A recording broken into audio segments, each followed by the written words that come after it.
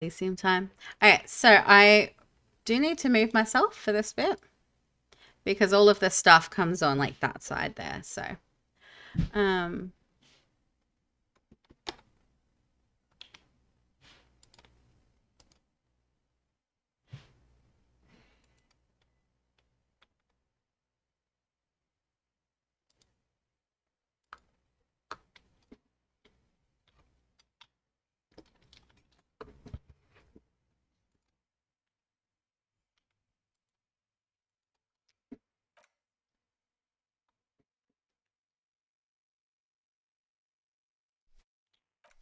okay, yes, we are continuing.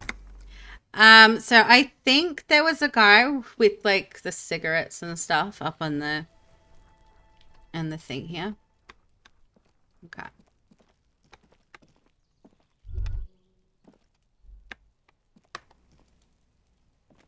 There must be another way into the building.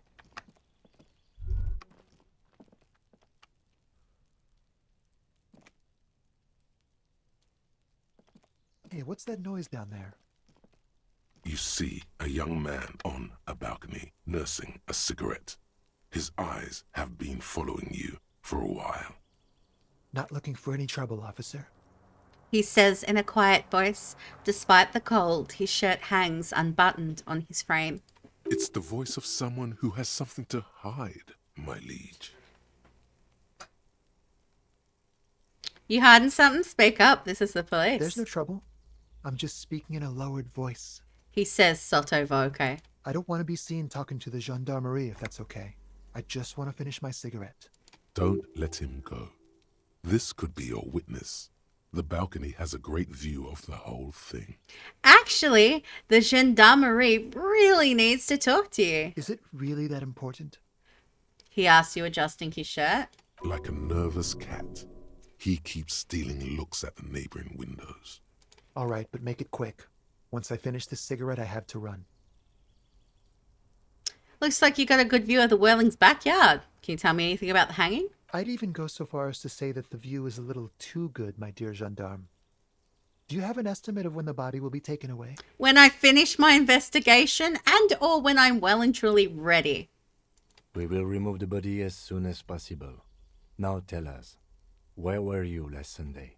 Oh, He you wait. asked me that, didn't you? No. Wait, is someone else investigating the lynching? I'm pretty sure I didn't. No, not you. Some more muscular type. And when did you speak to this more muscular gentleman? The lieutenant takes out his little blue notebook and writes something down. Last week? I don't know. Look, He looks around the courtyard again. Old patio chairs and dead houseplants litter the scene. He's an actor declaiming a soliloquy. See how you hang on his every word? You didn't answer the question. What were you doing last Sunday? I had a friend over. What kind of friend? It was my Sunday friend. What's your friend's real name? Did he say something? He doesn't reply, gesturing no with his cigarette. In the neighboring windows, you can see faint reflections of his silhouette, all from different angles. Can you tell me your name? My name? My name is Martin Martinez. That's definitely not his real name. You're not actually called Martin Martinez, are you? No, of course not. Could you please lower your voice? He scans the courtyard. It's silent like the bottom of a well. Every sound captured and reflected back. Okay. No. We won't. He takes one large drag of his cigarette before stubbing it out on the balcony. Now, if you'll excuse me, I really need to get going. Time to bring out your secret charm. Tears and begging. Show him your emotional side. Throw yourself before his very feet like a dog.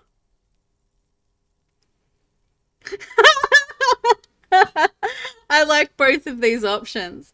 Please don't go. I'll stop drinking. I'll take the trash out. Just please don't leave me. Trash? The young man shakes his head in confusion. Please don't go. I'll even stop smoking inside. Listen, I really have to go.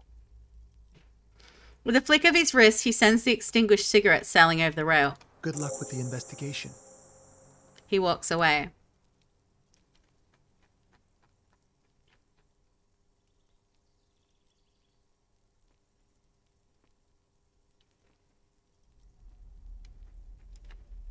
He's gone.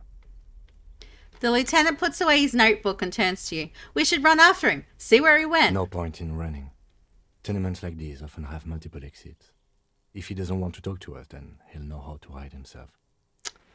So we just give up? He could be a witness. Him or his Sunday friend. Either way, we need to look into that muscular type who's asking about our case. There has to be a way of getting inside the building. Once we've found a way in, we can ask around for his apartment. Great, let's do that. Okay. Ooh. I want whatever that is. A stone, like any other, lying in a whirl of sleet and mud. Maybe there's something under it. Okay. There's a key beneath it, rusty from the dirt. This must be for the front door. Pity it doesn't That have the should proper not number. have been that This easy. building has hundreds of apartments. Okay, how are we going to find the right one? We'll just have to go in and see. Okay.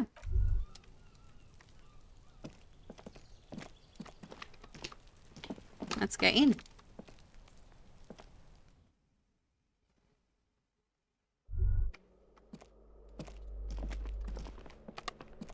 What's this? Eviction notices and missing pets are plastered on top of each other.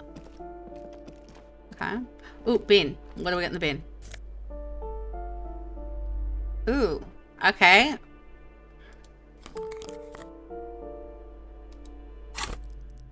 Ooh, I have a skill point. Alright. So I want one of these.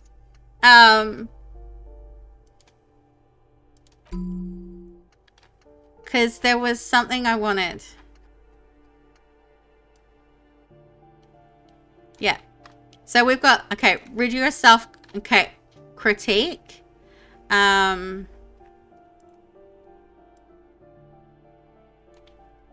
Some kind of superstar. That, so 1 hour, 10 minutes. So I'd only be -2 logic for that long. Visual.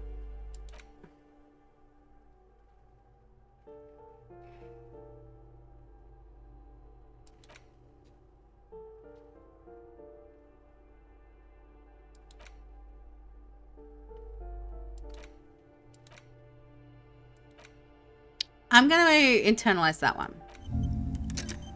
The magnesium-based life form. But yeah, I think what we'll try and do is, yeah, definitely try and prioritize that necessarily over skill points, I think.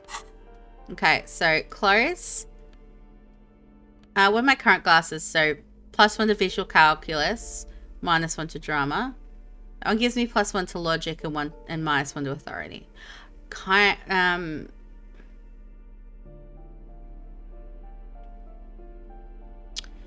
Yeah, I kind of need all the authority I can get at the moment, so we'll keep that, but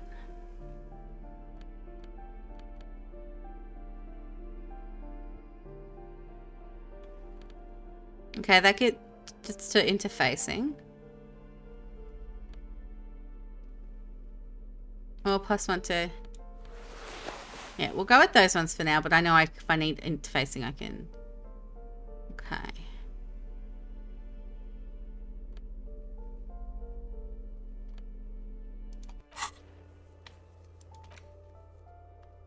Okay, we need to ask around for his number. Okay. This box is filled with cleaning chemicals, smells of laundry detergent. Okay.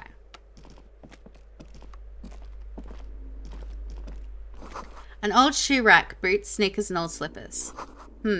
These shoes come in 3 different sizes. Apartment 12. A low rumbling snore comes from within.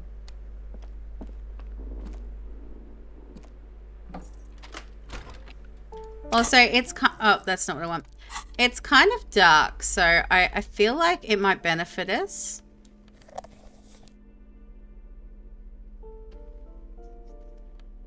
to have this.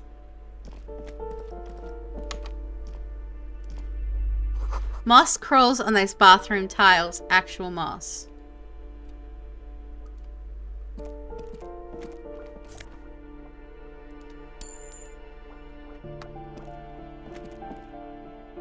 These shower curtains are covered in some sort of slime. Ooh. Okay. I had a thing to find and drink some alcohol, didn't I?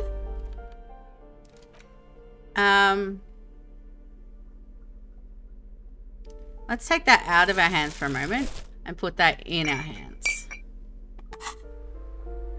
Well, hello. Someone seems to have found himself a bottle of alcohol. Here's where the magic happens. Look at the bottle. Light reflects off the green glass of the Commodore Red. The gods have been generous. Better pop it open before they change their minds. Wow, the gods of mass production have made this alcohol container laughably easy to open. A child could have done it. Open the bottle. There's a satisfying pop as the cork jumps out, and the hair on your back rises like an army at attention. You've been here before. Welcome back, detective. You're home now. Okay, so what will be the repercussions if I take that sip? Nothing. Some mental stuff. Nothing to be worried about. Physically, you'll be strong as an ox. Okay. A golden sun melts down your throat. Its rays filling your nostrils with sunshine. Your stomach melts from it into a happy, gooey mess. So does your mind. All the bad things are melting. You're you again. A real cop. A real detective. Incredibly well done. In the bottom right corner of the screen, there's an alcohol button. Alcohol gives +1 to physique skills. Physical instrument, half light, electrochemistry, endurance, pain threshold, and shivers. This is good before rolling a white check, but damages your morale. And remember, from the void we came, and to the void we must return.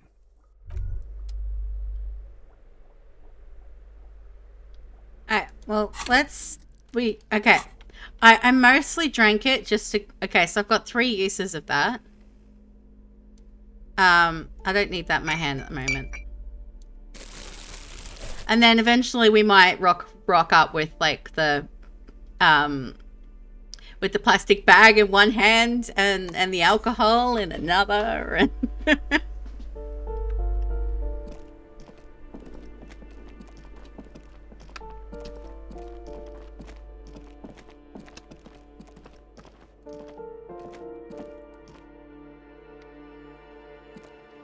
someone has drawn a 5-pointed star on the wall. Ooh, someone's got shoes. Someone's hiding money in their shoes, but yes, I will take that. What's this? Ooh. Money, money, money, money.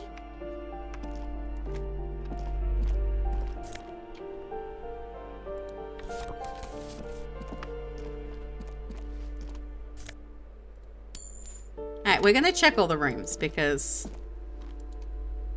the door number 9 is locked. Okay.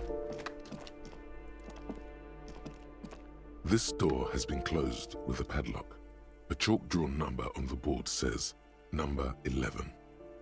It's a solid lump of metal, but the shackle is deeply corroded. A solid pair of chain cutters would make short work of it. Better whip out those cutters. You won't get very far otherwise. No reply. Okay. We need the chain cutters. Okay. We're just going to casually break into someone's house. Okay.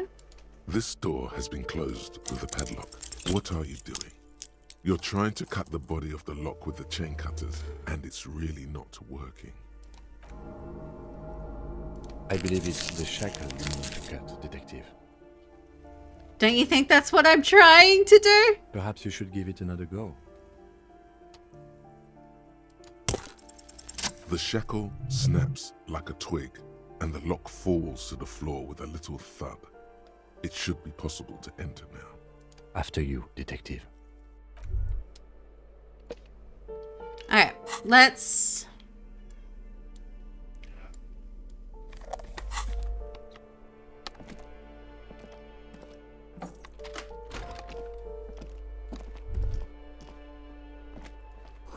Flamboyant poster of a white star. Real... Okay. It's not a very big apartment, is it? No wonder the bathroom's outside. Ooh, a bullet.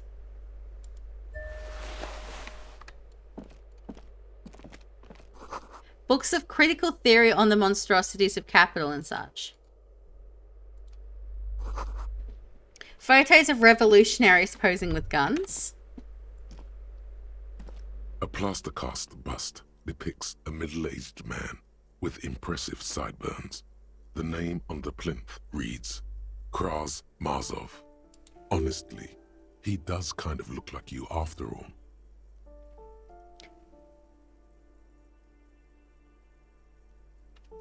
Why does this tenant have a bust of Kraz Mazov in their bedroom? The white star, the photos on the wall. I think we have broken into the apartment of a young communard. How fitting. Kim, you have to admit this Kraz Mazov bears a striking resemblance to me. Hold on a second. Is this why you broke in here? To find out whether you're Krasmazov? I have to consider and investigate all possibilities. Except that Krasmazov is dead. He's been dead for 50 years now. Just humor me for a moment. Don't you see the resemblance? Well, you both do seem to share an affinity for sideburns. But it seems like old Kras here didn't drink nearly as much as you. Maybe this bust shows him before he started drinking? Very well. Let's look for identifying features then. Doesn't he have a birthmark right here? What about you? I can't tell. I can't see my face. Alright, but here's the big thing. Krasmazov looks Samaran, and you don't. I'm part Samaran myself. Okay, you win. Be Krasmazov then. I don't care. Why are you so hell-bent on proving that you're Krasmazov anyway? Hi, Marie. Yes, I have seen Shrek the Musical. Not live, but like, yeah. I've seen it, yeah.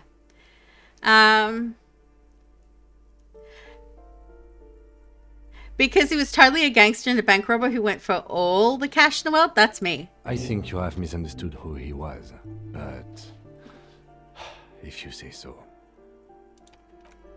Okay, I have a new thing I can internalize. The suicide of Krasmazov.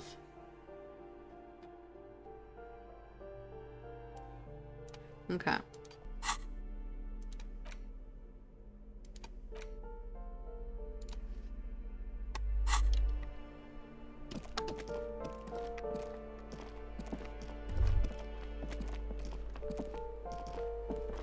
You hear someone walking around inside, rearranging the furniture. The number on the panel says 10. The walking stops abruptly, but no one comes to the door. Sounded like a woman. A woman's shoes. A poor communard, from the looks of it. The room is barely bigger than a closet. Who is this? Demands a female voice, wary and tense. This is the police. Open up. Do I have to open the door? You hear the clacking of heels again as the other side walks right up to the door. Her tone is now getting a defensive edge. Do you have a warrant? I'm not obligated to open the door if you don't have a warrant. Let's go. We don't have a reason to get inside that apartment.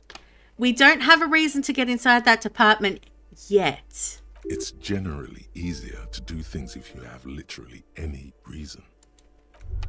Fine.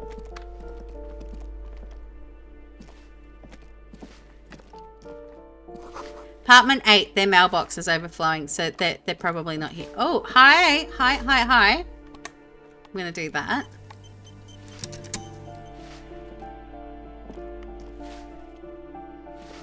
Give me a moment. Oh, actually, let me... I wanted to not shine the flashlight in your eyes, but yeah.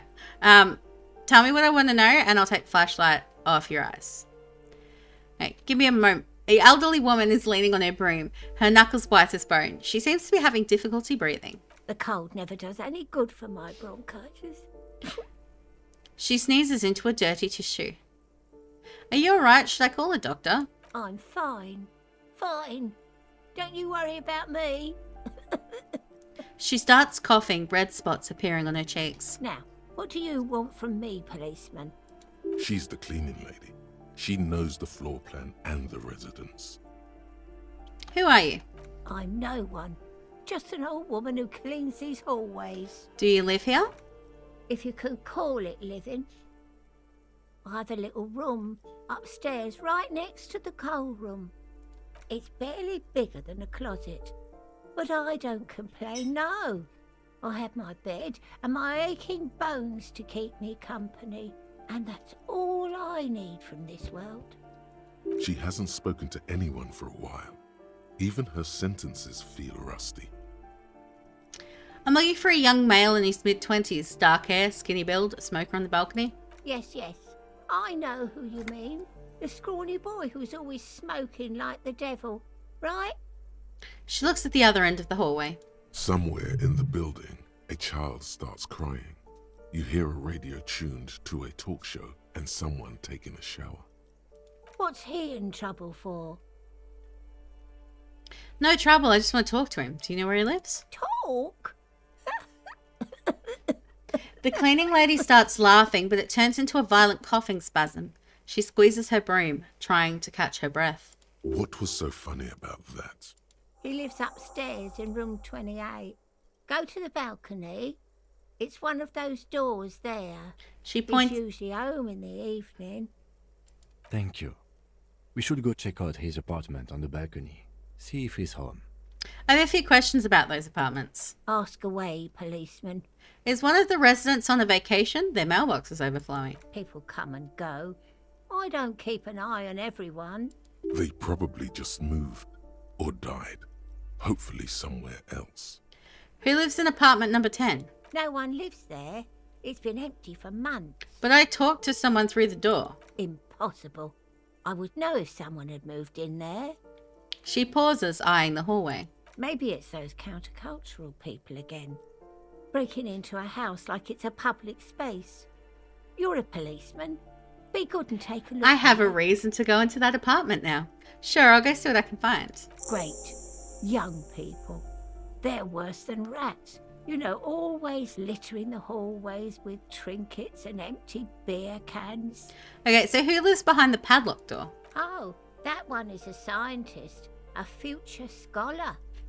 Suddenly, the old lady's face is beaming. I think he studies astrology at the community college.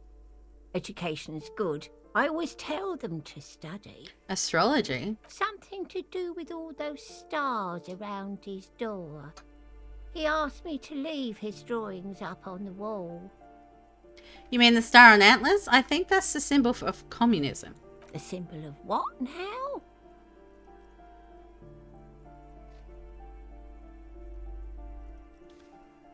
It's an ideology. It has some noble aims, but it's also been used to justify terrible bloodshed. The cleaning lady shrugs and returns to sweeping. The clash of ideas and atrocities are as far from her world as fairies and wizards. Okay, that's all, She thanks. mumbles some kind of a response, then hacks something into her handkerchief. Thanks, I'm off. What's this? We're getting reports of normal, reasonable, temperate, political opinions somewhere in Martinez. This is because I keep saying none of the above to political stuff, isn't it? It's also about that, but it's also more. Perhaps it's the hangover. Perhaps it's a temporary surge of serotonin, but something tells you it's time to become a citizen of the Kingdom of Conscience. First, where is the Kingdom of Conscience? It is not a place. It is a moment in time that can only arise in the right circumstances. In all of human history, it's only been achieved a handful of times. How do you bring about those circumstances? Incrementally. Yawn. You'd get there faster with a little speed. I'm looking for speed electrochemistry, okay? When I find speed, I will take it, okay? Speaking of, when are you going to get on that, bub? I just told you. History's greatest catastrophes have been brought about by people trying to make the world a better place. Too quickly. That's the genius of Dolores Day. She recognized that progress is meaningless if its gains are lost because of instability. Real, lasting change can only come about gradually, increment by increment. But what about all the things that are wrong now? Tisk tisk. Just because you live in the present doesn't mean you have the right to place your needs above the needs of the future. You may never live to see the kingdom of conscience. Your children may not. Even your grandchildren might not. But that's no excuse not to keep working. What rationality? What sang-froid? What a fucking joke. Wait, is the kingdom of conscience really about doing things or just preserving the status quo? Do you believe the status quo is preferable to chaos and bloodshed?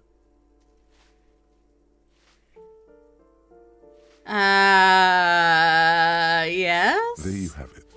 Sometimes holding the line is progress.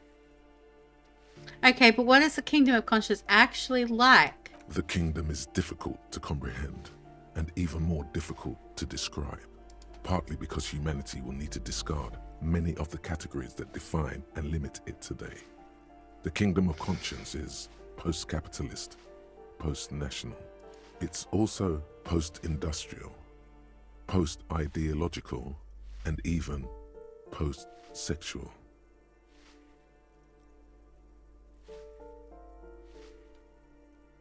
Okay, sounds incredible, Alonzi. Let's go there right now. Slow down, Mr. Reasonable. Did you miss the part about compromising and taking things slow? All right, then let's get there eventually. That's right. Remember, real democracy is just around the corner for Revachol. When that real democracy kicks in, a long time from now, we are all going to be so much happier. Yeah. Okay.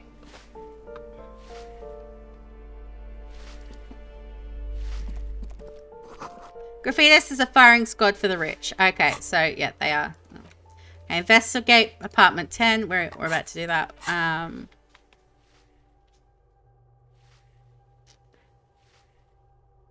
Alright.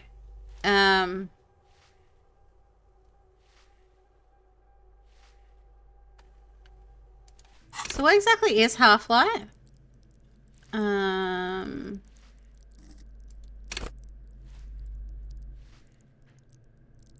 Okay, so that's all about like threatening people, which I don't really do much of. So I would be content to lose that for a little bit. Okay.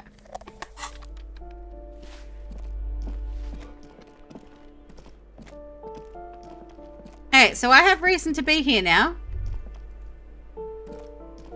You hear someone walking around inside. This apartment... rearranging the furniture. The number on the panel says 10. This apartment is supposed to be empty. Did you break in here? Excuse me? Of course not. You have plenty of reason to enter. I don't need a warrant if I suspect there's been a break-in. Oh, come on. There's a pause before you hear the door being unlocked. Well, that was easy. That was smart. The lieutenant says, nodding towards the unlocked door.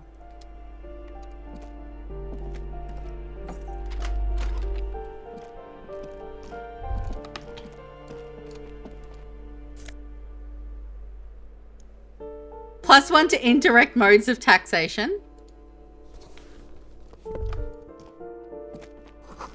Looks like a fine mattress. Blister pack of medicine peeks out of the box. You should take it. Don't be ridiculous. You can hear it swarming with bugs. No, I want it.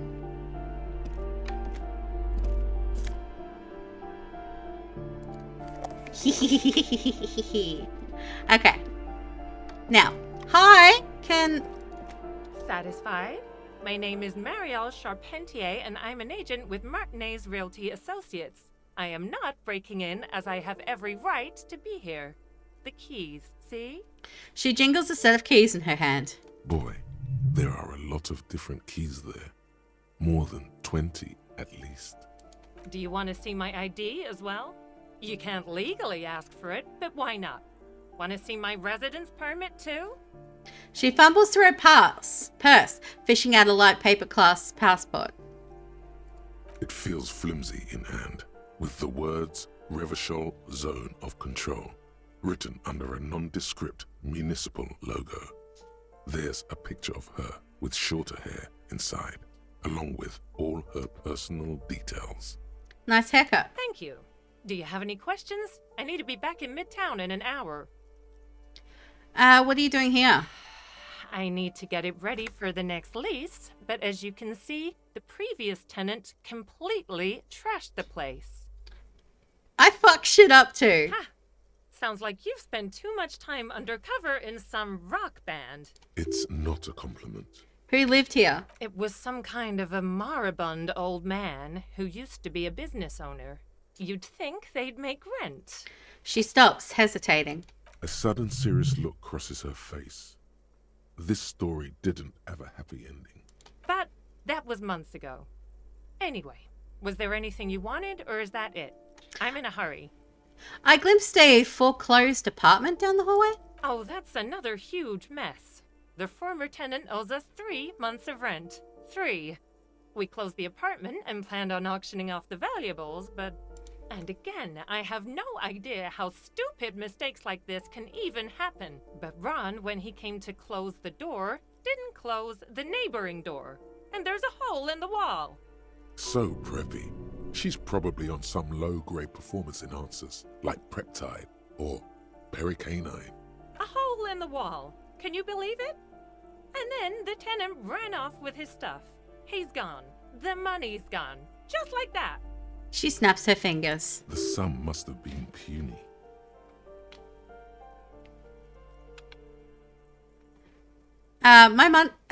Could... These apartments are perfectly fine. They have gorgeous architecture, a million-real view of the bay, good ventilation, neighbors, life, spark, and they are affordable. How affordable? I'll tell you, Martinez has a future. In a few years, it's going to blossom with artists and creatives and those radio computer wizards. Hey, so my money's also disappeared, I think. Well, it does not disappear from my hands.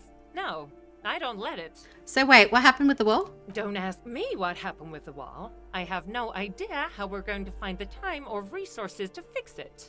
Both apartments are now unrentable. Both. She's still shaking her head, manicured hands now crossed over the chest. Of course. Okay, so task is updated. Okay, report back to cleaning lady.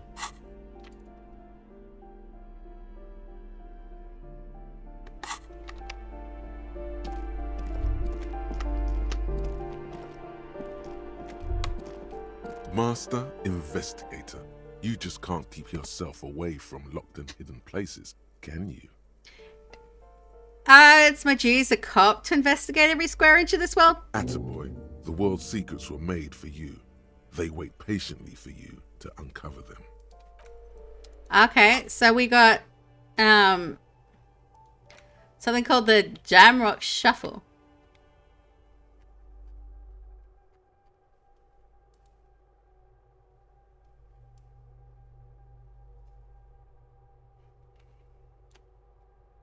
I don't know how many of these we could actually have, but like, yeah.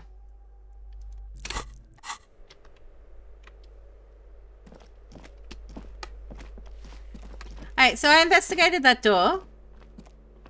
Give me a moment. I didn't find any counterculture people in apartment 10. It was just a real estate agent setting up the room for new tenants. I see. I hope some good people are finally going to move in. This place needs them.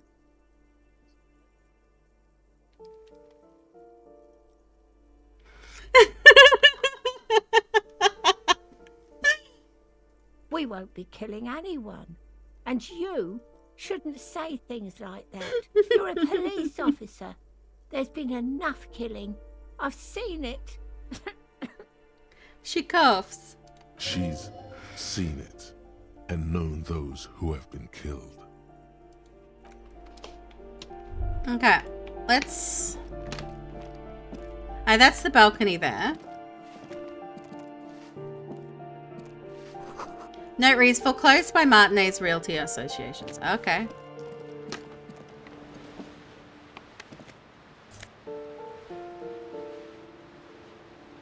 "16 days of... Okay, I'm going to take that. Interact.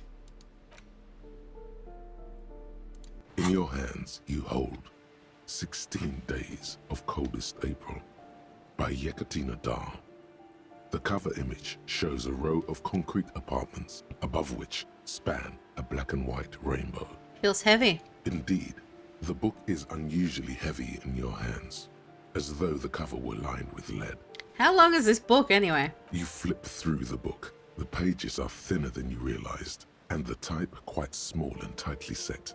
It's nearly 600 pages long. Real art is dense and difficult. If it didn't feel like you had to wrestle a suicidal bear to get through it, you weren't really reading. Okay, look at the back cover. The back cover is dominated by a black and white photograph of the author.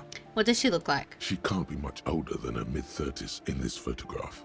And yet, from this cover, the eyes of a sad old woman stare back at you. Okay, let's read In it. cold, detached prose, the author describes a scene from one of the Yugoslavia riots in the 20s. Youths overturned motor carriages and set trash cans ablaze, while heavily armored guardsmen dash in and disperse them in a flurry of baton blows. The Yugoslavia riots took place from 27 to 29.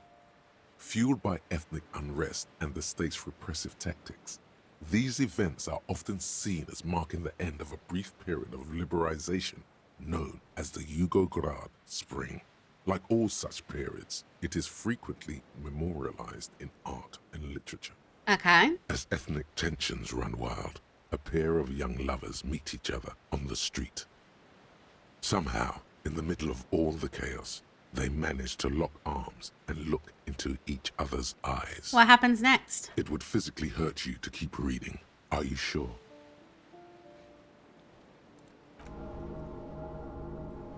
They go through a brief and somewhat awkward love affair. And in the end, they betray each other and succumb to the absurdity of Gradian life. The man becomes a lens grinder, completely abandoning his former existence. He toils through the daily drudgery at the Lenka Polyfabricate. Happiness and fulfillment have eluded him his whole life. And in the end, he has nothing to do but dedicate himself to the craft. And the woman? She spends the next several decades standing at a conveyor in a Sosnovo fish processing plant. The smell of fish guts slowly seeps into her hair and skin, as every single one of her dreams dies, one by one. The memory of their short time spent together tortures the former lovers ceaselessly until the end of their days. Years pass in solitude, their bodies growing ever more decrepit. This is terrible. As life leaves their remains between the soil sheets, their final thoughts are filled with regret. Let's put the book away.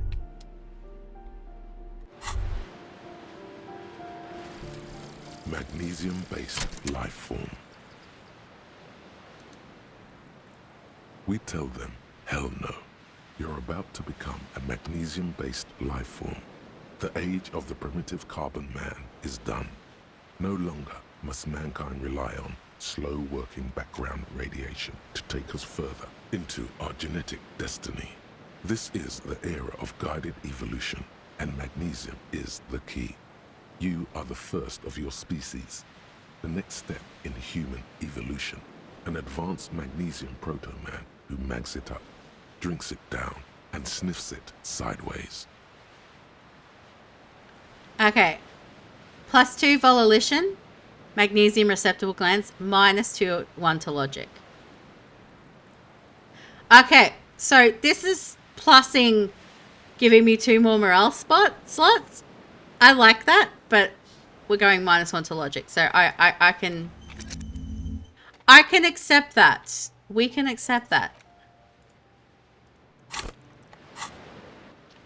See, I have 4 slots now. Like, because I lose a lot of morale thingies, so that definitely comes in handy. Which one's tied to...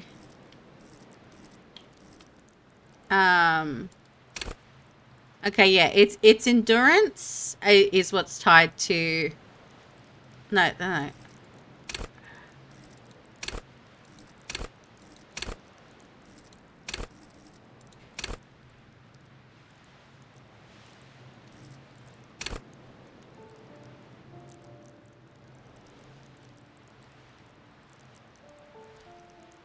Okay, yeah. Endurance is the one that I need to up that. So if we can get some more endurance too, that'll be quite healthy.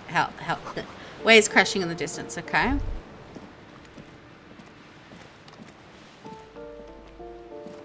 I want this. Someone has torn down the wall. Okay.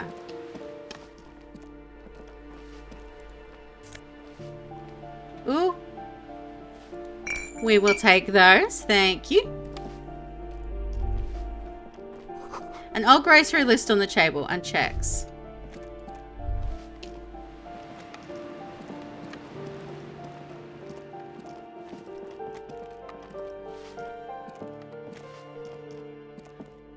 Alright, that's a way out of the apartment, a back way.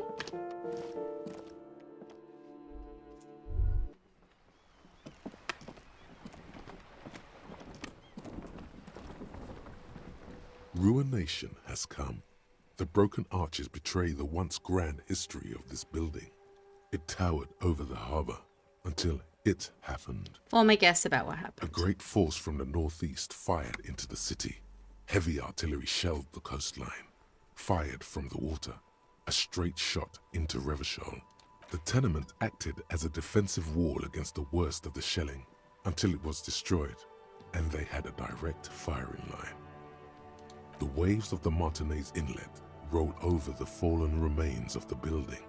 The dark waters obscured the better part of the remains. What didn't fall into the ocean was used as scrap. What wasn't used as scrap was thrown into the ocean. Okay. Those arches acted as support for something greater than what you see now. Only 3 stories stand where 9 to 12 once did. Restoration has failed. What the shelling took out was never rebuilt. Who did this damage? A fleet, the combined armies of Occident and Grad, with Mesk volunteers, a 5-nation army, hundreds of vessels. They massed airships further down in the Bay of Revachol. The artillery was so powerful. The ships not only required gyroscopic stabilization, they were anchored into the ocean floor as well. Many are still there to this day. If you squint, you can just barely see the shadow on the water, far in the northeast. Cannons still ready to placate Revachol. Coalition warship Archer can shoot 50 shells a minute on 20 co-aligned archers. They will reach the city in 58 seconds. Hey Kim, do you know who shelled our city? The coalition. But that was a long time ago. I think we should move on. It's chilly up here. Okay.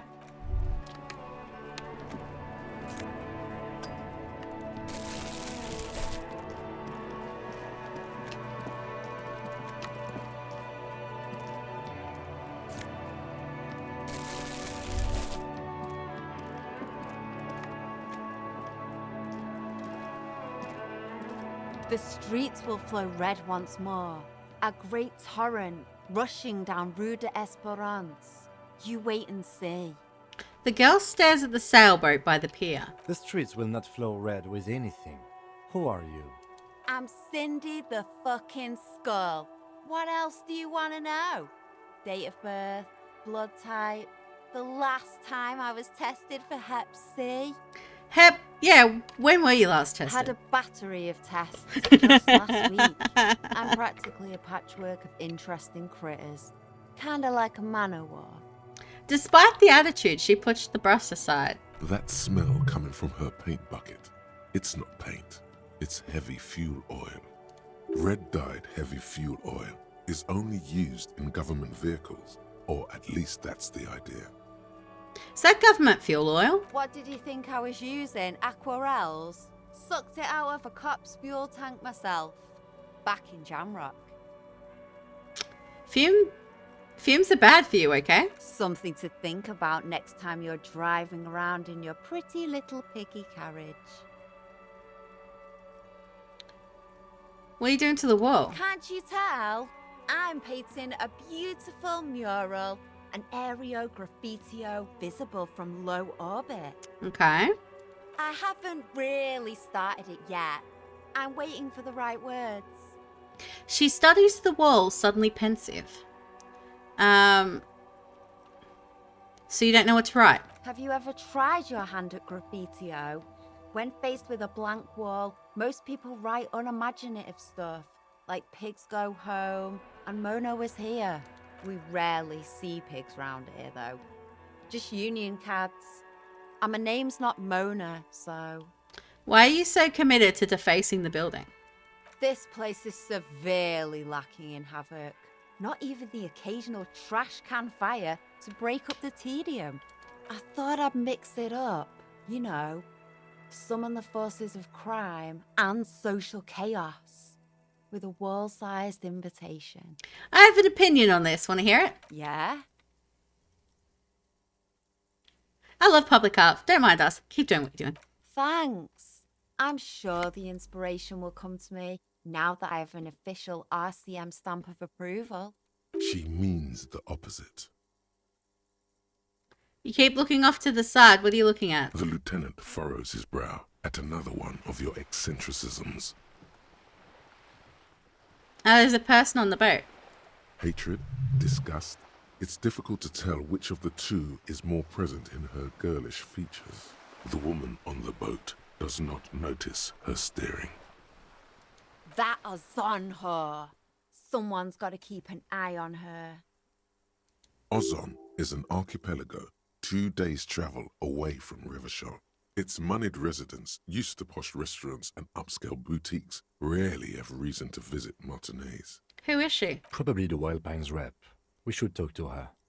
She's a professional negotiator, though. I have the feeling she will be very cooperative while telling us nothing. You should take the lead. Ask her unexpected questions, you know? Do your thing. Don't be afraid to get a bit wacky.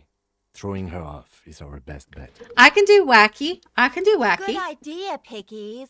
Run along now. Fuck her shit up good. Impound that boat while you're at it. I'd like to watch her swim back to Ozon. Do you know anything about the recent murder? I ain't no snitch, pigstein. She Go wrinkles. forth and forage in someone else's shit. No shortage of squealers in these parts. Actually, there is a shortage of people who talk to us in a normal, calm, informative manner. We weren't put on this earth to make your life pleasant, fucko. So you won't talk about the murder, but maybe you can tell us something about the murder victim's missing armor? What do I care about some fucking tin eggshells? Isn't armor art for the body? Ugh, alright. Sad piggy. I'll give you this one. I saw a little girl in the fishing village running around with military-grade handwear. Looked cute as hell. If you haven't been there, the village is a shithole down the coast from the main plaza. Have a good time. And there's a little girl wearing the gloves there. No. That's all the snitching Cindy the Skull does for today. Actually, I don't even know why I told you what I just told you. I have a weakness for animals. It's the animal thing again. Damn it. She looks at you, a little sad suddenly. Or a weakness for police officers, miss. Thank you either way. Catch you later, Cindy. Watch your back, Ungulate.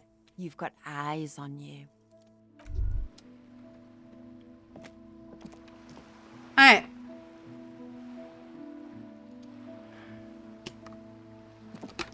So.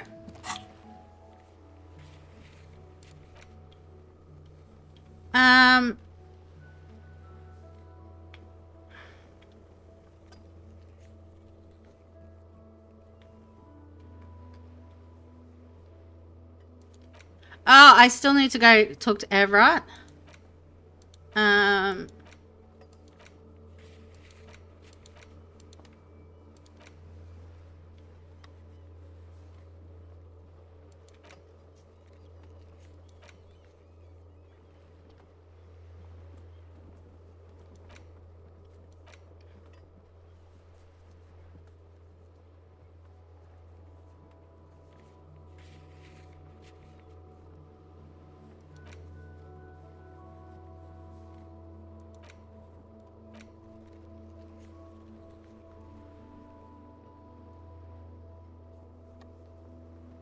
Okay, so it looks like this is roughly where we are right now.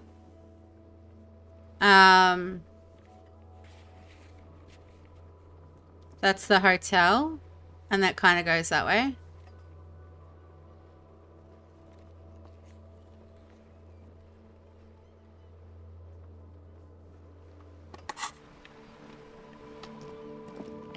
Alright.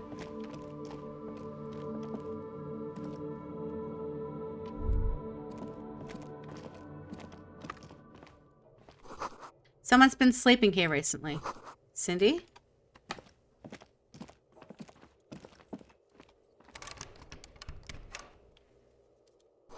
"100 tiny feet scurrying beneath the grate, the rats of the city." New pants. I'll take those. Enough coal to last for several winters. Smells of chemicals.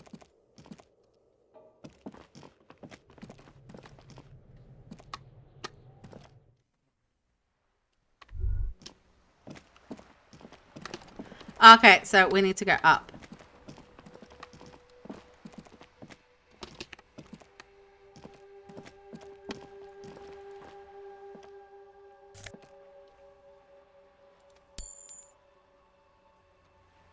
Did you just... Door's locked. She can't get in. Chair's new. Someone lives back here.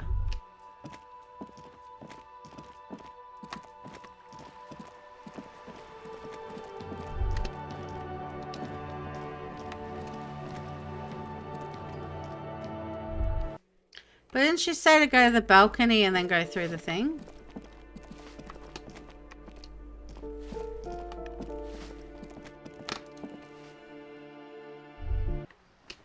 Okay. Inside the frame of a motorcycle and repairing the tools used to disassemble it. Okay, I want to check the bin. Oh, okay. Where's my...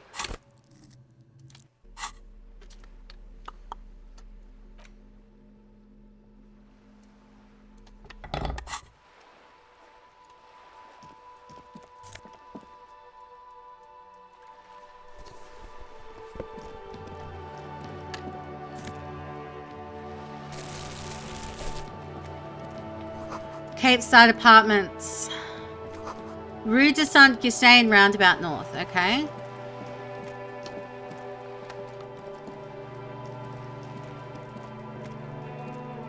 This is a wall on the side of an apartment building.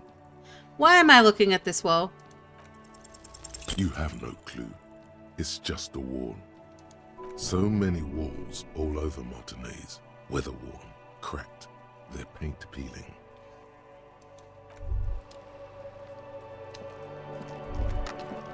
Okay.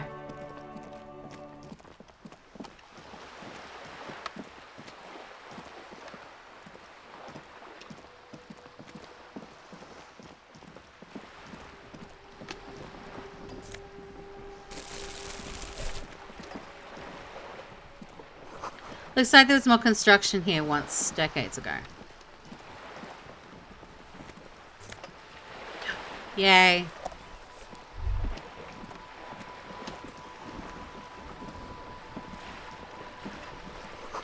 Docking reserved for residents of Rue de... Okay. Your room in the Whirling isn't much bigger than the sloop. This is worth more than you'll ever learn in your life. A striking woman leans against the cabin top of her sailing boat, smiling as you approach. Her green raincoat glistens with droplets. A silk scarf is tied around her throat. Good evening, officers. I'm Joyce. She extends her hand in greeting. Joyce L. Messier. I represent the board of Wild Pines, the owners of the harbour. You gentlemen must be from the RCM. She steps close and holds out her hand over the railing. Joyce L., what does the L stand for? Peyton, my maiden name. Her bony hand dangles from the sleeve of her oversized raincoat. What gave us away? Nothing, honestly. I've said it to every drunk in town, and you're the first one who's responded. Relax. She meant it in jest. Alright, let's shake her I'm hand. glad to see you here. Her grip is tight and cold. Like steel. There is strength there. If she wanted, she could sink her nails deep into your skin. I was dispatched to handle a strike, not a lynching. Anything I can do to assist the RCM in this matter, I will, gladly. That is good to hear, madame. My colleague will take the lead on this interview. I should let you know that he is recovering from an unusual medical episode. Very unusual. But I can assure you of his ultimate competency. There's a trace of irony in his voice. Mischief, even. This is a tactic. It happens quicker than a shooting star. But did the lieutenant just wink at you? Okay, embrace the chaos. Gotcha. Interesting. I wish you... Of course, Detective. Alright, I should have done this before I started talking to her. I'm just, yeah. You're back. Good. She takes What can I help you with? Okay, you're on a boat. Why, yes I am. She looks at the deck under her feet. Green and white sails flutter overhead. Not a lot of people on boats, are there? Of course there are. We're on an archipelago. How else are you supposed to get around? Wait, we're on an archipelago? Yes, we are. We are on Le Caillou. Technically, the neighboring Ozone and Fas Alamer island groups are archipelagos, while La Caillou, by contrast, is a single fertile landmass, the fourth largest island in the world. It is not an archipelago. Wait, I thought Lacaille was one big island. Okay, if you want to get technical. The point is, we're all on islands here, and sail is still the most expedient way to get from one island to another, especially when you're in a hurry to resolve a strike. Still, I haven't seen anyone else sail a boat around here. I haven't seen anyone else drive a souped-up Capri Kenema motor carriage either. Actually, that motor carriage has been specially issued to serve as a patrol and pursuit vehicle. It's for crossing long distances in the greater Ravachol industrial harbor. It's not a toy. Neither is this. A toy, I mean. It's a machine for crossing long distances in the Bay of Revachol, between the city and the islands. You need to make this lady admit she's only riding around on this boat because she's rich. Yes, I do. Before you do, it would be pertinent to ask other questions. Gather more info on this boat of hers. Does she have a name? The boat? No. It is called Coeur de Leyte 19 because that's the type of sloop it is. Okay, but what kind of boat is it? It's a pleasure craft, a 19 pacer. It also happens to be rated for Category 1 racing. Though these days I mainly use it for business. How do you like it? My sloop? I like it a lot. It's the eel's hips, baby. I'm enjoying this part of the interview. It has so little to do with the murder we're investigating. You're the one who gave me full creative freedom here, Kim, to embrace the chaos and the mischief. So I'm going to do things. Do you have a license for this boat? Officer, I assure you I'm a highly qualified pleasure craft operator. Huh? The crowns of her teeth are porcelain, white as the boat's hull as she smiles.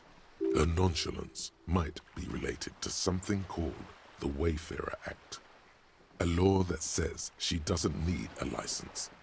Sly Fox, you're not aggressive enough to harass her further on this. Let's talk about the economics of this boat you're on. Oh my, the E word. You mean to say that it's a symbol of conspicuous consumption? That I'm a member of the ruling class? Press this on Monday. Class wartime, baby. Detective, may I remind you that Mrs. Messier is a professional negotiator. He doesn't look like he thinks you'll best her in single combat. Then what does that say? Does it say docking reserved for residents of Rue de Saint-Ghislain, 33A? 33A?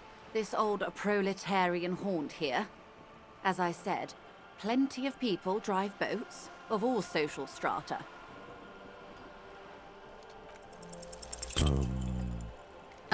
She takes a sip. It's gonna happen. Okay. Something is about to happen in here. Of course. Nothing happens for quite a while. They'll come from my head. The arguments. As they do. The thoughts happen inside his brain. Wave your hands next to your head. It'll help. It doesn't. You're waving your hand. My, it's as if there's a tiny spinner on the side of his head and he's reeling thoughts out. Except he isn't. I thought it was going to come out of my head and into my mouth, and I will say it. Of course. Cute. Lieutenant, I truly don't understand what is happening here. I told you his methods are unconventional. I swear to God, I'm usually sharp. I don't know what happened. Why am I not killing it? Your marbles on glass, dear. Don't worry.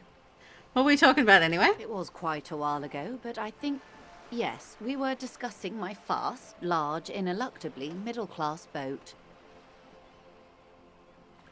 I think I got a handle on the boat. Okay. Oh my, the E word. You mean to say that it's a Detective, may I remind... Then what does that say? 33A? This old proletariat... Yes. Anyway. Alright. I think I have a handle on the Good. boat thing. Tell me about Wild Pines. What do you do? What we do. I'm afraid I don't speak for Wild Pines as a whole. It's a giant undertaking. There was a touch of discomfort there. She wants to merely represent. So what do they do? The Pines' core competency is logistics. Container shipping, freight, that sort of thing. See those airships there, blinking? Those are the shipping side of things. And that is the terminal. Another subdivision deals with energy, oil and gas exploration, offshore platforms. The Wild Pines Group is one of the original Revacholian Indo-tribes. Companies awarded royal monopolies by the king, the suzerain himself, centuries ago. The king is long gone, but several of the Indo-tribes remain. Who are the other Indo tribes? Son Baptiste, Elysium, an unknown entity known as Brightest Star. You're in good company, it seems. Why, thank you. She does not register the real meaning of the remark. How much money does Wild Pines have? I'm not at liberty to discuss the company balance sheet, but I can tell you that last year, the company booked more than 20 billion real in revenue. That's it? I thought Wild Pines was supposed to be big time. And to think, there are years when the group books losses in the billions. A wave hits the sloop. She grasps the mainstay for balance. Wild Pines employs 72,000 people, all of whom have families that depend on their salaries. It is a tremendous responsibility. Hey, where does Wild Pines get all these billions? They started as an exploration and cargo fleet conducting trade between the Samaran and Insulindian Isolas 250 years ago, when Pine ships explored the South Seminese and charted Lormantang on behalf of the suzerain. Centuries of care, deliberation, and madness have gone into this endeavor. Vessels pass through the great unrest to re-emerge with apricots in tow. The logic of the system is totalizing. It's taken everything from its employees to build it. It probably helps to start out with a royal monopoly. You know more than you let on. Certainly it helped, but most of the original Indo tribes have failed or been absorbed. To survive, Wild Pines had to grow and adapt. No suzerain did that. Well, what does a huge system want with a place like this? You mean aside from being the terminal's legal owners, who are responsible for moving 8% of the world's cargo? You don't keep it moving. The workers do. The company's nothing without them. We built this district. She says calmly. There it is. She owns up to it. All the best parts of it. Rue de Saint-Ghislain, with its bastions. The plaza's meteor and mosaic. Even some of the old street lamps have been put back thanks to the investments from the WP. She points behind you where the seawall rises. Before Martinez was swallowed by the industrial harbour, even before it was part of Revachol, long before Terminal B was erected here, the Pines built it as a resort for its Revacholian employees. A company getaway, for a weekend or a summer holiday. Then came the revolution. But that's another matter. I'm here to make sure the Pines can fulfill their responsibilities to the place they built. With your help, hopefully, says her warm tone. What can you tell me about this strike? Everything. Right up to, but not including, trade secrets. Wait, what if I want to hear about the trade secrets? First, you'd have to repeal the Emergencies Act of Trade in Aliments. That gives me the right to silence.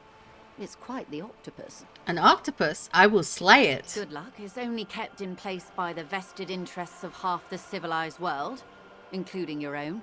What the man means is that the Emergencies Act and the RCM both get their authority from the coalition government. You'd be shooting yourself in the foot, in other words. But I am derailing us. You wanted to know about the strike.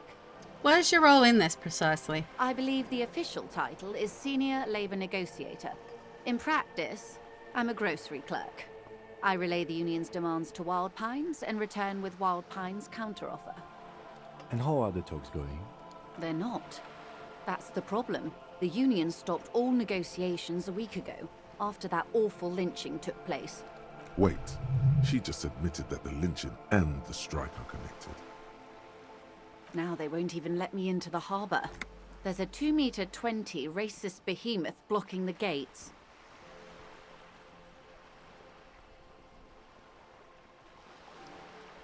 You mean Jean-Luc, my race mentor? He's a great teacher, a man of virtue. Oh, so you've met him.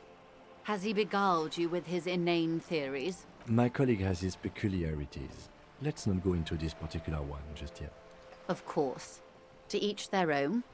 So the strike is connected to the lynching? Yes, I believe there is a connection. But that's a subject for later. Her eyes narrow. How were the talks going before the lynching? Let's say I was not making the kind of progress I'd hoped for when I first arrived. And when did you first arrive? I arrived 3 weeks ago. Yes, in the middle of February.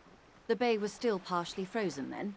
I prefer to do these things on site, like the RCM. But the strike began in December. He looks at his notes. I wasn't the original negotiator here.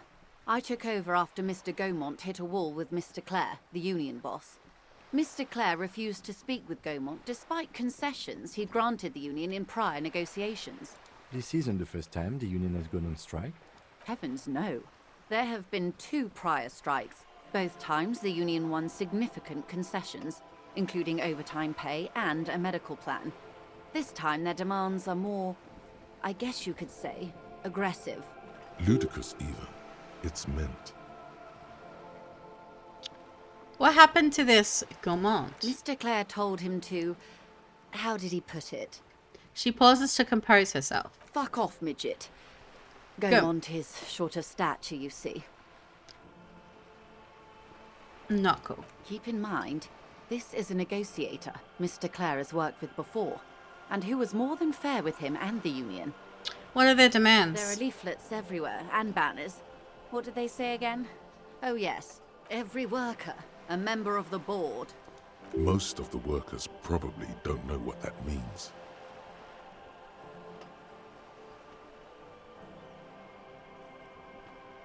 Seems like they have no idea about In its business. defense, another said, demand democracy. Pretty tame stuff compared to every worker, a member of the board. Most of them probably don't know what that means. Fortunately, they explained it. Every time the Wild Pines group makes a decision about anything, it needs the signature of each of the 2,200 workers in its Martinez terminal.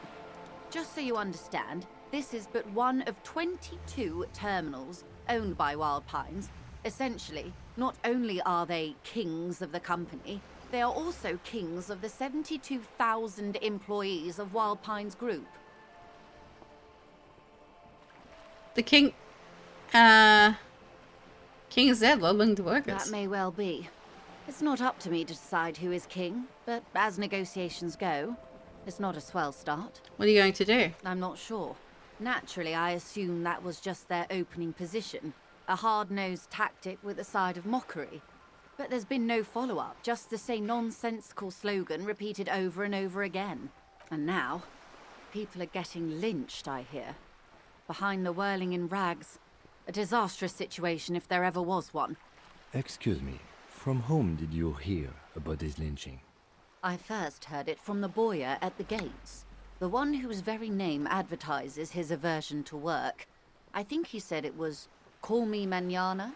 This checks out.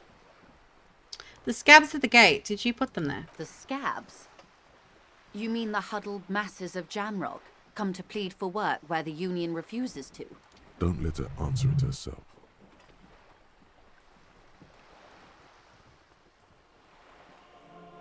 No, I mean scabs. If these workers, were organized by Wild Pines or its affiliates, then it would be a company secret.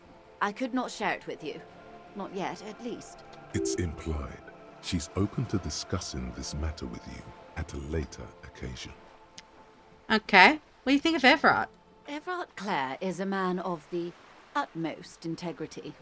If you can say one thing about him, it's that he always puts the interests of the workers first. Really? Of course not. Everard is fantastically corrupt. I imagine he has a thick, viscous goo where you and I have blood. If you were to prick it with something sharp, you could see it oozing out. A knife, maybe? No, a rapier.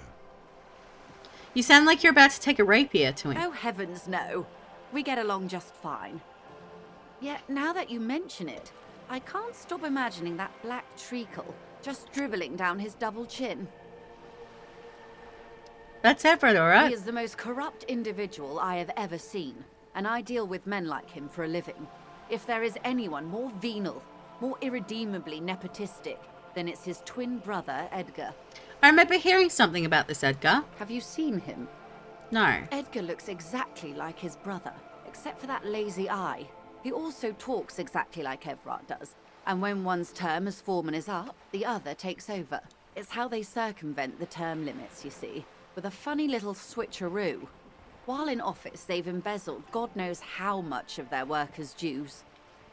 What about the union itself, outside the Brothers Clare? The Débardeurs Union was once a perfectly normal institution. 20 years ago, anyway. It must not have been easy to establish under the Emergency Act, but they did it. I can respect that. Organised labour at its best, as they say. Then something happened in the local chapter elections. The Brothers Clare came and transformed it into a... how do you say? She hesitates, looking for the right expression. A mob. The Débardeurs are a crime syndicate. Sad as it may be, we are forced to cooperate with them. Refreshingly honest, officer. The company has tried appeasing in the past, but I'm afraid our concessions have only emboldened Everard and his brother. She turns to you. And your opinion, detective, if I may ask. I'm a curious and talkative person, you see. Would you say the Débardeurs Union is... Indeed, and a hungry one. Sadly, Wild Pines have cooperated with what amounts to a crime syndicate for 2 decades. However much you feed the leech always hungers. One more thing. You said something happened in the elections? I'm glad you asked. There was a woman, the previous forewoman of the union. She disappeared. Disappeared? Yes. On the last day of the local chapter elections, her daughter phoned in and said she wasn't running anymore. Or coming to work. Ever. End of story. This forewoman, her name? This forewoman? Her name? Sadly, the company records do not even give a name. She's just forewoman in private correspondence, Polly. I don't even know if it's a sir or given name, and I don't have access to the union's files. Eerie. Downright haunting, if you ask me. The Wild Pines suspected foul play, but what could they do? It was a union matter. The point of the presentation is, these kinds of things happen around the Clares. Watch out when you're dealing with him. Thank you for your concern, ma'am. We'll be just fine. That's all I need here. Let's change the topic. Of course. How else can I help?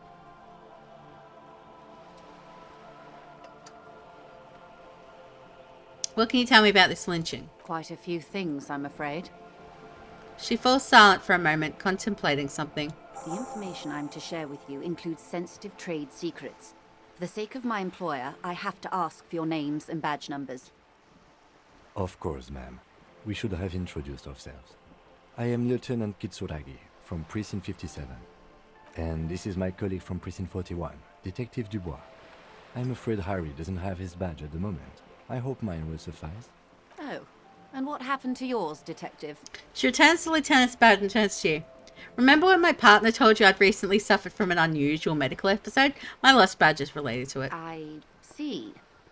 So, are you saying you lost your badge during the course of this episode?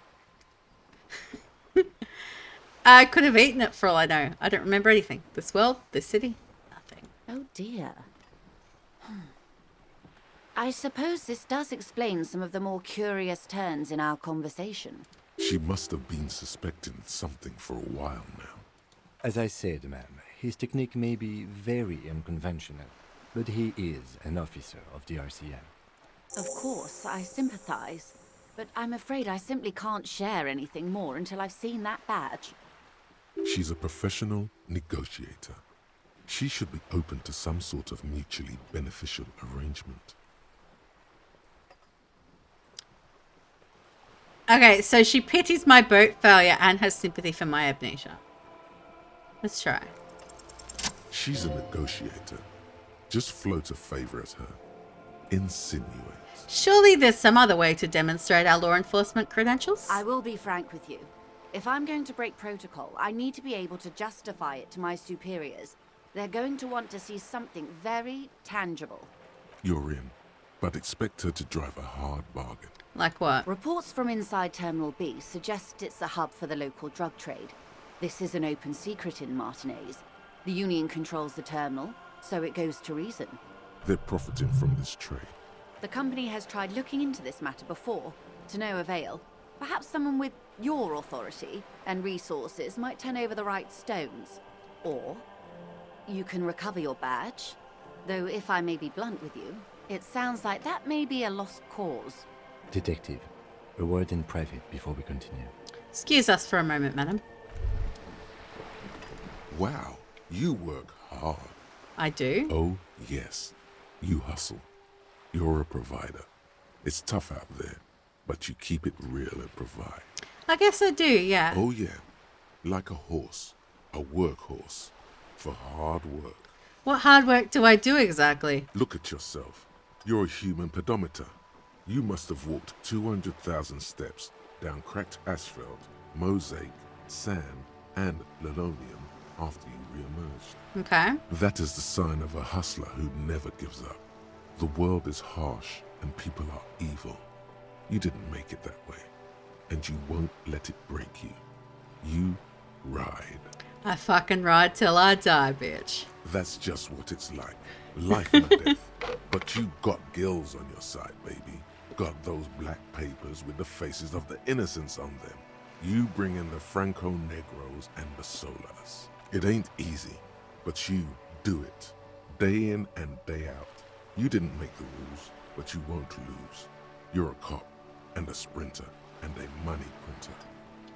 Sure, and I got that giant novelty tech from Everett. Wasn't easy getting that giant novelty check from Everard. Took some ingenuity to get into the harbor, but you got in, and you took that bribe as hard as any cop's taken it. Oh, and then there's pawning stuff off to that suspicious Roy guy. Yeah, you're in the sales business. Shake 'em for shit and then pawn it off. Law officer style. I guess I've made some gills, yeah? Sure. And has it been easy? Is life easy? Have you not gone into cardiac arrest?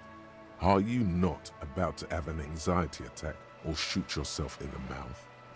But you still hustle 24/7, ride or die. Now, ask yourself, are you rich? No, I'm actually not. That's right. You work harder than anyone. You almost rode yourself to the grave and you're still practically a hobo. Why is that?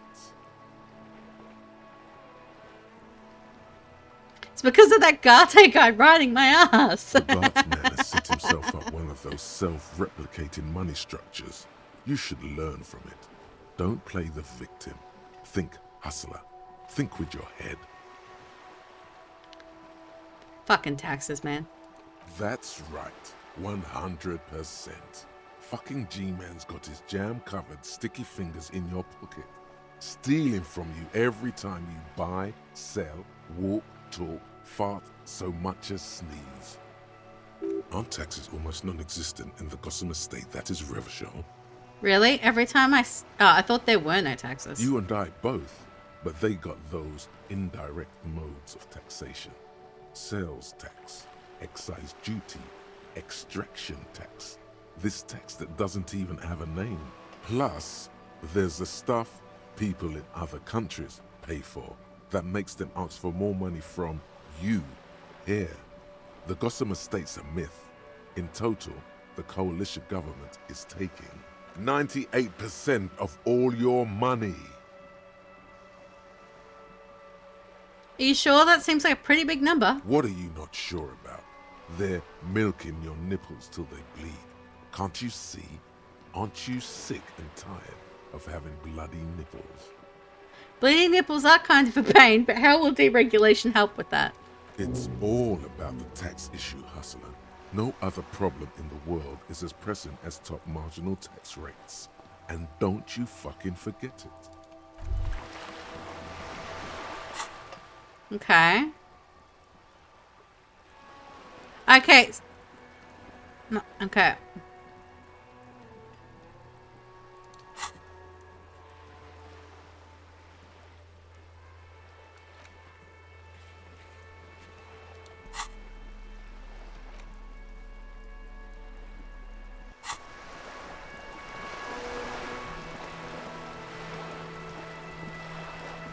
This is not going quite as I hoped it would, Detective. How did you hope it would go? Honestly, I was expecting you to use your unorthodox technique to keep her off balance, and not volunteer us to be her henchman. Really? I thought it was going so well. This woman is running circles around us. She might have known about your misplaced badge all along, or she's simply an adept improviser. Either way, we've played straight into her hands. What do you propose? That we don't investigate the drug trafficking? No. If there is reasonable suspicion, we must investigate. Otherwise, she could claim we are siding with the Union, or that we are on their take. We'd never hear the end of it. What I propose is, we ask her, then we investigate, briefly. But do not share the outcome of this investigation with her. We tell her it's done, and demand for her information on the lynching. We could just, find my badge. Oh, that would be fantastic, but do we have the time? The world is large, and your badge is 8 by 6 centimeters. The situation might have changed drastically by the time you locate it. Time is of the essence. You could request a new one from your station, but that would literally take months. Yeah, let's go back to her then. You're back. Good. What can I help you with? Not an umbrella, I hope. I don't need one myself, you see. Neither do I. Patch a similarly wet cloak. Very rugged. Good choice. Now, I suspect you had questions. Nothing like talking to pass a rainy day. Am I right? Okay, tell me about this alleged drug trafficking. It's quite straightforward. Someone is using Terminal B to smuggle raw ingredients from the Samaran Isola into Revachol with the Union's blessing. Wild Pines has suspected it for years. Ingredients for what, ma'am? Meth and dextroamphetamine, GBL, and various synthetic psychedelics. Honestly, it might be quicker to say what you can't make from the stuff. Let me get this straight. The materials come from Samara to Revachol through the terminal? Yes. After they clear the terminal, we lose track. The actual production is taking place at various sites in and around Jamrock Quarter, north of here. Wild Pine seems to be well apprised of the local drug trade, ma'am. Do you mean to say the Union also produces the product? Sells drugs, I mean? We're in logistics. It's our business to know. And no. As far as the company knows, the Union does not produce it. They transport the ingredients for a cut. And you want us to investigate? Yes, but you won't get anything out of Evrat and the Dock Workers Union. Still, every chain has its weak link. The handoff. The motor lorries at the roundabout. Am I going to need bolt cutters for this? Unlikely, officer. I'm talking about the lorries. Once the ingredients reach Jamrock, they're distributed to a network of local manufacturers, well beyond our grasp. But in transit, they may be vulnerable. How convenient that they're stranded like beached whales at that roundabout. Perhaps you've noticed that a number of lorries are tangled in a traffic jam at the roundabout just now. Interview the drivers who are still hanging about. One of them might be waiting for a crucial shipment. Her irises are light green, like the river Esperance in bright daylight, upstream where it's clearer. I'll be explicit. If you find this driver, I will share company secrets with you. Why did you come to the RCM earlier? We did. on more than one occasion. Apparently, there's some sort of inter-precinct disagreement about whose jurisdiction this area falls under.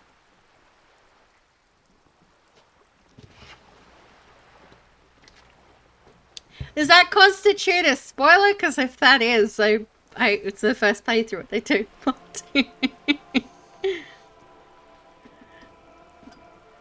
I haven't taken sides yet, though.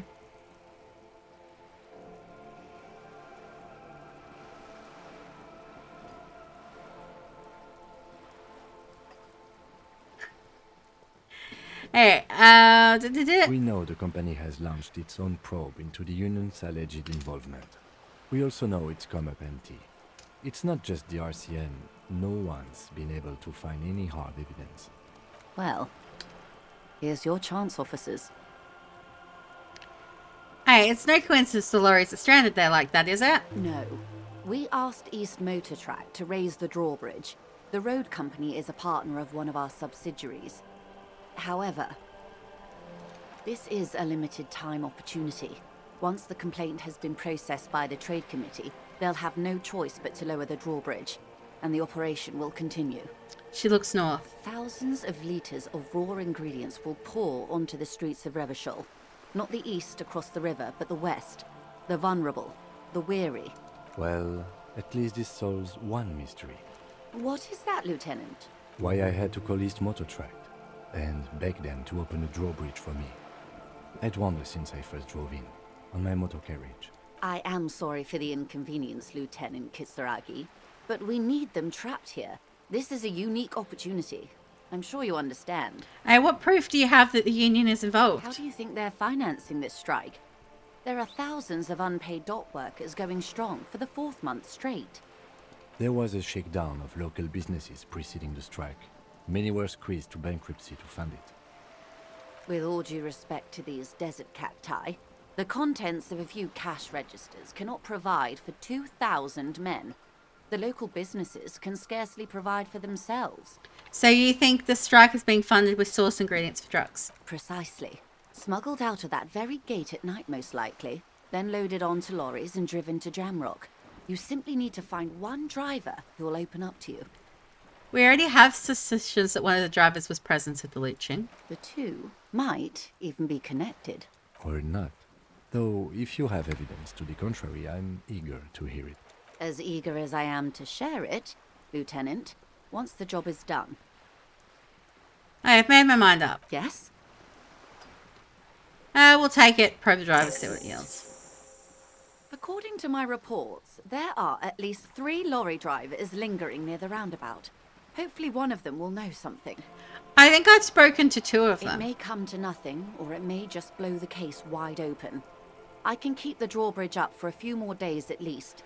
You should have the time you need. In the meantime, let me know if there's any other way I may be of assistance.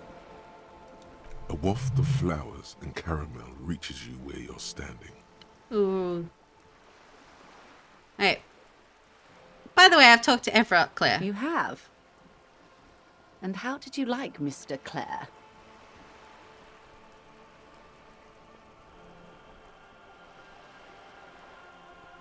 I have the feeling the international community does not approve of him.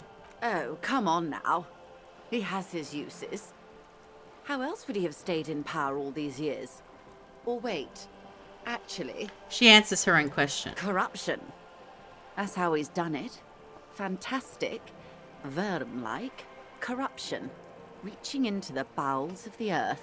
She looks at the ground and nods. The position of my unusual colleague does not reflect official policy. I hope you understand. The RCM does not pick sides. Of course. And I don't expect you to share anything he told you with me. I'm not a corrupt Verm myself. However, if you felt like discussing something, how could I stop you? Are we not human?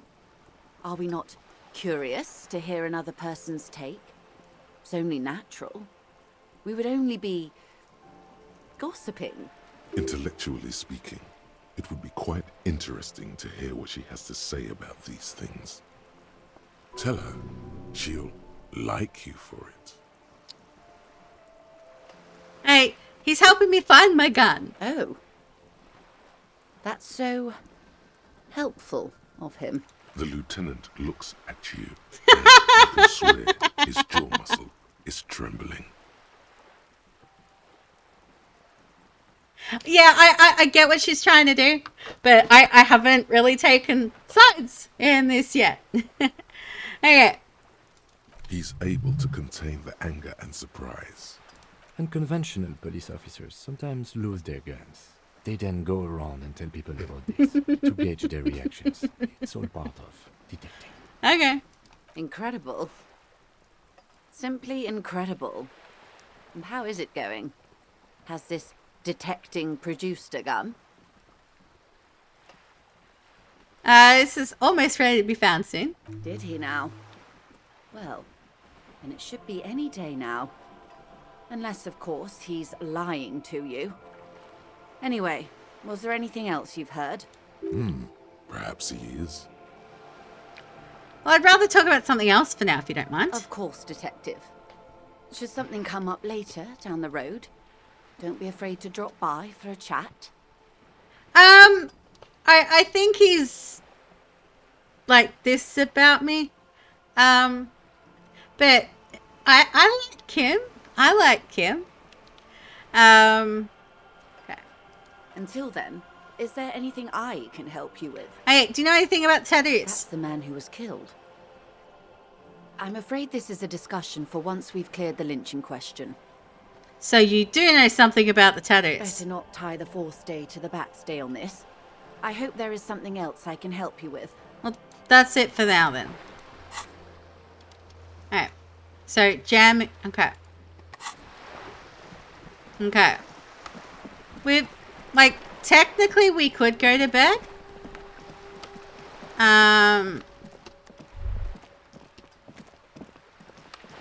But...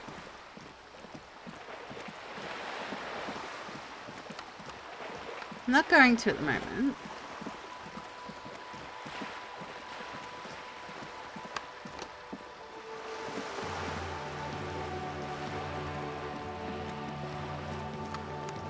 But yeah, okay. I know where I am.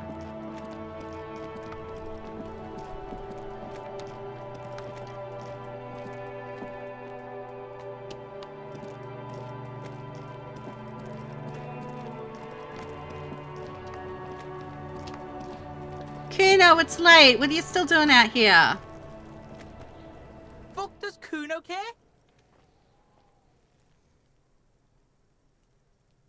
Kuno doesn't fucking... Okay.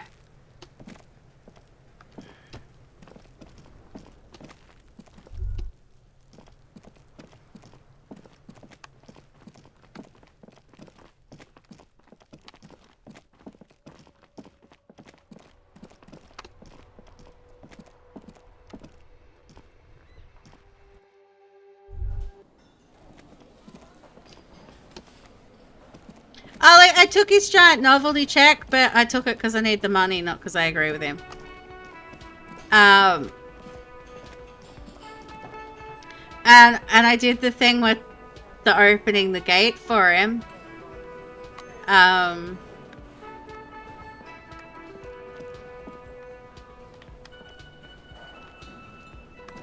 Alright. But okay, is it why am I in here?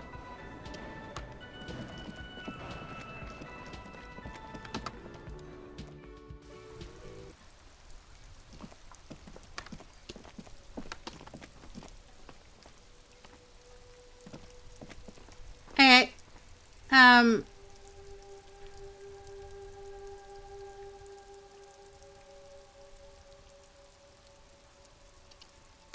You give it the sub? I'm not sure why a thing didn't go off. A thing should have gone off.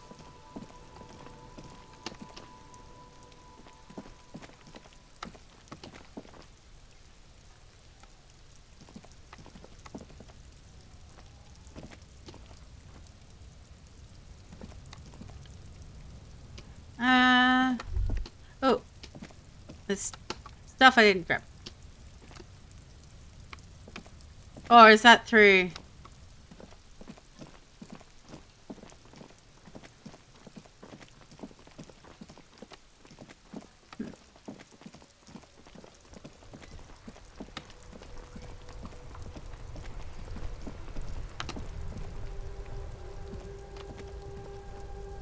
Okay, I did speak to you Stuck already. in the rain in a traffic jam, man. What's on your mind? You seem to be a man who knows about drugs. Ah, man. Me and narcotics go way back. Had some good times surfing the psychic waves of my own consciousness, you know? But those days are behind me. There are other addictions in my life now. Why the inquiry, my man?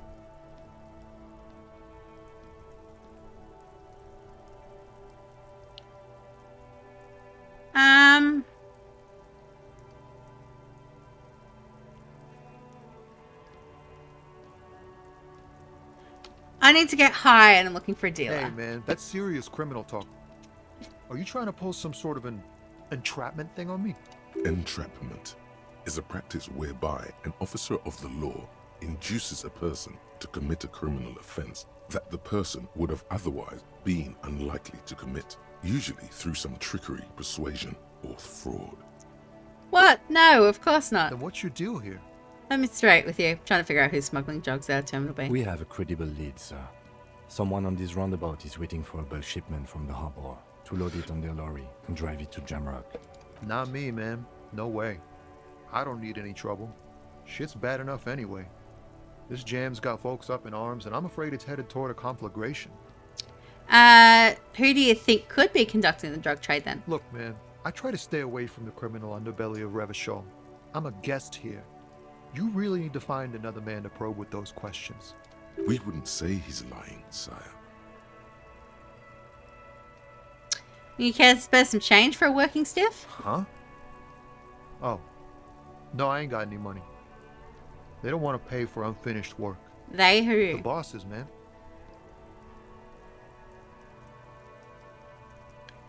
I know these bosses think they are, but it sounds like a good arrangement for them. Yeah, it sure ain't good for me. Or you. I'd spare a coin or two for a city cop down on his luck. If I had saved 4 myself. It's all for now. Okay.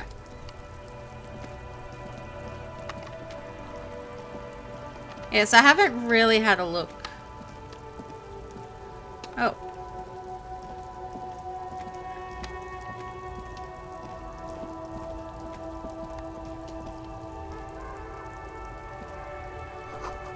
Bold slogan, Humanox covers the track.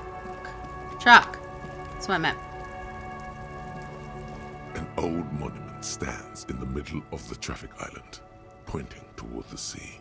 It looks as if it's been reassembled piece by piece, secured and mounted in the air with the aid of numerous ropes and rods. Who is this? A silver plaque on the statue's pedestal reads, "I am Philip III, the Squanderer, the greatest of the Philippian kings of Revachol, son of Philip II, the opulent, father of Philip IV, the insane."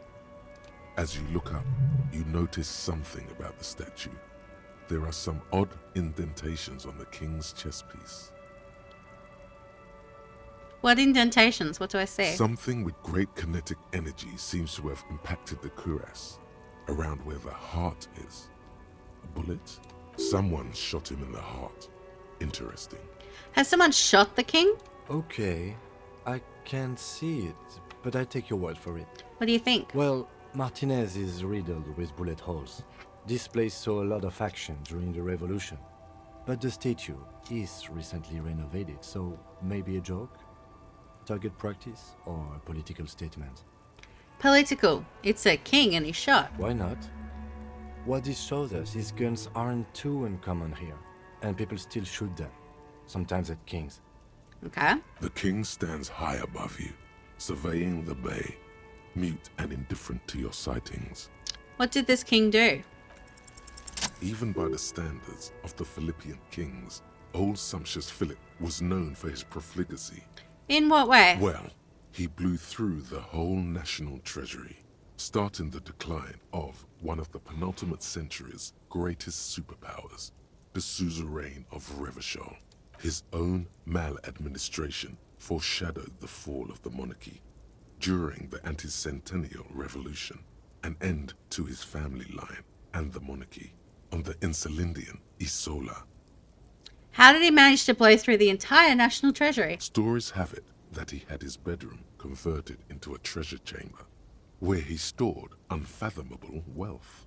Krugerrands, bars of gold, ornate weaponry, armor, and various chalices. He called it the Sol Aurum. It was obscene. There were whispers he slept on a huge pile of gold-dipped feathers, like some obese dragon, instead of a bed, like a normal person. I'd like to sleep on gold, hustler style. But wait, you haven't even heard about his fabled cocaine addiction. The what now? You see, old Philippe wasn't just good at squandering the national treasury on gold and ceremonial weaponry. He was also a prodigious snorter of nose candy. Not just any nose candy, though. We're talking Royal Philippian Blow, allegedly twice as potent as the stuff you find nowadays. And purple. Philippian cocaine was purple.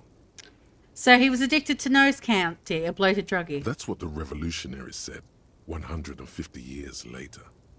Right before they emptied out the royal mausoleum and dumped His Majesty's mortal remains in the Insulindian Bay. Okay, so what is nose candy? Cocaine. This is a lot to process. His Majesty's courtiers said it helped him connect with the higher realms. Okay, where is he buried now? Beneath the cold waters of the Insulindian Bay, thrown there by the revolutionaries after they cleaned out the royal mausoleum. What happened to the statue? The original was blown apart by communards, then further damaged during the landing of the coalition's airships during the turn-of-the-century revolution, when Martinez was leveled. Most historians think the coalition's hasty landing may have ultimately saved the statue. If the communards had more time, they would have reduced it up to even finer pieces. Okay, so who restored the monument? Some years ago, a group of liberal, artistically inclined individuals, designers mostly, thought it would be ironic to restore the statue of the most wasteful ruler of Revachol in the poorest part of the city. The statue is supposed to capture the moment it was blown apart, like an instant frozen in time, a rare butterfly trapped in amber, floating on a sea of shit. That's brilliant. So funny and nihilistic. People in Martinez tend to disagree, as do many prominent art critics and thought leaders with more nuanced social awareness than the young ironists. Philip III, the squanderer, however, with his bronze face up in the air, doesn't seem concerned about what the hoi polloi think of him in death. Not that he ever did in life either. Okay, so I have a point, but I'm not going to put points in here because this stuff seems to be like a lot more useful. So we're going to unlock one of these. Okay.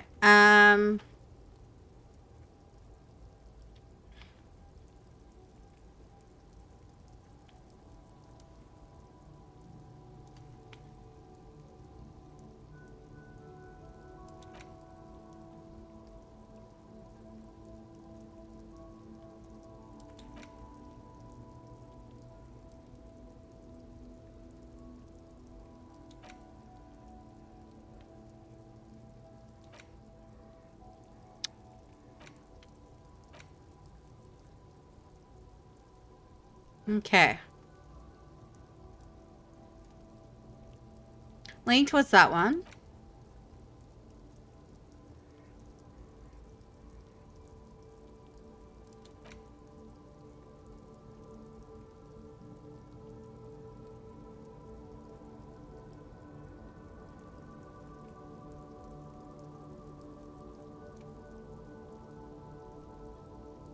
Or that one.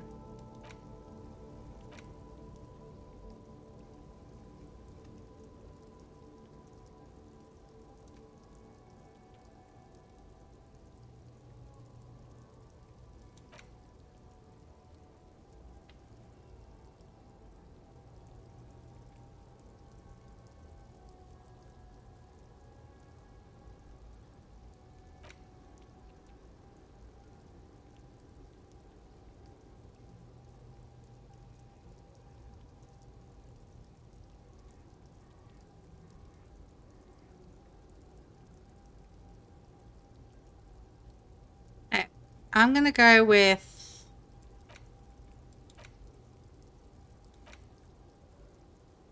We'll go with this one.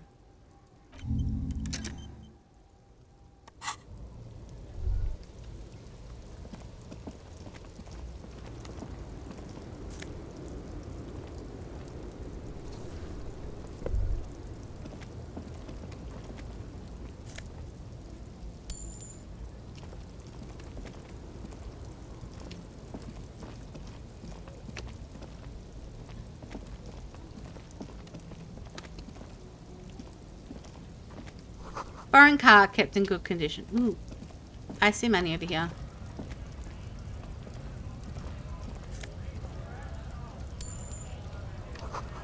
Lorry's probably still fueled here. Now they're still booze. A lorry stuck in the traffic jam. This big, heavy Grad-made machine is well kept for such an old machine. The windows are clear. They've been recently washed. You can see a lorryman's cabin with personal belongings, stickers, insignia. Fumes of heavy fuel oil waft over you, making your eyes sting. The odor mixes with cigarette residue. Hey, what kind of stickers and insignia? The driver has adorned his space with a substantial collection of peculiar paraphernalia. Proclamations about honor, strength, and purity are glued to various panels. Okay, so he's the racist A one. large metal pendant hangs from the rear view mirror. The pendant features a sun crowned with wavy rays. It is the seal of Royalist era Revachol. What about the back seat? The back end of the cabin has a small perch to sleep, large ashtrays. There are several suns and wheels sewn into the curtains. A book with ragged edges catches your notice. The front cover features a large, muscular man. The title reads, Man from Eamdal in the lost city of the Pygmies. Racist nationalist paraphernalia. Not unusual in this part of town. This is our guy. Okay, you think the lorry belongs to our tough guy? Likely, yes. This guy's proud of who he is. Drapes it all over his machine. There he is, in front of Rita, smoking nervously, hoping it's over. Alright, we'll go talk to him in a moment. A Stars Ryko, one of the finest Zhimsk-made motor carriages ever.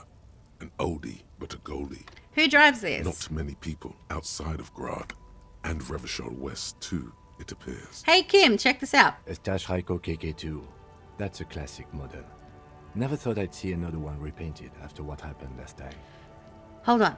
Maybe I can impress him. Do I know what happened last time? No, only that the motor carriage is typically baby blue.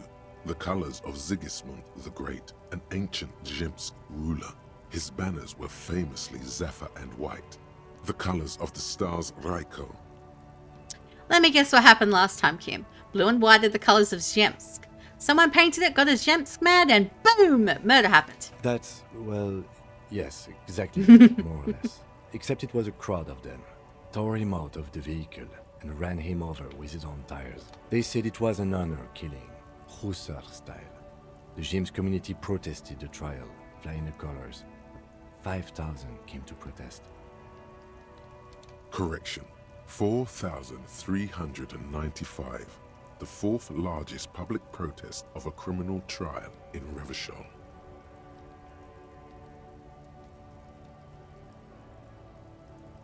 Hate to correct you, Kim, but only 4,395 people were on that protest. Is that so, officer? I'll take you at your word. Okay, so who are the Zemsk community? People we are paid to protect. Let's leave it at that. What they sentenced the killers to? 4 years for murder in reunion. The perps were remorseful. They're sorry knocked 8 years off the sentence. That's the system. The prisons in the greater Revachol Industrial Harbor are already full. Prisoners are expensive to maintain. The longer the sentence, the larger the cost.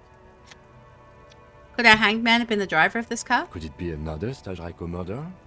Honestly, that just doesn't seem like the type of vehicle our dead guy would drive. So my initial guess is the two are not related. Interesting. Before we proceed, I've got an opinion on this paint job. Yes, detective? I think it looks better, Brett. They should, brown and black. Okay. I'm not going to honor kill anyone over this. But I've seen it blue and white. It's much better that way. Okay.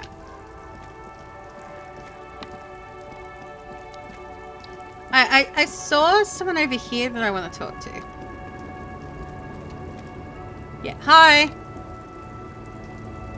The small, wrinkled woman does not greet you.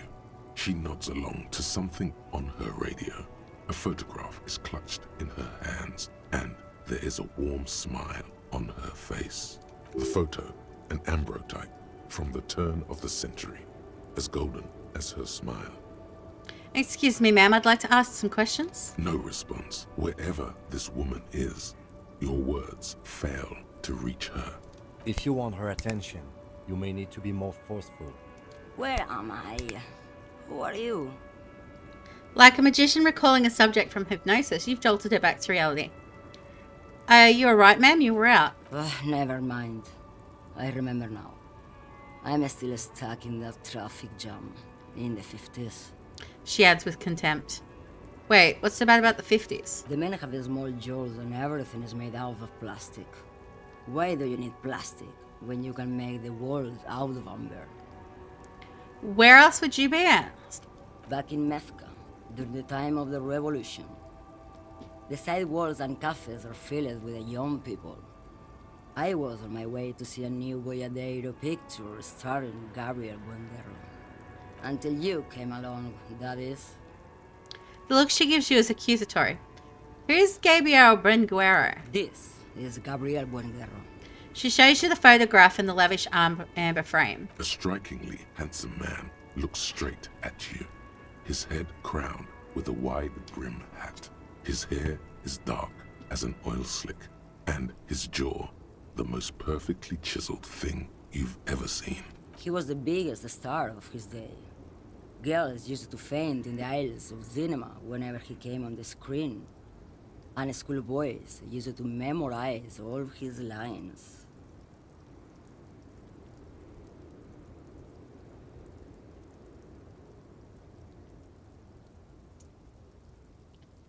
Okay. In all likelihood, it's a world that's only ever existed in her mind. So take it you were in Mesk when you were young? Someone was. She nods as though her meaning were perfectly clear. Someone. Are these not your memories? They are someone's memories, boy. What difference does it make if it's me or not? They're beautiful. That is all that matters. Beautiful and true. And they will win. They're coming for this, you know? All of this. All of what? The world. The present. Sorry to interrupt your dreaming, ma'am. I wasn't dreaming. I was there, Loman. It was early spring, and the man behind the black sun had just come out. The posters were 20 meters tall. Everything was golden. Her eyes narrow and she appears to take your measure. While you, people, were tearing each other apart over your petty little revolution, in Methk, it was a golden age. The Republic of Mesk is a massive confederation on the Isola of Muindi, the world's largest state by territory. It's a petrostate, a constitutional monarchy, and, as of recently, an outcast due to its tilt to the far right. Okay, right. I have some other questions for you. Police questions. Why not, Harife? It's not like I have anything better to do in this hellhole. What are you hauling? Diamonds. Diamonds, really? Of course not. Okay, but what are you But really wouldn't hauling? it be marvelous if I was? Okay, but what are you really hauling? Whatever stupid things they put in the lorry, I imagine. So you don't know what you're hauling in your own lorry? I quit concerning myself with that a long time ago. Besides, I don't drive the lorry for the cargo, if you know what I mean. She says that as if something narcotic is the real reason. Wait, you get high off driving a lorry? Oh, it's so much more than a high where I go, Harife. It's low. I go to the bottom. She closes her eyes in reverie. Yeah, it's definitely some kick. Some terrible kick in the dark. A sleep kick. Perhaps you can find out later. What if the cargo is contraband? Then it's contraband, Loman. What? Do you want to take an old woman in? Be my guest.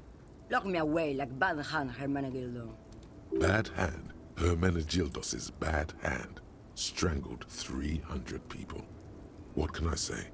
Some people just really like strangling people. You seem like a woman who knows a thing or two about drugs. What do I need drugs for, Lowman? What I see, what I feel. The great adversary. No drugs can compare. Where could I get my hands on an experience like that? If you don't know, She flicks her wrist in a gesture of casual dismissal. Maybe if she thought you're corrupt. Evrat sent me. who the fuck is Irad? Union boss? Ah, and what do I care about the union boss? He's no Gabriel. He's no Franco Negro. He's not even Hermenegildo the Hound. Okay, let me put this another way. Are you smuggling drugs through Terminal B? Maybe. Probably not. Makes no difference to me either way. You said earlier you don't know what cargo you're hauling. Could it be drugs? Just this month, I made half a dozen trips from Saramiriza to Grad on the U41A. What do you think they take from Saramiriza to Grad, Lowman? Drugs? No, Lowman. Diamonds. If you had to guess, who do you think is smuggling drugs? Easy. He's the skinny man who thinks he's a poet. Never trust a poet. Also, he's the only one I can see from here. That's correct. There is no visibility of any of the others. Okay, if you're not involved with the drug crafting, why are you still waiting here? Where do you want me to go? This isn't so bad. I can listen to music, or the seagulls. Look at all the colors and the futures of this world. It's a good palate cleanser, this jamboree. Or I can just relax and let my mind carry me back where it will, to the Great Plains. I think we're done here, no? Alright. Yes, go. Enough jamboree. I need to get back to Mesky. Okay.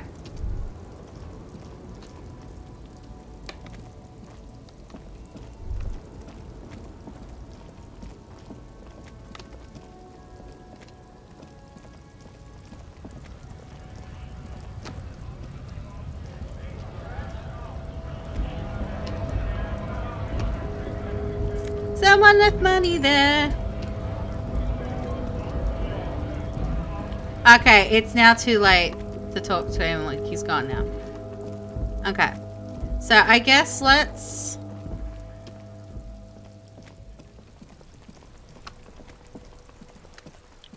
Let's call it for the night, and we'll interview the racist one in the morning.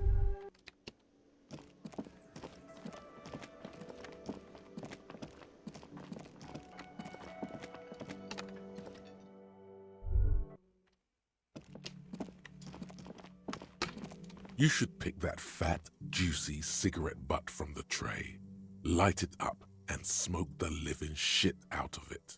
Am I a smoker? Who knows what you are? A monster, a murderer, the gnome of Jeroma? You feel like a smoker, especially when you look at that juicy, succulent, seductive cigarette stub, still smoldering deliciously. But she broke it at the filter. I can't smoke that. How very astute of you. This renders it ineffectual. You should look for a whole cigarette, or better yet, an entire pack. Strike that. A carton. Make sure they're all healthy and able-bodied. Then smoke them all. I should enthusiastically do that. Good. They'll make you stronger and better. You're too old to be cool now, but find cigarettes. Smoke them. Blam. Instantly a cool renegade man. A mystical red dragon with smoke rising from his nostrils. Plus, smoking them gives massive bonuses.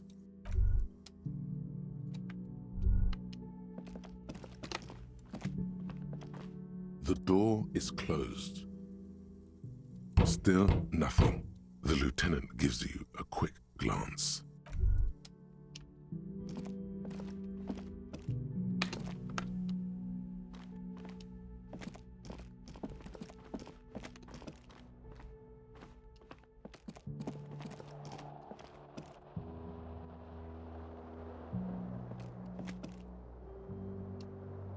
Oh wait, I think that's a new person down there.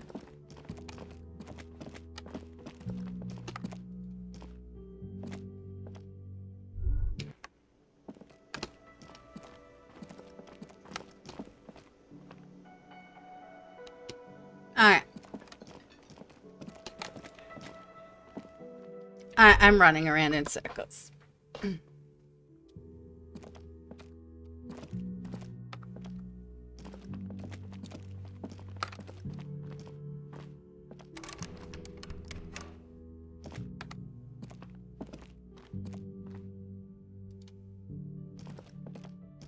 Yes?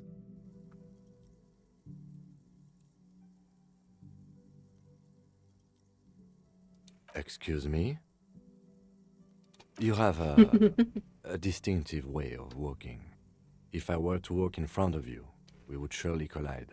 What do you mean I distinctive? hope you don't take this the wrong way. It's just a collegial observation. In the 57th, we call it the Jamrock Shuffle. Officers from Jamrock's 41st Precinct tend to move a bit erratically. How's that? They say it's a scene-clearing technique developed by one of your lieutenants for gathering evidence. It's erratic, yet thorough. Prioritizes containers. Yes, but containers contain things. Shiny things. They're interesting. Okay. He simply nods. Okay, so...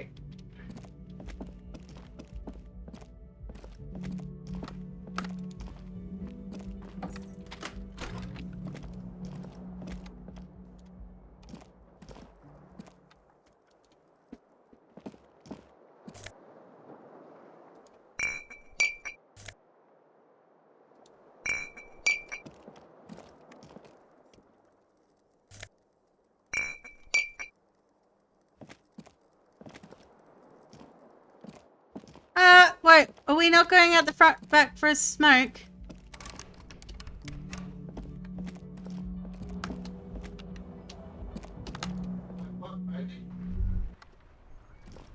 I wasn't talking about you.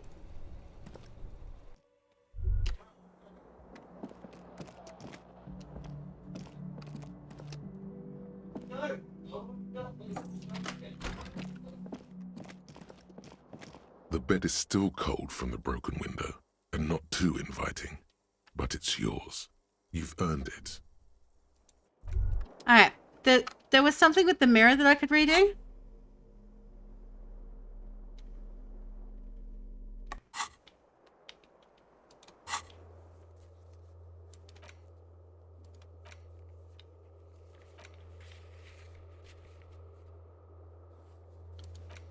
Alright, so, yeah.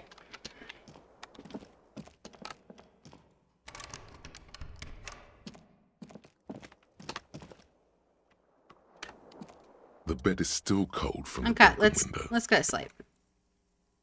Sleep time! The bed is still cold from the wind blowing in from the broken window. The mattress creaks as you close your eyes and try your hardest to fall asleep. Here we are again, my broken bud. The waves are coming, carrying you away. But you can't go.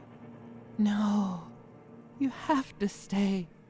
Always half aware of yourself. You're not cooperating, brother man.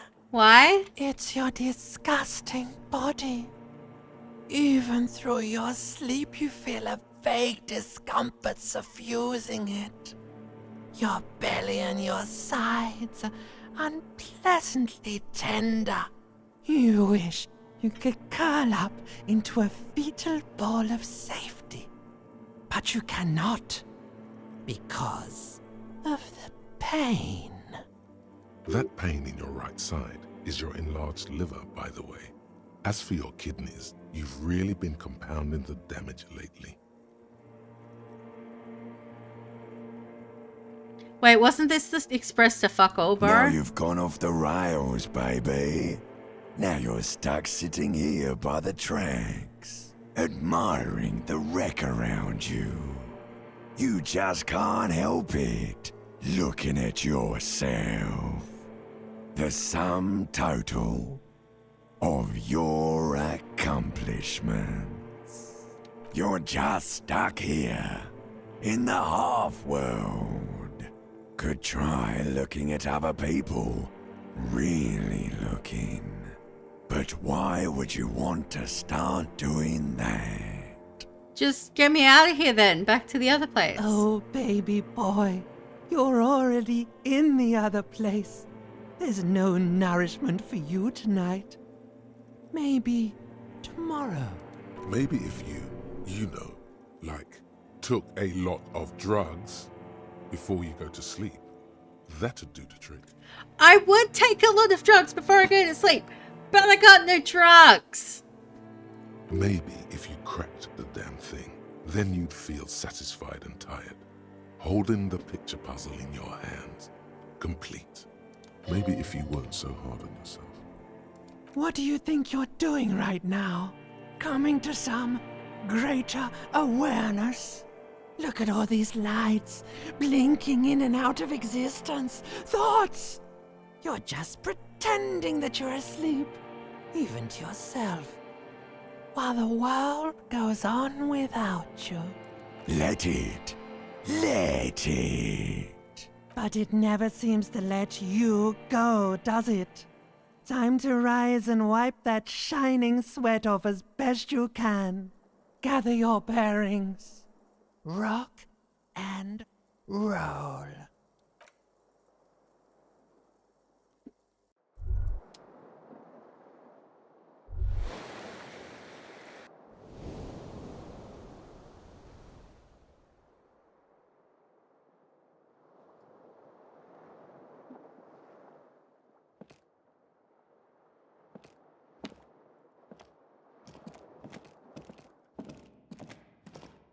A mirror hangs on the bathroom wall. In it, your face, adorned with the expression.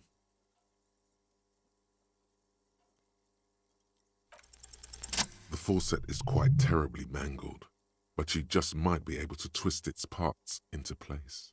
You handle the chain cutters deftly, applying just enough pressure. The faucet regains a recognizable shape. The steam stops. Told you that you needed those chain cutters. Everything is connected.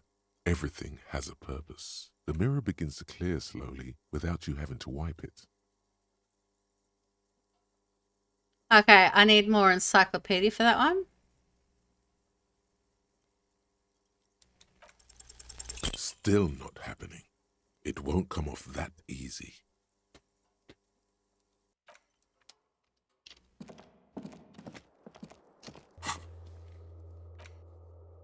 Okay. Okay, so there's something with the hanged man. Which way? Water door. Okay, so it was something there. Oh, yeah. Okay.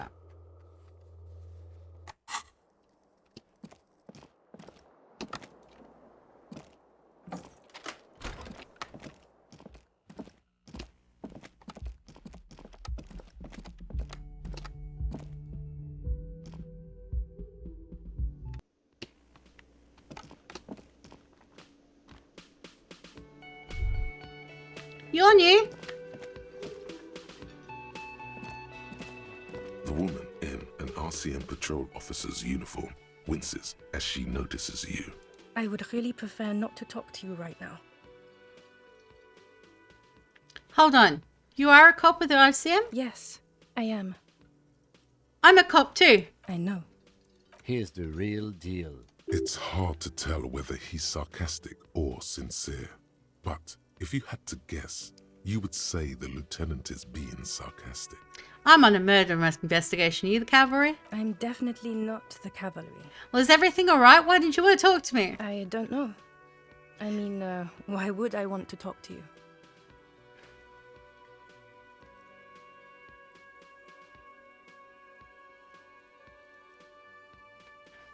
I'm a deeply flawed individual, but I bring joy to the world. Do you now?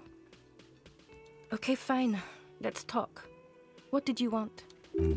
What does one talk about with a fellow officer? So, what precinct are you from? What precinct? She just sighs. Fucking deranged lunatic. Sunglasses wearing man pushes through his teeth. You're getting an intellectually unsatisfying vibe from this conversation.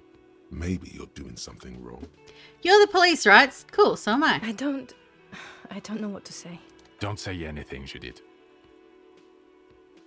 Wait, is he police? Me? No. I'm just a man with sunglasses. I like wearing sunglasses inside. Sunglasses and a fucking wig. Okay. What are you, the police, doing here? I'm just looking out for... No one. I'm just a man with sunglasses. And you are? A policewoman? Yes. A policewoman who just wants to do her job. That's all. She says quietly and looks away. Something about the man with sunglasses and you. The energy between you two is making her uncomfortable. Okay, so I should make friends with this guy?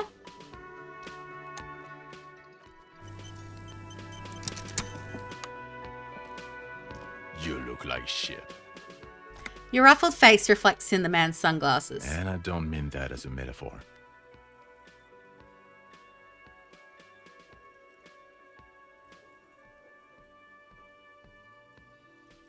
I know, it's intentional. Like undercover?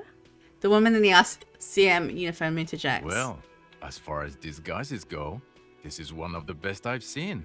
I mean, I could swear you're an actual bomb. Oh, come on, Jean. It looks like it's been a rough week on him. It's not just this week. What do you want? There's something about this guy that matches with a face in your head. A similar but different face. He might be wearing a disguise. Alright. Cool shades. You wearing a disguise? Yes, it's a hobby of mine. He looks at you inquisitively. As if waiting for some kind of reaction or response. Something to click. It's not happening though. Who is this guy? Kim, who is this guy? I'm not getting involved in this. There's something that binds you to him. Some kind of an outfit, maybe. A uniform. I understand the uniform is metaphorical. I'm actually seeing the working class, right? I want to say, yes, I think. Level with me here for a second. Are you working class? Fucking politics again. You know what I'm more interested in? Me solving the case of the hangman? You solving the case you're on. I'm passionate about that. So maybe get to it. Okay. Got some questions for you. About what? You don't look like a cop. You know what you look like? Like Krasmazov? Yeah, sort of. Okay. I get a reference. Like after he got run over or something. No. Why not? Because it's not my job. Why don't you go and fucking do yours and solve this damn hanging? If you don't want to answer questions, maybe you want to hear me say things? Actually, I don't want to hear you say things. Come on, Jean. Okay, say things. I want to hear you say things. Suddenly, out of nowhere, case-related things start popping up in your head. I have a little problem. The person who was hanged there is still hanging there. I still haven't taken him down. You're not shitting me, Millen. I can smell it all the way here. The whole town stinks. We're getting to it. There have been complications. Wait, can you maybe help? I would love to, but I'm busy fucking off and not cramping your style. And that might cramp it, you see? Helping you. Hey, why am I even telling you these things? I don't know. Why are you? He gives you an odd look. Oh my god, there's more. You want something more? What is it? Okay, why not? Okay, I'm doing this. Do the whole thing over again. We're not wasting time. There is no time. We've done this investigation. A man is hanged. So, do you know who hanged him? Not yet. Yeah, I can see that. I don't know. Why are you? Oh my god, there's more. Watch out for yourself, loser. That voice, so very familiar. Did you hear it when calling to your station and reporting your badge missing? Wait, your voice. I recognize it. Really? I wonder where. I lost my badge recently when I called in to report it missing. You were there. That's the where you remember me from? Yes, I haven't seen you before. Okay then. It's probably a coincidence. People sound alike. Goodbye.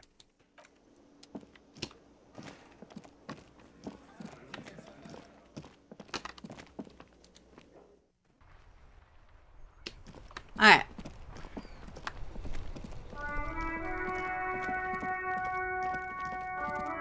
Oi, racist guy. Looking for something, Hunt? Come to tell me to fuck off again? I found this mug in the trash. Yours?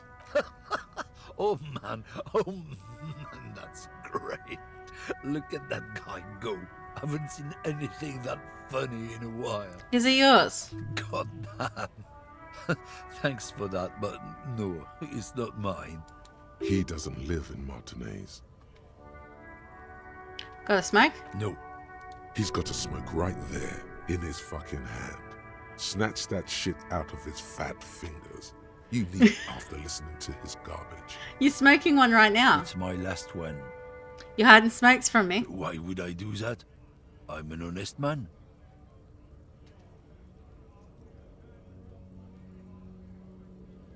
But, what, officer? Sorry I couldn't be of any help. You said something about the rights and privileges of lorrymen. Yeah, they're a big deal. My great-grandfather was a carter, had a royal license and everything. We've tried to hold on to our privileges. Hold on, what's a carter? Someone with a cart. What did you think it was? That's how deep into history our thing reaches. Before machines. And that's a privilege? Sure fucking is. We have a guild and everything, huh? Very ancient. Very prestigious. So you're in a Carter's Guild? Goddamn right. They've been trying to fuck us out of our heritage in the name of profit. But when they try to replace us, they'll regret it. Trusting street thugs with their goods is going to fuck them right up the ass. Mark my words. Generations of practice ain't no laughing matter. You're a lorryman, right? What's your stance on drugs? They're shit, man. I don't let anything pollute my body. You smell breeze and cigarettes. What's different about narcotics? You know where that shit comes from? Sarah Miriza, Safre, Ilmara. They take the money from our local junkies here and then use it to outcompete us in the manufacturing sector. They know they can't beat us in a fair fight, so they have to get us to weaken ourselves somehow. It's racial sabotage, racial economic sabotage. Hold on, but they make Al Ghul in Elmara too. I was told they do. I don't go for that foreign piss. Proper booze is made in Mundi. Or sometimes I like a dram of that Yugograd vodka. Koikos and worse much, but they do no booze.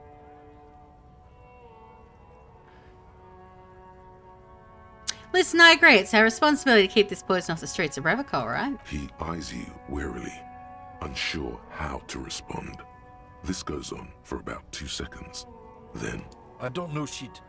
And if I did, I wouldn't tell you.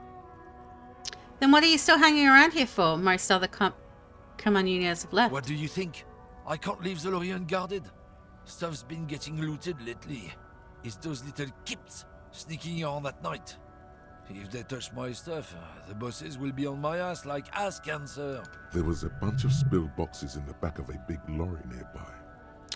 I did see one lorry with the trailer doors open on my way here. Do you know what happened? Yeah, I knew that guy. He was an honest driver who loved this country.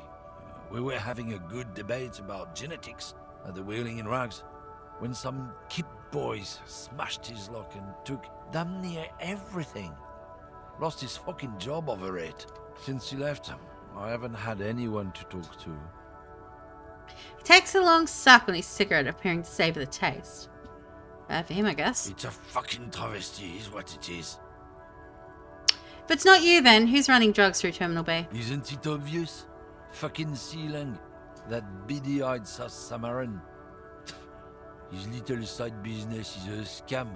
I wouldn't be surprised if he was peddling drugs as well. Who's that? He's a Samaran guy who likes to pretend he's some kind of businessman. Really, he's just selling his employer stuff. Stuff he stole after he broke the seals on his Humanox lorry. Where do I find him? Just follow the smell. It smells like apricot and oil when you're nearby. The lorryman lets out a raspy croak at his own sense of humour. Yes, yes. Where is he? Looks like I offended your partner there. Too bad. Sealang's usually a little bit south of here, near the canal. You can't miss him. Just watch yourselves. Okay. His tribe are natural liars. It's in their blood. He's your man, all right? 100%. I wouldn't be so sure about it. Not until we've heard what Sealang himself has to say. Guess we need to pay Sealing a visit then. Guess so.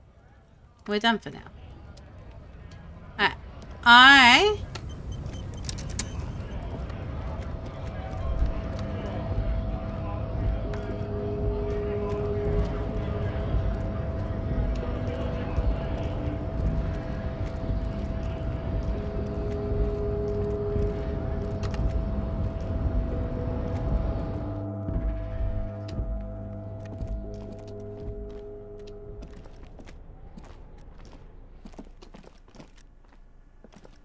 Yes?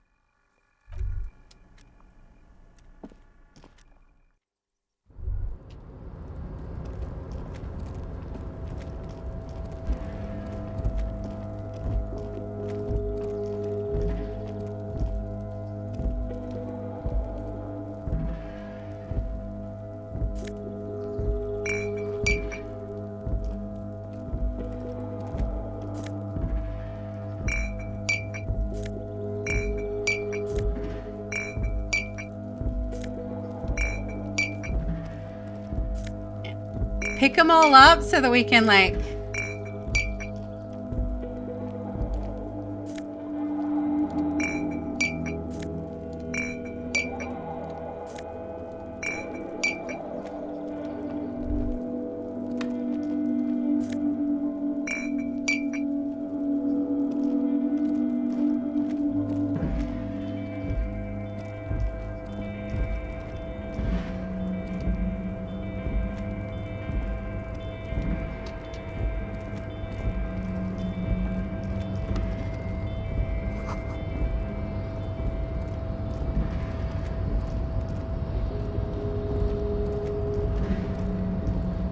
Oh wait, what's this? Did I have a look at this? A rusting control panel with several knobs. 2 buttons marked Marsh and Arrête are faded with use. It seems to control the large crane above. A container is attached to its hook block. Marsh on. Arrête off. With a loud grind, the crane shifts overhead, moving a massive metal container through the air.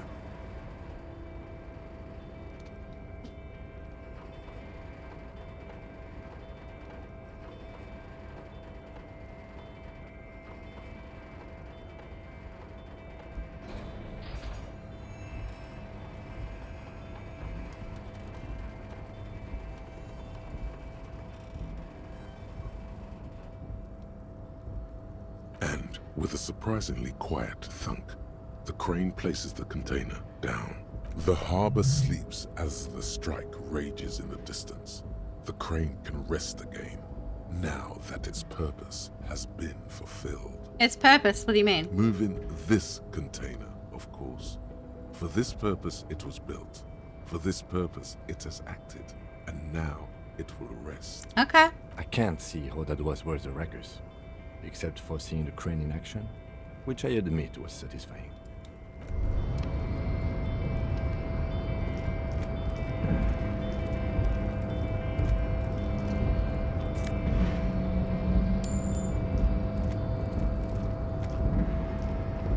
Before you stands a cargo container, just one of many in the yard. Lieutenant, I think there's something special about this container. Is this like your thing with that wall again? Maybe. I can't tell. I think we should investigate further. You do? Because I don't. What? Why not? There are a million containers here. Why are you fixating on this one? It was just hanging from the crane. You just picked one out because you wanted to interact with a cargo container. We are not here to interact with containers. We are... You attempt to turn the handle, to no avail. The doors seem to be mechanically locked. To your left, the lieutenant considers your actions with some puzzlement. No reply. The knock produces a hollow ring of metal. Doesn't sound like there's anything inside the container. Despite the dirt that surrounds and trails you, a beacon of light emerges from deep within you. Hello, is there anybody in there? The door stands silent. Satisfied, detective? Try again.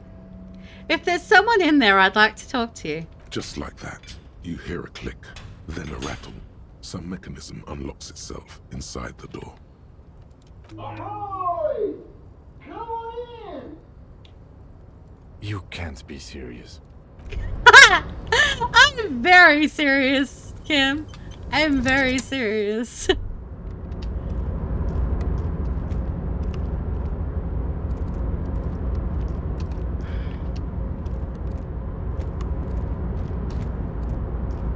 The man stands at the far end of the shipping container. It's hard to say anything more about him.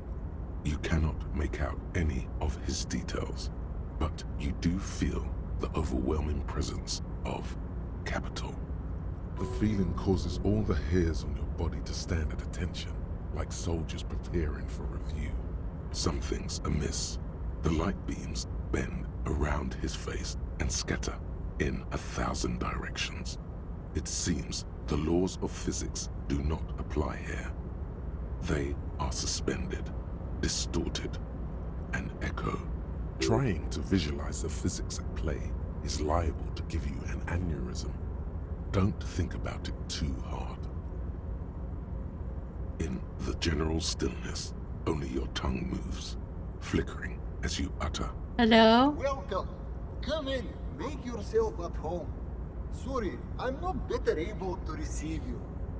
I wasn't expecting visitors today. You can't hear him exactly, yet you're able to understand every word he says. It is very strange. An overwhelming hum covers everything. Voice doesn't escape from him. Now, what can I do for you, gentlemen? What you can see of his body appears composed in a sharp summer suit and yacht shoes. Who are you? Who am I? Oh, I haven't been asked that question for such a long time. I don't meet a lot of people outside my circle these days. Anyhow, my name is Rustam Diodore, investor, license holder, and extremely high net worth individual. And you are? Mr. Diodore, I am Lieutenant Kim Kitsuragi of the RCM, and this is my partner. My name is Harry and I'm a detective. Pleasure to meet you, Harry. Public service is a noble cause. How'd you become so rich? Oh Lord, not this again. What's the matter, Kim? Oh, nothing. It's just that we've got this murder to solve, and yet you go around asking everyone about the money. And every time I ask, are you sure this is related to the case, you say, sure, Kim, I think it is. And yet, it never seems to get us any closer to solving the case. It's quite alright. I'm used to the question by now. To be blunt, I inherited my fortune from my grandmother, who herself was an extremely high net worth individual back in Graz. All I did was take her fortune and invest it prudently. Believe it or not, it takes more than a bit of skill not to blow a vast fortune on sailing boats, bad choices, and unsupervised state policy. And blow. What's it like being an extremely high net worth individual? I gotta tell you, at first, being rich is a lot of work. You've got to work hard because everything's so darn expensive. You know, prices increase exponentially at this income level. But then, once you've reached my position, it's nearly impossible for me not to make money. My assets are so diversified that I'm bound to come out ahead no matter what. Some of my lower net worth friends say to me, but doesn't that take all the fun out of it? And I tell them, not really.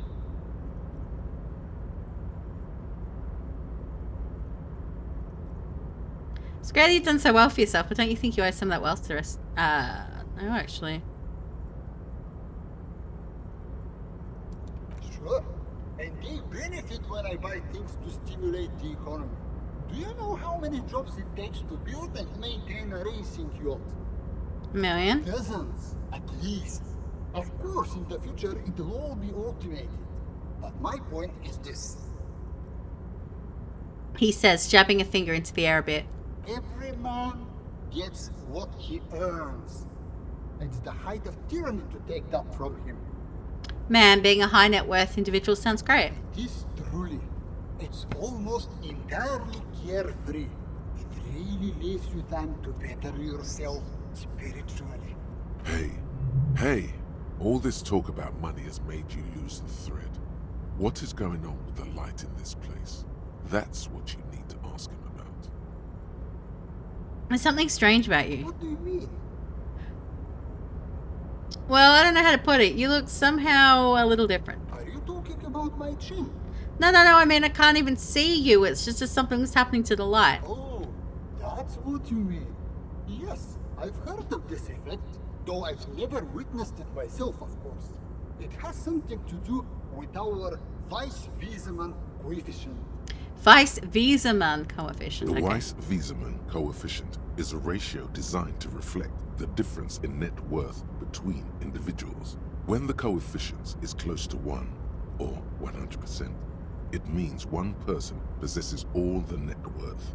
Among that group of individuals, it's been observed that when the Weiss-Wiesemann coefficient reaches about 0.96 or so, the laws of physics begin to bend around the high net worth individual. Are you telling me you're so rich that light literally bends around your face? Among other things. But calm down. I'm but a lowly single-digit billionaire. Really? No, not really. There are actually quite many digits. Kim, are you seeing this weird stuff? I see nothing of the sort. To be frank, all I see is a gentleman who's unusually well dressed for Martinez, in a cargo container, which I admit is odd. Yes, I imagine that does look strange to you. My container. Okay. Alright, we've got an ad break about to happen, and I need to get up and stretch my legs. So I'm going to go do that. We'll be back.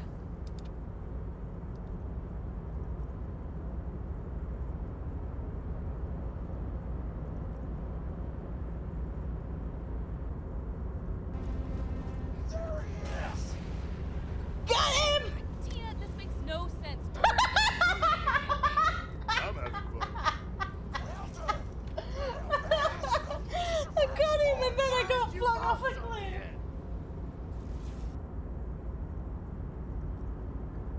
Do you have accent? You go, howdy?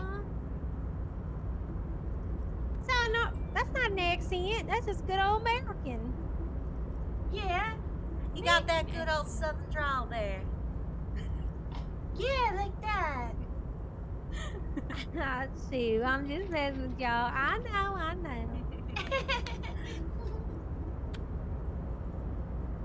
If anyone needs to eat. I got a pot of candy bars. You do have Free raccoon skin!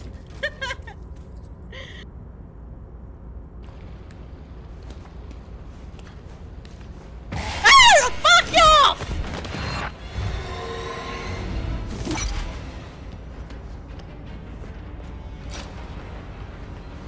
Run!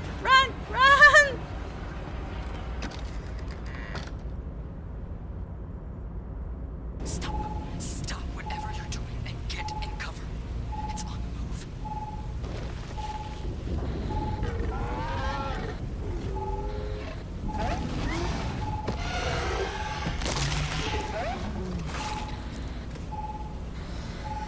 Okay. Look, I wouldn't engage directly if you could avoid it.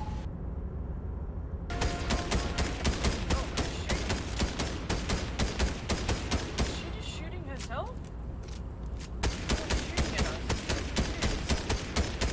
What is she doing? Why did I hire her? Let's get away from her. I don't think anyone's there. She's crazy. I'm not shooting anybody.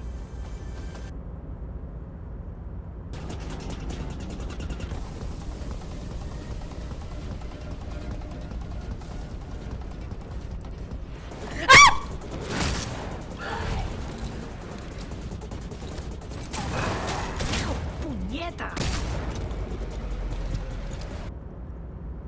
So to get down. The pond. Okay, so we're doing a leap of faith. Okay. Alright. Alright, graceful leap of faith. Okay.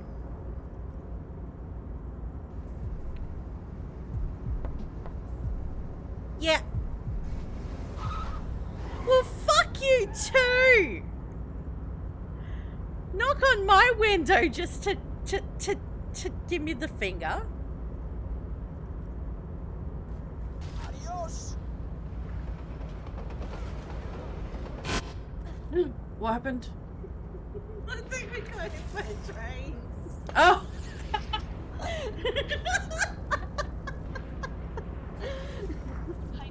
Oh my god. So let's not wander the train tracks.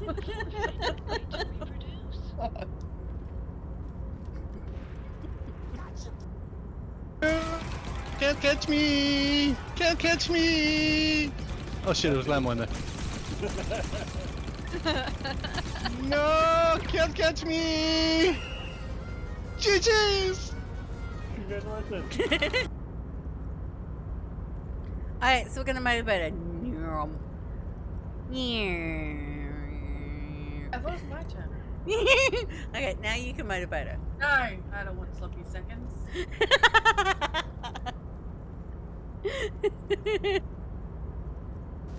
Because we all know that my mind lives in the gutter.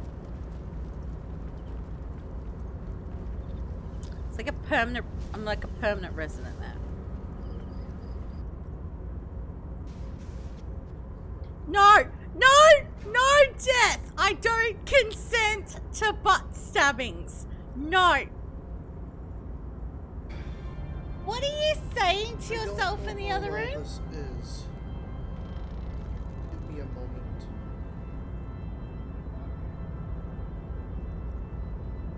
I heard some very, like sus noises and a lot of growly.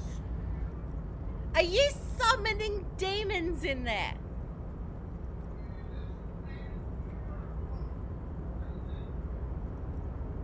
You sound like you're summoning demons. If I believe correctly, what can I do with it?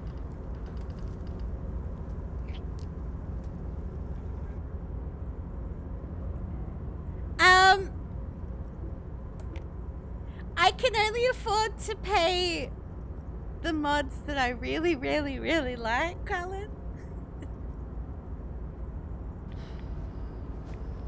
Exterminate!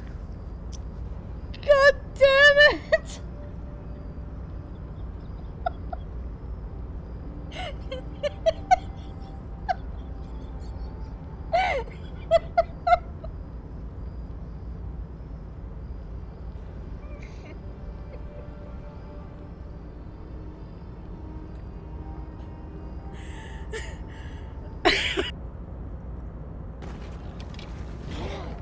I'm gonna die to this pig and its atomic asshole!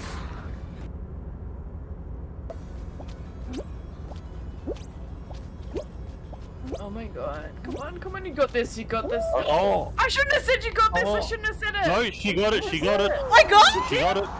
The other guy jumped, dropped.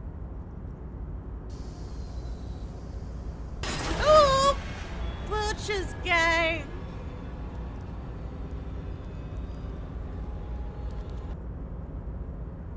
Apartments you at, Jojo? Are you still the same as everyone else? No, I'm at the apartments. I was just checking to see whether my shark had full spots.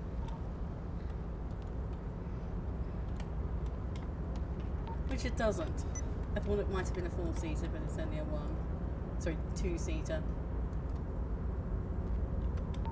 I don't know what you said, but what I heard was I'm checking to see if my shark has 4 spots.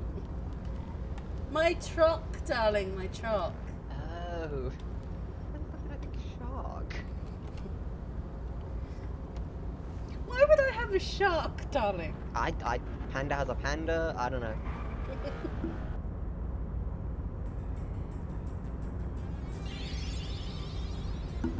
Okay.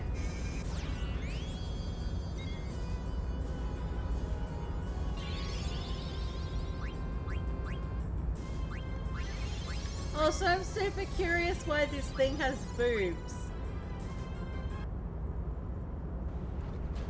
Oh, what the fuck? Triple hit! Are you body camming? I am, darling. Do not. There's a little camera following me. Yes. Oh my god, please save that. I'm magically flying through air. I might and yeah, it's not looking too good. I'll see you guys at the starting line. We land there. This is gonna be fun. What for?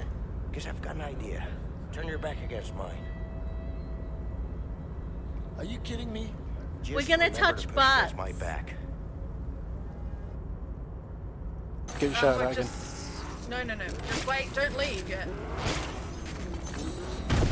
Oh shit.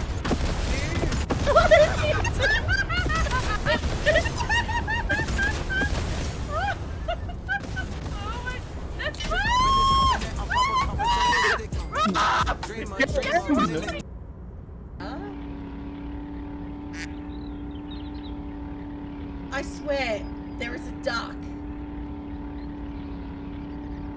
I keep hearing quacking.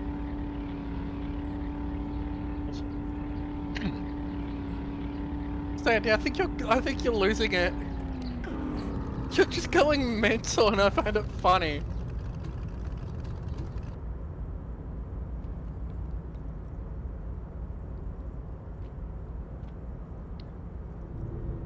Well, that was stupid.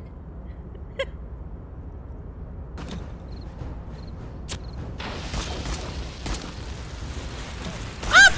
There's the floor! Ah! I'm good. Hey, we're back. Okay. What are you doing in this container? Traveling. This is a great way to get around. It's fun, it's safe, and it gives me lots of time to think. By the way, let me now ask you a question. Where are we exactly? In the very, very early days of colonizing this archipelago, the kingdom of Sirens, a precursor of a modern Sur-le-Clay, used to own the city of Revachol, an obscure detail in the bigger picture, but still worth dropping. We're in Revachol, formerly a colony of the Kingdom of Surasene. Ah, a fellow history buff. I myself am currently reading up on Franco-Nigerian era trains. Very interesting stuff. It's a shame I can't get out and explore myself. One of the downsides of being an extremely high net worth individual is that mobs of low net worth individuals are constantly banding together to ask for money. Wait, so why don't you help them? You've so much money it can't make a difference to you. There simply aren't enough hours a day to hand out all the handouts. It's like feeding seagulls. There are always more, and they never seem to do anything interesting with it, except more seagulls. Spending money is a matter of desire. I'm sure you agree. I don't have the desire for spending it like that. So you travel from place to place via shipping container? Smart, no? It also provides a means to hide from all the targeted advertising we extremely high net worth individuals are constantly subjected to. Luxury yachts, high fidelity portable radio systems, fail-proof outerwear, and so on. It just gets a bit middle class after a while. A bit bourgeois. Ah, so you're saying being rich isn't worth the hassle? What? No, I did not say that at all. Being rich is great. Just don't tell anyone I told you that. You're a rich investor, right? Can I have some money? Could you please stop asking people for money? It does not reflect well on the RCA. And to be perfectly frank, we can't afford to look worse than we already do. But Kim, I also can't afford to look any better than I do now. That's why I need the money. It's perfectly alright. Based on your appearance, I can tell I'm dealing with a smart man. As you may know, us high net worth individuals do not have a lot of cash on hand. Investments and liquidity are enemies of one another. I think I only have coins for coffee machines. Here is 3 real. How much can you get for this? Thank you for your kindness. Welcome. You know, His eyes narrow. The light seems to bend more aggressively. Maybe you can make that money grow. Come up with an investment plan. How's that sound? Okay. Let's give it a go. If business planning were really your strong suit, you probably wouldn't be a cop. Okay, so I've got this idea for a board game. Go on. Brace yourself, it is very high concept. I'm ready. It's a pen and paper game where people all over the world can play with each other using radios. Hold on. Have we met before? I don't think so. Yeah, on second thought, it couldn't have been you. Your idea reminds me of a group of young men who came to me a long time ago, calling themselves Fortress Accident. The name should have been a red flag. They pitched me and a handful of other investors on an idea for a role-playing game that would, in their words, change the world. What happened? Well, at first everything was rosy. The ideas were solid, but they were lacking in... How do I put it? They lacked the will to get things done. As their financial situation became more desperate, their ideas devolved from realistic to absolute insanity. We lost all of our money. High art types never deliver. They're only good for peddling Welkins or whatever creeps they come up with. I guess the inordinate amount of time they put into drawing mythical creatures did not generate a return on investment. Did you try to salvage the project somehow? Sadly, when we got there, it was too late. The concept had run out of steam. Only dust remained. What I want to tell you is this. It's a very bad idea. Dead in the water. You seem like a reasonable man, but that is not a reasonable plan. Are you sure you don't want to give those little Welkins a second go? Absolutely not. Alright, we should get back to our investigation. Why go so soon? I feel we've so much more to talk about. Well, until next time. Okay, I don't know why it wanted me to click that. Okay. Bankruptcy sequence.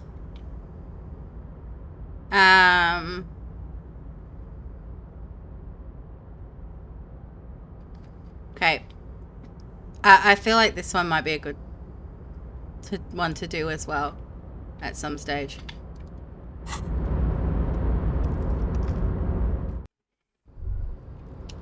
But that was, yeah, strange.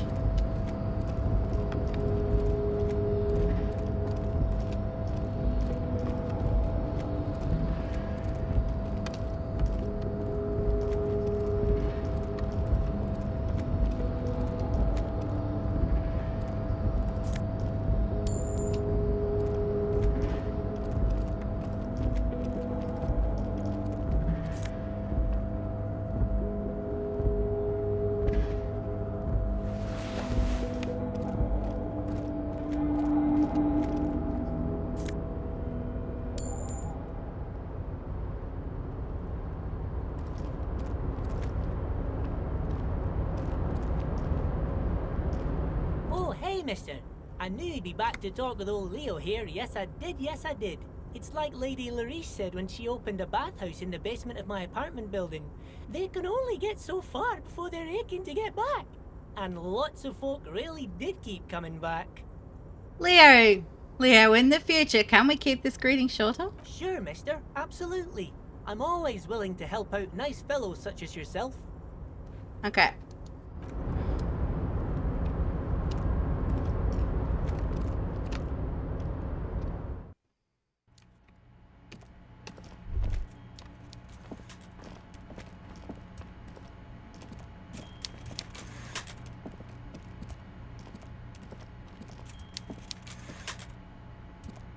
Mr. Dubois, a pleasure as always. You don't have to sit down this time, since you've already sat on that chair. Did you know there's a mega rich light bending guy inside one of the containers outside? Mega rich light bending guy? Oh my god. How did that get in there? He's so rich he could get in anywhere. Damn it to hell, Harry. I specifically told my guys to check all the containers for mega rich light bending guys. Nothing can stop an innovative mind. Honestly, Harry, we might be moving all kinds of suspicious things through this harbour, but I won't be caught transporting the light-bending mega-rich. I have a reputation to protect. A mega rich.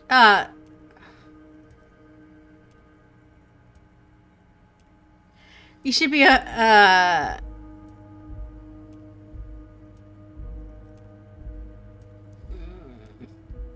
Yes, for God's sake, you're a socialist. You're right, Harry. I am a socialist. I'm going to catch the mega-rich guy inside the container and harvest his energy to power the harbour's fog lights. I shudder to think what you're going to tell me next, Harry. I'd like to think you're being sarcastic. Not for 1 second did he believe there's Okay, an actual cool. mega-rich person somewhere in his container town. I opened the door you asked me. Can we discuss the murder now? I'm very glad to hear that, Harry. One question. You didn't actually happen to stumble in and see what's inside the apartment, did you? He's trying to figure out if you're lying.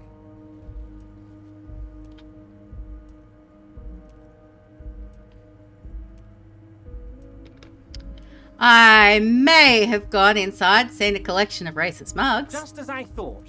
Culturally antiquated mug collection. What a weasel. Pissing on Everart's Rainbow Coalition. He was testing you, and you succeeded. Now let's get down to brass tacks. It's time for men like me and you to figure out who's killed who and why. Real police work is gonna start happening now. I promise you, Harry, this is gonna be good. The mug collection I mentioned was in the apartment. I found a similar mug in the trash with the hangman's clothes. Racist mugs in the trash and in the apartment? You guys are just light years ahead of me. I have so much confidence in the ability of your organization. I'm relieved you're doing this and leaving me to do what I do best. Helping people. With the power of politics. You sound like... Yes, yes. Do you think this weasel is somehow connected to the murder? Oh, no. I don't cross paths like that. All I want is for you to succeed in your investigation. I would never complicate things for you. Oddly, it seems to be true. But this weasel might have cleaned up after the killers. Believe me, Harry, he's a nobody. Just your basement variety nobody. Can't imagine him being connected to a high-caliber case like this. But he does live nearby. Maybe it's a pedantic weasel. Fascists are known to be neat freaks. I feel like a real detective right now, Harry. Am I getting this right? He imitates bashing something with an imaginary baton. There's more to police work than whacking an imaginary baton. Of course, Harry. I'm not a real police officer. You are. Alright, well, I've heard about a connection between the lynching and the strike. I'd like to hear what you know about it. By now, I'm sure you've figured out who the dead man was working for. The bad guys. Wild Pines. Sent to scare us. Another violent measure of the top hats against us flatcaps. I'm listening. Harry, this strike is the culmination of many, many mistakes made by the Wild Pines group. They tried to shut the strike down by sending in armed mercenaries. You mean our victim? A security contractor? Can you imagine that? Workers standing in peaceful protest, united in the spirit of fellowship, and they send hired killers to mow us down with machine gun fire? He performs a motion as if spraying bullets from a machine gun. I'm talking beasts, hardened killers from proxy wars in Yisut, Semenine, Saramaritsa, you name it, they've done it. Raping, killing, burning villages, killing little children for the Senorita Pineapple Company, Harry.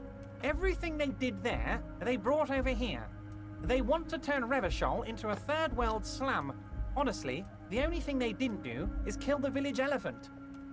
Hold on, you have a village elephant? No, Harry, the elephant is metaphorical and so is the village, but the mercs and their brutality are very real. Go on. Now, I haven't personally witnessed the brutalities out there. I have the luxury of staying in my container, you see. If I need to go somewhere, they just move my container. Wait, they move the container? Yes. I'm an old man, Harry. My legs aren't what they used to be. They lift my office with that big crane. It's actually very fun. You should try it. But enough about me and my fun container. The killers the company hired, I think there were 3 of them, all hardened commando types. One of them got downright suicidal, getting drunk, violent, a little rapey. Even their own negotiator couldn't control him. That's your boy, the one who likes hanging out and trees. By negotiator, you mean Joyce? Harry, what you need to realize is, we dock workers are not pushovers. So what was that about the... Oh, okay. We got grit, Harry. This whole neighborhood does. Push us hard enough and we push back. And when we do, we push to kill. Wait, the whole neighborhood is in on it? Potentially, Harry, potentially. We got arm wrestling champions, rowing club people, ex-coal miners, tough guys, all ready to spring into action for their home base. So who exactly did the pushing? There's a militant wing inside the Union. A group of people whose duties don't involve manual labor, but peacekeeping in the neighborhood, making sure everything runs smoothly. That sounds a bit like organized crime. They're like you guys. Idealistic people who want to make sure bad things don't happen. And if they already have, well, punishment must follow. Again, that sounds like organized crime. So these idealists killed our victim? One day Titus Hardy, leader of this peacekeeping faction, comes up to me and says, "Boss, socialist democratic fervor drove us to take it upon ourselves to kill this beast that was burdening the land." He probably worded it differently, but that was the idea. Sure sounded to me like they killed him. I gave them 2 weeks paid leave and told them to lay low to avoid retaliation. Aren't you worried we might arrest them for this? Oh, I'm not at all worried about that. These are not the kind of men who get arrested. They're Martinez boys, tough and gritty. I'd like to see the man who takes them in. Besides, I sent my lawyer girl to look after them. I know the mercenaries were hired by the shipping company. How do I know? Let me tell you about these people. That's their MO. It's what they do. Last winter, some poor workers in Terminal E went on a little strike. The company sent in Sediment, a security contractor. The strike was over the workers' right to wear protective footwear, Harry. These guys turn up and start beating people. Tell you what, Harry, I wouldn't be surprised if we got the same mercenary company after a little rebranding. And I'm sure as hell not surprised to see an army of scabs under my gates. So you believe the scabs were organized by the security contractor? You said it. Hell, one of those guys looks big enough to take down that proverbial elephant. Boys like that don't just happen to show up during strikes. That does sound quite unlikely, yes. The big guy leading the scabs at the gate is colossal. You mentioned a lawyer girl. Oh, Liz is a bright one. I paid for that law degree myself, thinking it'll probably turn her all fancy. But hell, Harry, she came back a firebrand socialist. Sometimes she scares me with her zeal. Okay, tell me about Titus Hardy and his crew. Oh, they are simply fine young men, all 7 of them.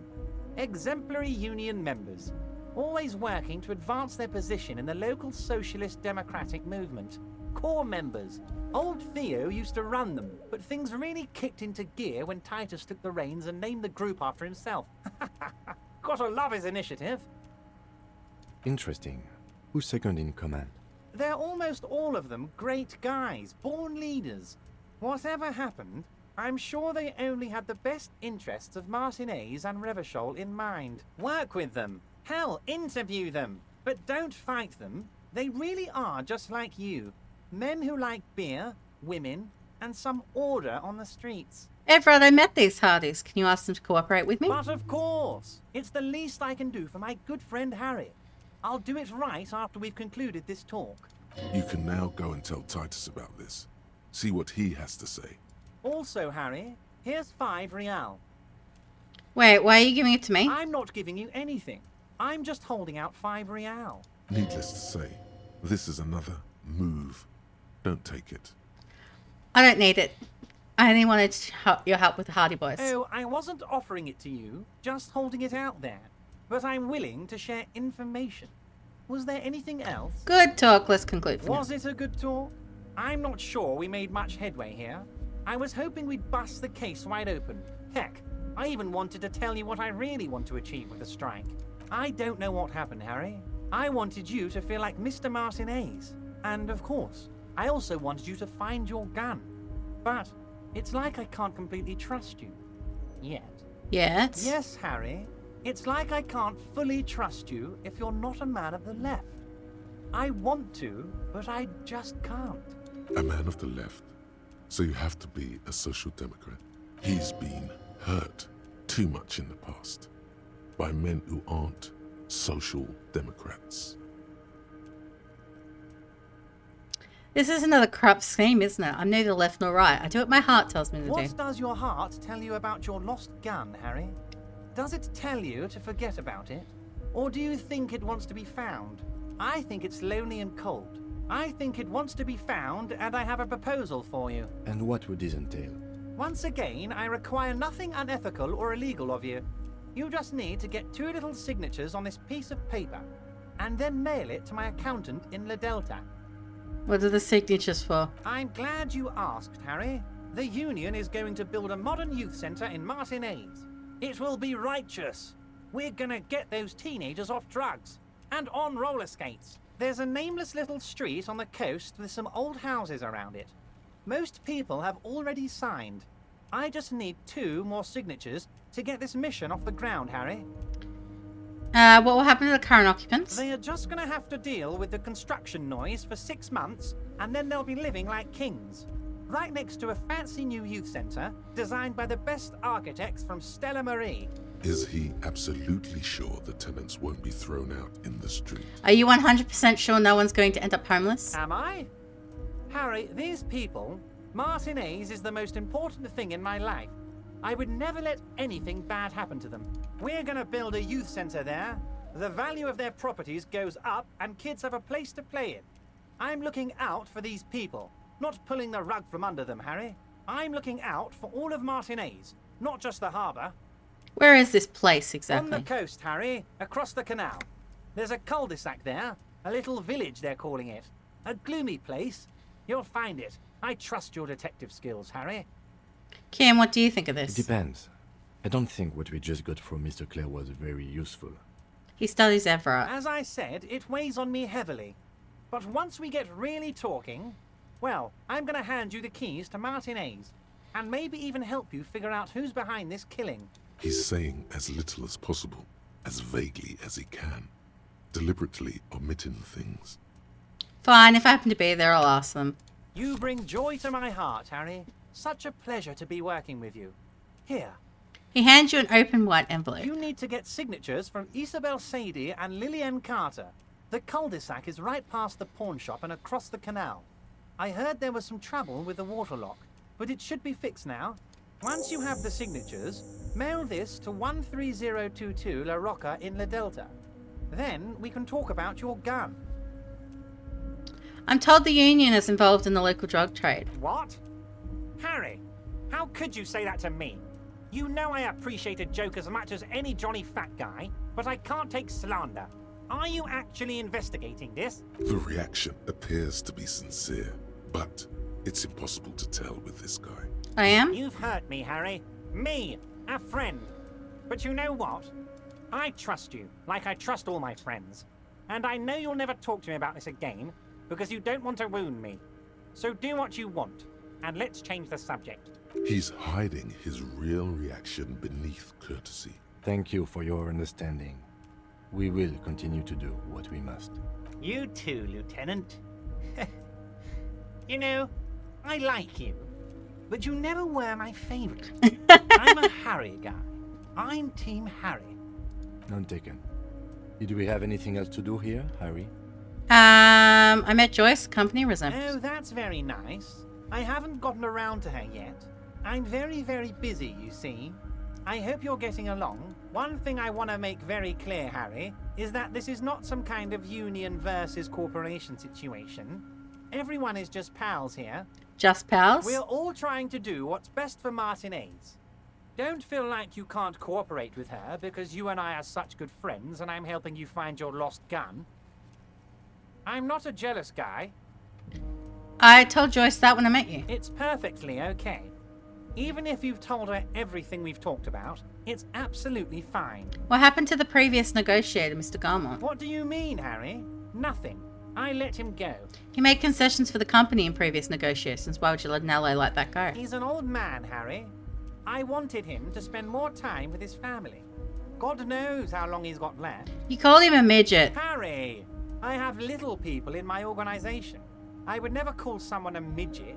What is this? Honestly, I'm beginning to think you're a midget, Harry. I'm only kidding, Harry. You're not a midget. No one is. We're pals. Joyce said the previous union leader vanished under suspicious circumstances. Vanished? Harry, the woman left her casserole in the oven and couldn't make it here in time for the voting. Oh, did I leave my casserole on? Better go home and check. The election can wait. When she got back, the whole thing was over. Wait, there was no mention of a casserole from Joyce. Funny, Joyce didn't mention any casserole. Harry. Do not fixate on this little matter. Maybe it was a rabbit stew, or a hairdryer, or an iron. The point is, her heart wasn't in it. Mine was. Everett, Joyce seems to think the union is lowballing her. Yes. Lowballing, of course. This isn't a casino, Harry. Real people, real livelihoods are at stake here. But everything's a casino for those rich types. His expression makes it clear. This is childish and irresponsible behavior. Why haven't you let her in to see you? If she actually wants to see me, she will find a way. Any good negotiator would. And I just don't have anything to discuss with a bad negotiator. He doesn't want to see her. It's as simple as that. Okay, let's talk about something. Of course, Harry. I have no interest in what she is doing, but I myself have nothing to hide. Your business is your business, and I respect your privacy. Just remember, none of this is secret. Tell her about all of it. My brother's picture, my singing swordfish clock. Tell her how overweight I am and how I'm helping you find your lost gun. Tell her about everything. Everett doesn't mind. It is rather interesting to tell people things about each other, isn't it? It was nice telling him about her right now. I think... See you soon, Debarder. Just kidding, but not too much. Okay.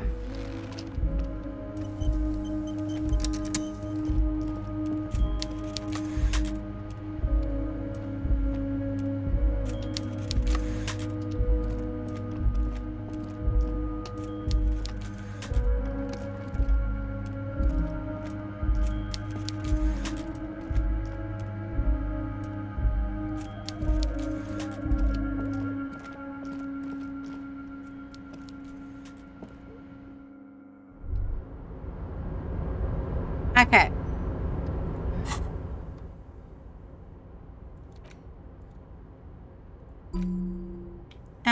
So I wanted that one.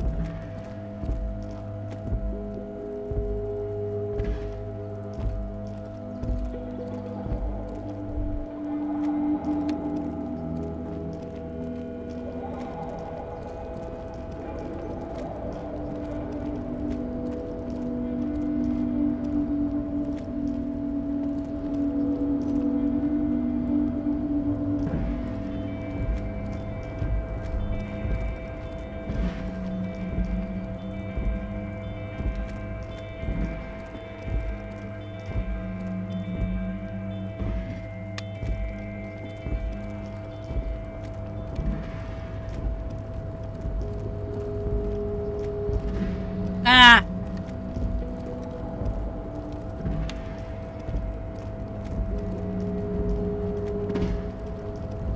Hey.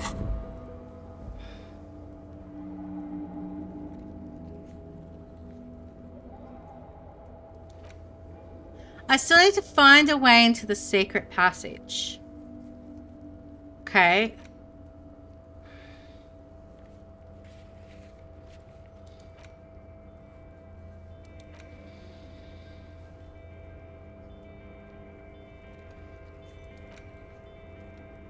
I probably should go back and do that.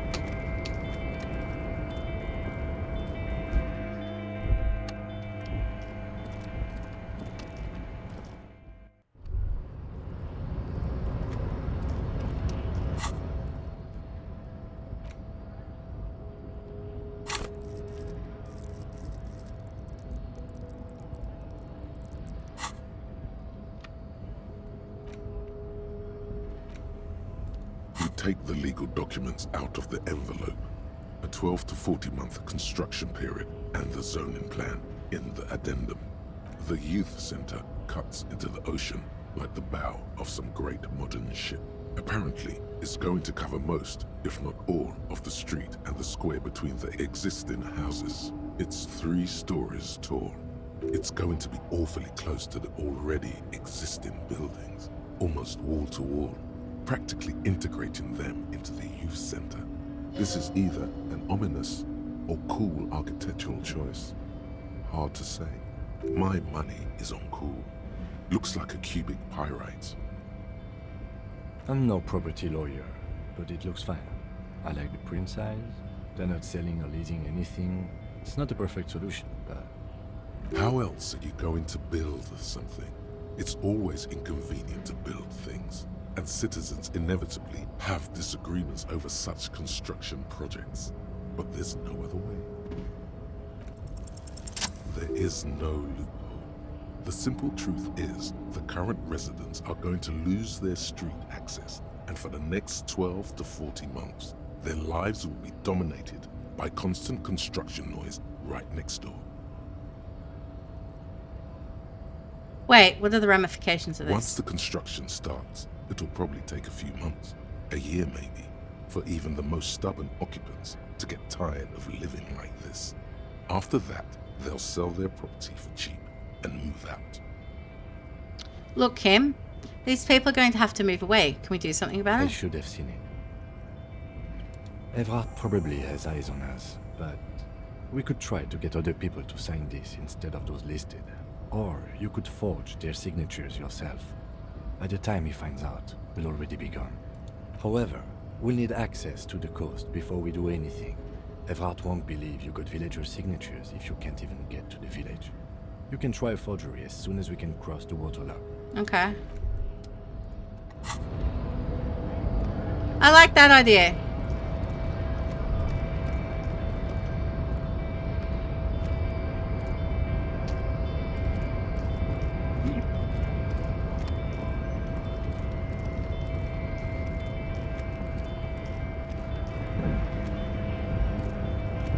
Your name was mentioned.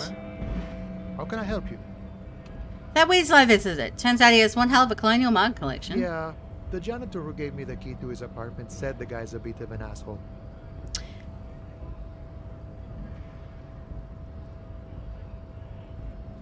Yes, his mug collection certainly represented antiquated social values. Like I said before, I don't know much about this weasel, but the bossman said he's a real piece of work. Thanks for helping out, friend. Actually, do you know anything about Hardy Boys? Los Ardis? They're an independent militant group. A bit too high-strung, but it comes with the responsibility. They're sort of like you. Preserve the rule of law and all that. Except it's Evrard's law. But really, they're just like you.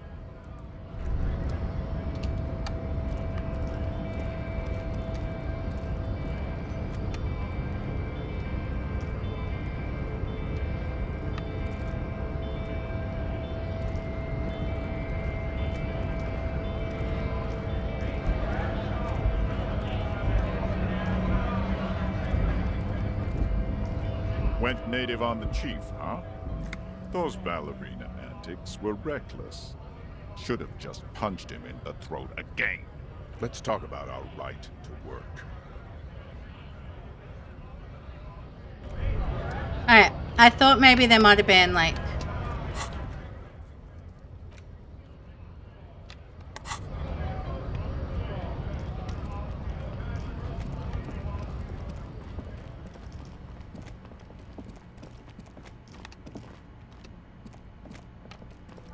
Okay, while I'm here actually...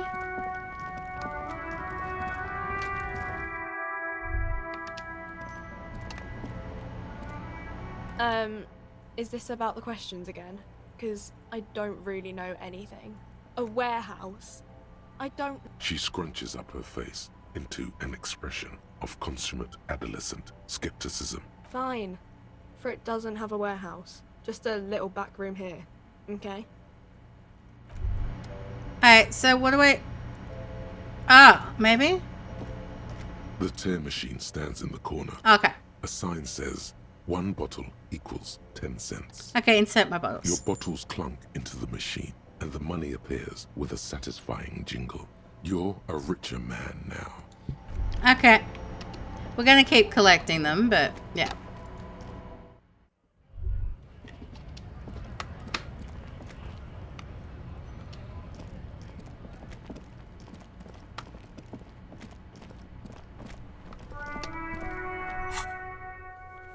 Alright.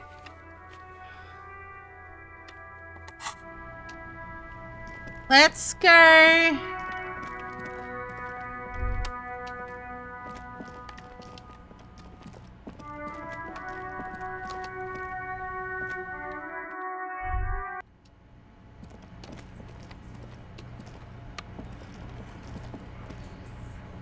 Looks like the circus left town, but the clowns are still here. Titus does not look particularly happy to see you.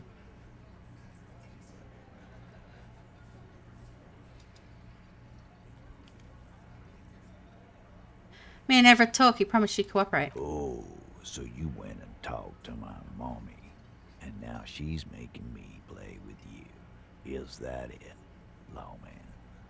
And what's gonna happen if we don't? You're gonna go and tell on us? Why don't you push me some more and find out, Gim? You gonna let him talk to me like that, Titus?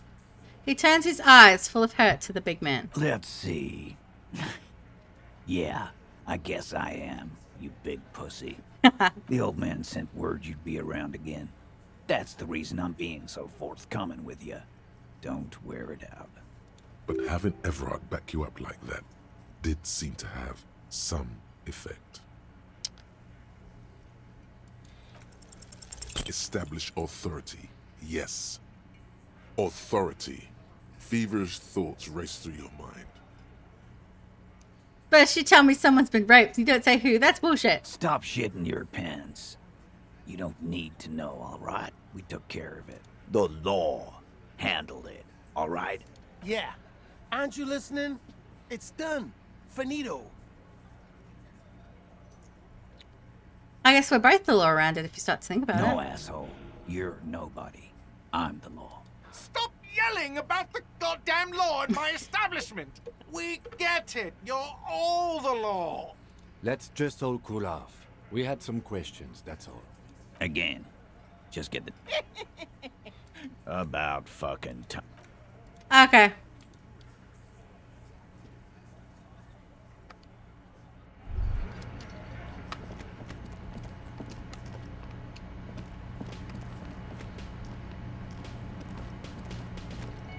Can I maybe smash through the door? You see a heavy steel door with... Okay. So I need to work out how to get back there.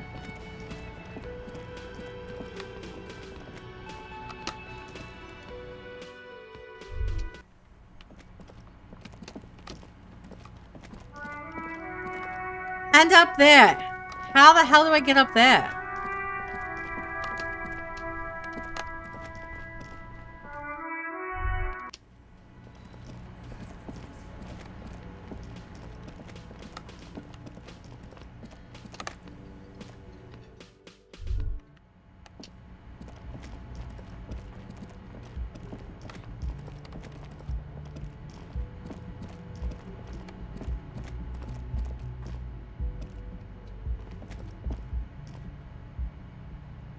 Like, it must be that door. Or the back room.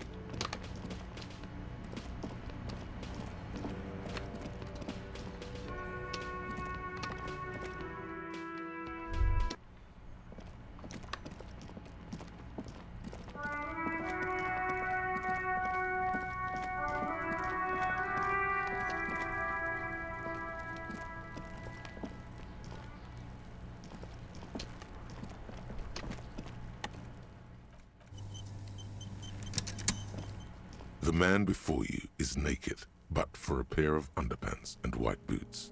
His skin is marbled with decaying veins and blotched by lividity.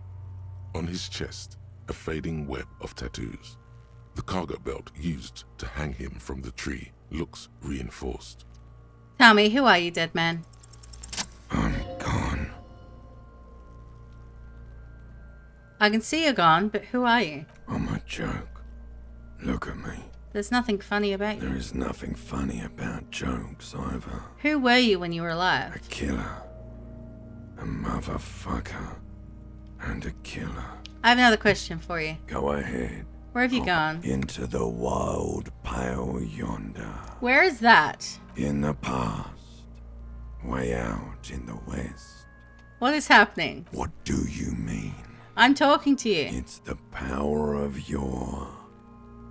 Black frothy liquid starts bubbling on his lips. Imagination. Go ahead. Why do I love questions so much? Because you're a copperoonie. Look at all of them go. Do you want more questions? Give me a comical amount of questions. Coming right up. Copperoonie, Rooney. Is mine... This is getting upbeat now. Is my name Rooney? Fuck no. You're no Rooney. I do strike myself as a Rooney. No, you don't. Between you and me, your name is probably Harry. That's right. Stupid, boring Harry. Harry, the motherfucker. Why do I feel like I've forgotten something terrible? Because you have. Who killed you? Love did me in, Brother Copo. It was love all along. Can you ask me a question? Sure, Lobo. I can ask you a question. Why are you doing this? What? Looking at my face, motionless. Looking into my eyes, standing here. Why are you investigating my murder? Maybe this will lead to something? Something indescribable, unforeseen, miraculous? The clown lips on the corpse appear to smile. The face rotates before you, slowly. Something is on its way. Something hidden. It's coming. A miracle from the northwest, and it's almost here. You can feel it in the air, on your hands. The cold spring air smoothing them over. I hate you. You stink and you're boring. Do I remind you of someone? A child born with Muller's disease, harlequinism, grown up miraculously. A baby affected with harlequinism. You sure wriggled out of that one. Coppellini. Enough. Come back later, Coppo. Amuse yourself with my frank manners and my memento mori features. If possible, also, see me in your dreams. Alright, let's squint and take a step back. As you narrow your eyes, the monster before you blurs into a violent mess of green and pink. This is a trick. You've done it before. Pink is where the blood settled in the first hours post-mortem. You can use it to see if the corpse has been tampered with. Does his position at the time of death match the discoloration? Only the lower extremities are pink with a dash of blue. His fatted hands, thighs, and his neck, just above the noose. The rest of the corpse appears dark green in the cold spring air. His face and hands are pink, thighs too. I see it. His neck too. The lividity goes right up his chin. We have good, well-pronounced discoloration here. The monster comes back into focus, an explosion of color, coursing with dark marbled veins. His stomach appears pregnant with something. Black liquid streams down his thigh and onto his boot. So, what do you think? I think he was upright after death. His hands, feet, and neck are discolored. Agreed. Especially on the neck. The belt acted like a tourniquet, keeping the blood in his head. The hypostasis supports a hanging. You would still like the hypostasis marks in the neck to be a bit more pronounced. For some reason, my brain would like the pink to be more pronounced, especially in the neck. Maybe it looks faint to you? It could be more pronounced, actually. Dumont noté. Could it still be he was moved after death? There's always a chance. We should check for ligament marks on his neck to see if they're in tune with the belt. We'll have to get him down first. Something is coming out of him. A pool of blood and feces has eaten into the frozen mud below the man's feet. Purge liquid is dripping into it, drop by drop. The victim appears to have contained no more than half a kilogram of digestion at the time of death. The fuck are you saying? Talking about shit. Malicious laughter erupts in the yard. Sounds like seagulls. Big said he's a... The lieutenant's face is made of stone. He's beaten up. See the bruises? I do. Most of them are post-mortem. Maybe even all of them. The delinquents have made our jobs harder with their little sport. Stop talking in riddles, coin slot. It means you fucked him up good, Kuno. Fucked him up brutal like. But there is no breath to catch. Only the cadaver filling the air and your nostrils. He slowly rotates before you, decomposing. So how do we get him down? Are you sure we finished the preliminary examination of the cadaver? We might miss some of these things once he's done. He stops to think and checks his nose. Okay. The cadaver slowly twists on the cargo belt, his torso covered in tattoos, and extremities blotched pink and blue. Something I need to know, Corpse Man. Of course. You have questions. Come back later. Okay. The steel-reinforced belt presents a unique challenge. I brought chain cutters, but I don't see a good angle of approach to the belt. He doesn't actually think the challenge is unique. He thinks it's frustrating, annoying, and harder than he thought. The cadaver is a good 1.2 meters up. Neither one of us can reach the belt without assistance. And even if we do, there's the question of cutting the airship strength material. We could saw the branch. Climb up there and saw the branch? Yeah, it seems There dangerous. has to be a less risky way, with less falling down of trees. Maybe we could ask for help from the harbor? I was really hoping we wouldn't. The Union appeared to be suspect in this case. It seems like a dangerous route to go down. Yeah, wait, let's consider. But what other options? The corpse twists on the belt, like chicken on a skewer. Alright, let's try and shoot him down. Yeah! Bang bang time, pig! Shoot his head off! How? Where the buckle ties the rope to the branch. That's a good spot to aim. There, the buckle holds the belt together. Where? Ah, yes, I see. If the shot hits that, there might be a chance to release the belt. Yeah, now we're talking. Entertain a Kuno with some shit. They'll miss! The pigs will miss Kuno! Wait, let me try. The lieutenant's brow is furrowed. He appears too deep in concentration to even notice what you said. Silence. With his elbow sharp, the lieutenant unzips his jacket and produces a lightweight firearm. He drops a paper cartridge in the barrel, separates the scouring stick, and gives the cartridge 5 tucks, securing it in place. That's a Kiel A9090 Armistice, mass-produced muzzleloader, ascetic, frugal, one of the most common firearms in the world. He then steps back and assumes the fellow's desk position, taking aim. The corner of his eye twitches. His finger is on the trigger. Easy does it, partner. The kid's voice is drowned in a shrill blast that echoes off the walls of the surrounding tenements. A cloud of smoke slowly parts in the air as the lieutenant steps back and says to himself, God damn it. A lot of things were wrong with that shot.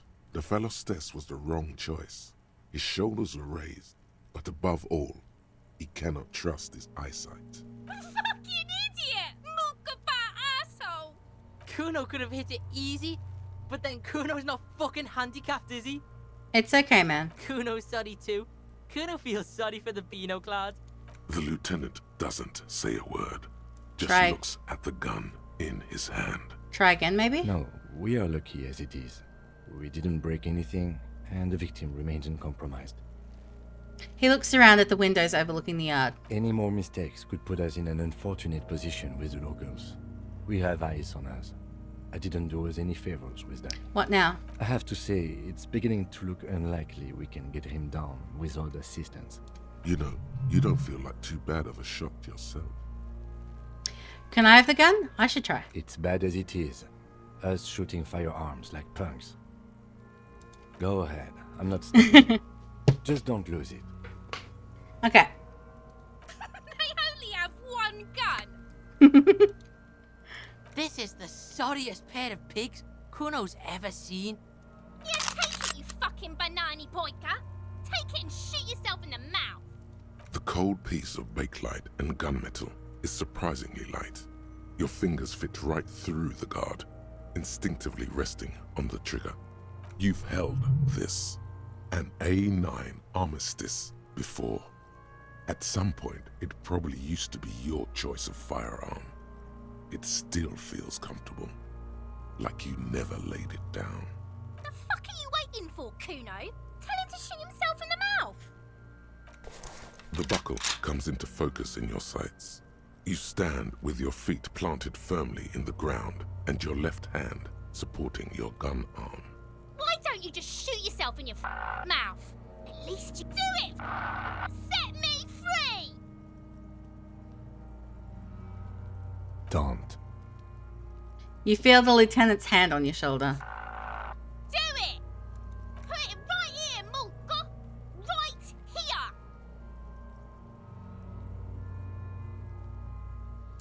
Intense shit, copper. Kurt waved his gun. It wasn't intense, it was pathetic. Ah, okay. Your field of view narrows. The branch slowly moves, becoming entirely two-dimensional. The metal buckle glimmers, catching the morning light as the corpse slowly rotates. The slow movement of the branch in the wind and your shoulders directing the gun sync up, dancing hypnotically. Look, he's crying. You gonna cry now, fucking faggoty?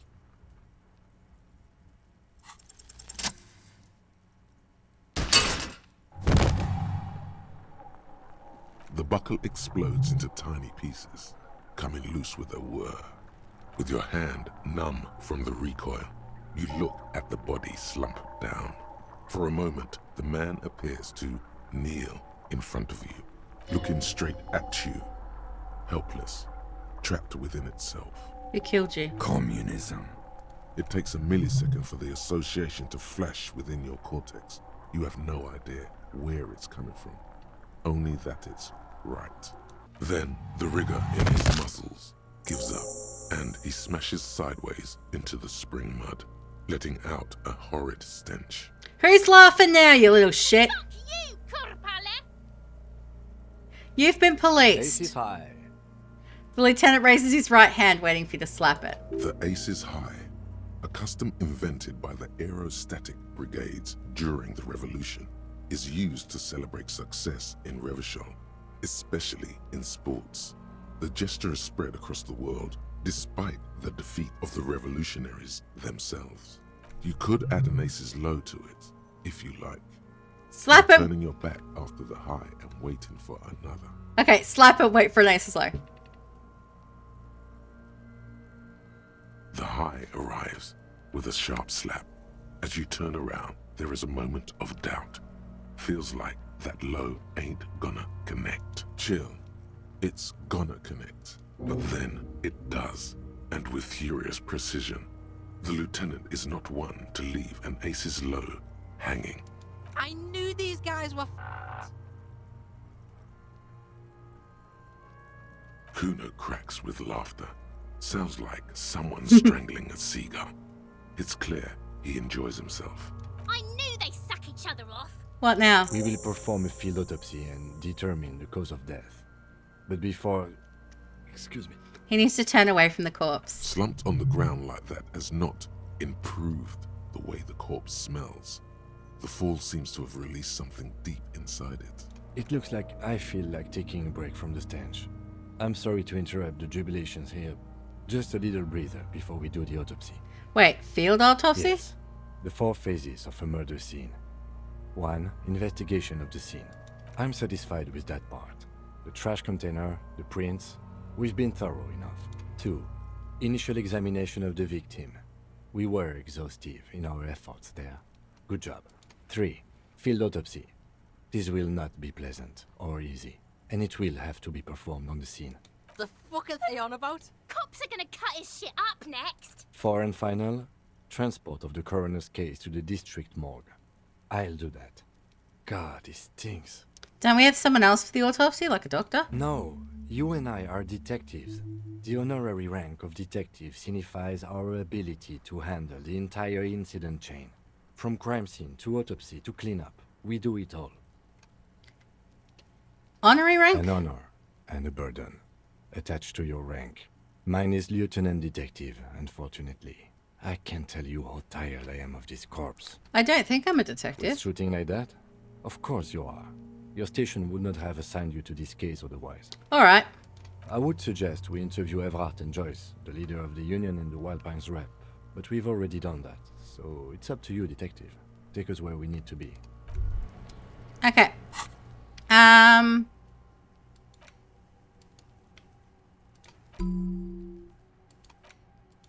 Oh, okay, cool. So we can... What's Ace's low? Okay, okay, +2 empathy towards him. So yeah, I think we want to internalize Ace's low. I like the sound of that one.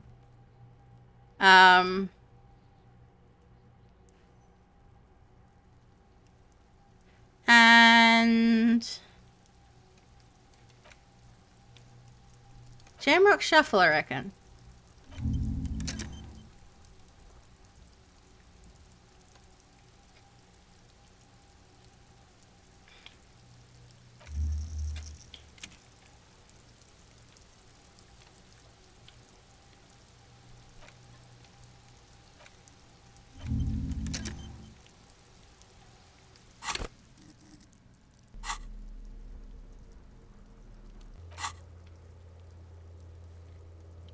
Alright, 2 signatures and the field autopsy. Okay. Okay, I can try the thing on Kuno again.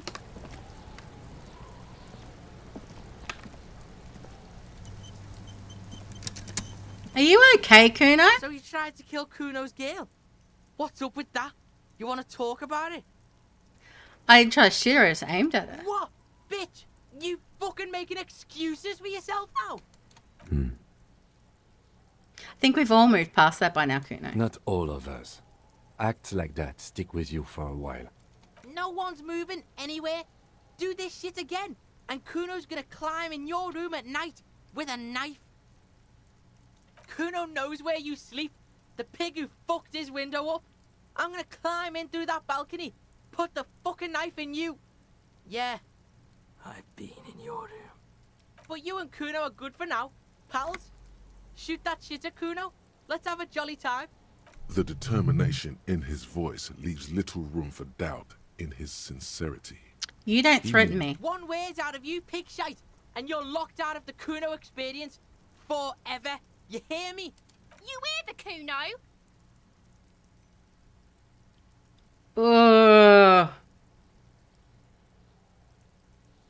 I could seriously risk the relationship with the Kuno. Fine. And you're back in business with the Kuno. Now what is it? What's going on? Is an ungovernable youth on your crime scene, thrown around incendiary land. Like you don't have enough on your plate. You feel a sudden surge of self-pity coming on. Get your snout out of... You should give up. You okay, Kuno? That went wrong. He took it as a compliment. Then he had a minor seizure. Okay. Kuno doesn't fucking care. Some kind of superstar. They say the world isn't ready for a rock and roll cop. No one wants their state monopoly on violence to be mixed with celebrity worship. They claim to know It would be dangerous for detectives to rise to the ranks of demigods and have sexual encounters with barely legal cover girls. It would be insane, they say. To all this, you say, fuck off and die, in a cool voice. You people have no idea how good these cops are gonna get. They're gonna crack 20 cases a day. In the future, cops will be like astrophysicists, or prime ministers, or prophets. And you're the first one. Okay. Alright, I need skill points to... Okay. So what did that do? -1 to logic. Okay. Learning cap for visual calculus. Everything's raised to 6. Oh, to those of raised to 6.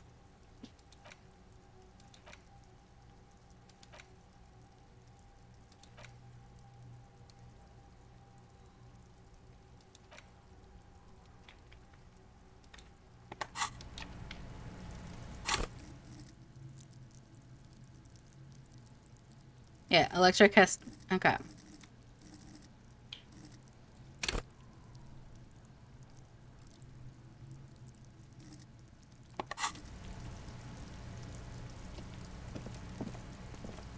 Oh, that's right. We were going to... Okay. Let me...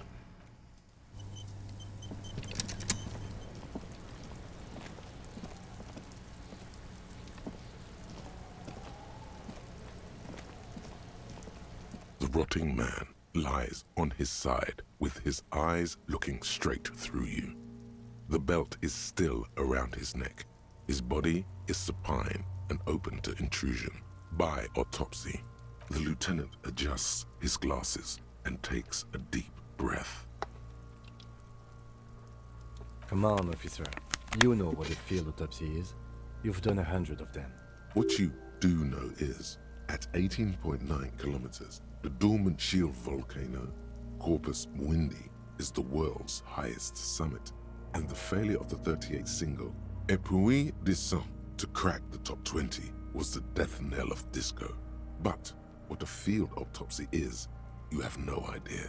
Why don't you know? What use are you? You must have me confused with the Copperpedia. Who is the Copperpedia? I think I need to talk to him. You, sir. You are the Copperpedia. Do you have another pair of gloves? Unfortunately, no. I have gardening gloves. Maybe they are enough. They are better than nothing. Tell you what, I perform the anatomical side of things while you will take notes. We just fill this in, right? Show him the red field autopsy form in your ledger. That's right. Oh, okay. He trusts me now. Yay. Okay, let's open the ledger at the field autopsy form. The dead man stares in silence as you crack open the ledger. The bright red paper is covered in boxes and lists, describing the condition of his skin and organs in 3 parts. Above those, an 11-field info form needs filling out first. It begins with... Begin. 1. Assistant. That's you. Right. Harry Dubois. The corpse is indifferent to your scribblings. Just lies there. The next box says... Coroner's case number. KK57-0803.0815. That's because he doesn't want to bring up the messy question of your initials. Next. Name. NA. Next. Date of birth. Roughly 50. Try 40. The damage is so extensive, it's better to err on the young side. I'm going to write 42. He nods. Race. Mondial. Fair to olive-skinned, from the Isola of Mundi. This is as vague as it gets. You might as well say whitish. Okay, write it down. The pudgy mess of curdled meat looks neither mondial nor anything other. Sex. Fucky, fucky! The little monster exclaims energetically. Male. Pigs can have sex. Right, fucky. Now I'm going to write male. Nor does he look male, with his pregnant belly and indistinguishable face. Date of death. We're still going with March 4th. 51. Okay. What else? 9. Body identified by is non-applicable. 10. Case number is the same as the coroner's case. KK 57 0503 0815 listens motionless, with the cargo belt still around his neck. Evidence Only one box remains. Evidence of treatment? None. At least not after the initial examination. What exactly is treatment anyway? Interfering with the body's position or wounds post-mortem. I'm not so sure. Did the footprints look like he was carried over? They'd have to have incapacitated and carried him over. This man was more than a match for untrained dog walkers. He places his hand on the dead man's chest as if in preparation. Your central nervous system recognizes this gesture. It's the stations of the breath. Ecclesiastic, religious in nature, a holdout from pre-Delorian burial rites. It takes him 2 seconds to perform. Then... We should start the post-mortem. Okay. The corpse cannot feel Kim's hand on his chest. It no longer meaningfully interacts with its surroundings. A thicket of boxes and lists on red copier paper tries to answer why. Shoot, Looney Rooney. Which was it that killed you then? Love or communism? Huh? You said love killed you, but when you fell down you said it was communism. You're misquoting me, Rooney. I said communism killed me. Love did me in. You really need to learn the difference, buddy. This is embarrassing. Come back later, Corpo. Amuse yourself with my Okay. frank manners. Okay, and my- external... Clothes. The deceased wears armored boots and white briefs. The make of the briefs is Babrodin, I think. Let's see. He turns the body onto its side to check the underwear label. See, it's happening. Babrodin, yes. Inexpensive. Size M. Color white. The disappointment is palpable. The red-haired thing was expecting something more lurid. The rest of the clothes have been removed post-mortem by scavengers in order to get to the victim's ceramic armor. Officers are in search of the missing pieces. Removal of the boots is left for processing. It would be clever of you to omit the boots altogether, sire. If you are to keep them for yourself, as you ought to, you have deserved them more than anyone else. When am I going to get them? Patience. After the autopsy, before the body is taken away, there will be a window of opportunity. After the lieutenant has gone to sleep. I hope this has helped you, my liege. Okay, let's omit the boots. The boot has a serial number. It's E50.100.100.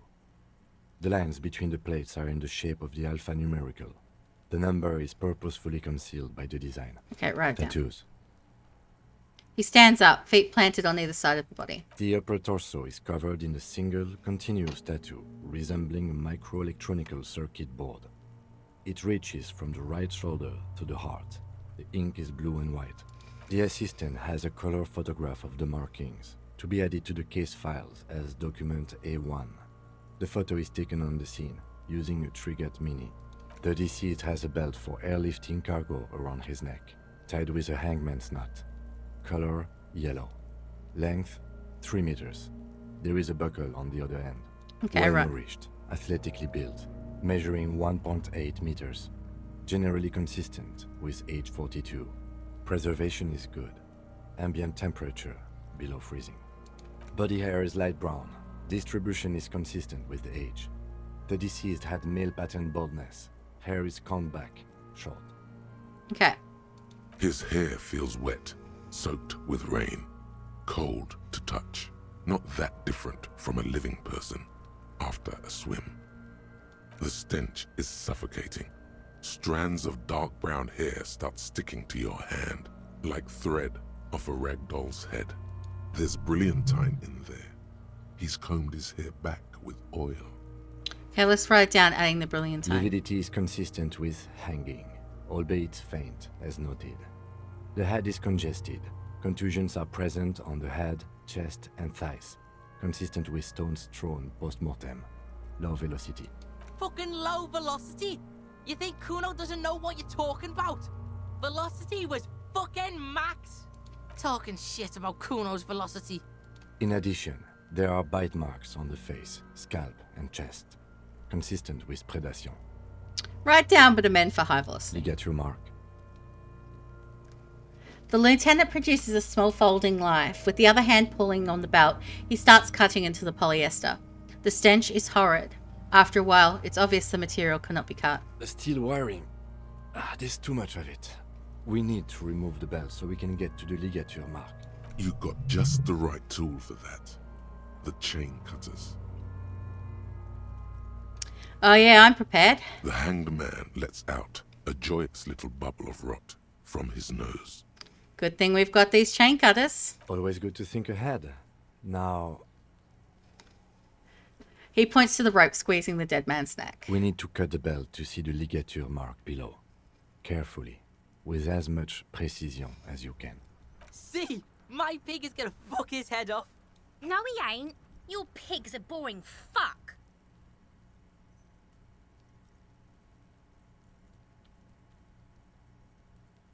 The belt is equally tight around the whole circumference of his neck, swelling over the edges like white bread rising from the east.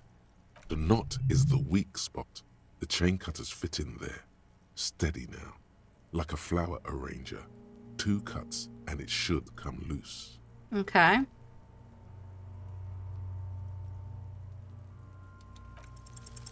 You jam the cutters right under the knot. That seems like a smart idea. Yeah, somewhere there. Already they're buried deep in the man's flesh. Then you rotate them to get a better hold. Then Fuckity fuck. the lieutenant looks by, somewhat worried as you summon power words to your aid. Rotate some more. A really, really bad smell is coming from there now. And some kind of cracking sound. Yeah, fuck him. Fuck that faggoty. Corpse fucking time. Told you my pig was hardcore. I should have a go first. I think I have a strategy. No, give them back. I was just about to cut it His off. head, yes. We're about to cut off his head. He sinks the cutters into the knot, preparing to perform the cuts with his elbow to his knee for precision. Snap. The knot is slashed. Another cut and the belt falls apart like a flower bouquet, revealing the dead man's neck and the dark red ligature mark around it. Here. He hands you the chain cutters back and then kneels closer to the body, running his finger along the dark red groove until he comes to a gap. The rope rises to a point, leaving a gap in the ligature mark. The suspension point is in the back of the neck, on the nape. Hemorrhaging is observed on the skin, above and below the ligature mark. The mark is well pronounced, consistent with a drop from 1 or 1.5 meters. Chest is intact, normal contour. Abdomen is protuberant, pelvis intact. Genitalia. He pulls down the man's underpants. No, it's gonna happen. See, I fucking knew it. Genitalia is male and unremarkable. No evidence of injury. Inspect the genitals. The dead man's penis is average size, congested from the downward collection of blood. The testicles are uneven in length, hanging underneath. The genitalia is greenish. Marbling is present around the crotch. Right down and move Back on. is symmetrical and intact. Upper and lower extremities are intact, but asymmetrical. There are combat injuries on the right hand, thigh, and hip. In addition, I see smaller, residual scars, too numerous to count, covering about 30% of his skin. From wounds sustained over 2, maybe more decades, dispersal and accumulation indicates long and active combat duty. This scarring is extensive, way more than the law officials. Mm-hmm. We have a real museum here. Of battles, wars. Last item. Hands. He takes the man's right hand into his, inspects it, then moves it to the other hand. The hand is surprisingly heavy to lift, filled with decay liquids. Feels as though it could explode if squeezed harder. You're suddenly repulsed, so much so you feel compelled to drop it. Hands are clean. No sign of injury from struggling. Were we expecting any? I was. Maybe I'm just not seeing them. Honestly, this stench is making it hard for me to think at the moment. Ooh. That's all for the external. Well done. What next? Internal examination summary. Central nervous system. I have nothing. Do you have anything on this man's central nervous system? Of course, there is a moral to be drawn from it. a moral to this story. If I may add the moral of this story. What would that be? He looks at you inquisitively. The dead man looks, too, with barely contained excitement to hear the moral of his story. The brain is very vulnerable to compromises in its blood supply. I think that may well be the moral of every story, officer. The lieutenant grins. All right, N.A. Good. Musculoskeletal. Purge fluid is coming from the mouth. Not injury related. Eyes and tongue protuberant. Hyoid bone. Let's see. With his eyes almost closed, the lieutenant puts his hand on the dead man's throat and begins to massage it, gently. A rotting smell erupts from the mouth. Purge fluid runs down his lips, black and viscous. You hear cracks as the lieutenant moves his sharp fingers inside the flesh, like the creaking of an old house at night. Yeah, jack that fucker off! The hyoid bone is fractured. The rest of the musculoskeletal system is intact. Unremarkable. Respiratory system. Back hunched, as if in prayer, he begins to pry open the dead man's jaws. He stops to exert more force. Both hands are used. Oral cavity shows no lesions. The victim has received dental implants, possibly after a combat wound. Mouth swollen. Hemorrhaging present in mucosa of the lips and mouth. Look inside the dead man's mouth. No scream. No sigh of relief rises from the darkness inside. It's humid there. Sickly sweet air, unlike anything living. You feel like you're about to throw up again, straight in that mouth of his. Look deeper inside. It's hard.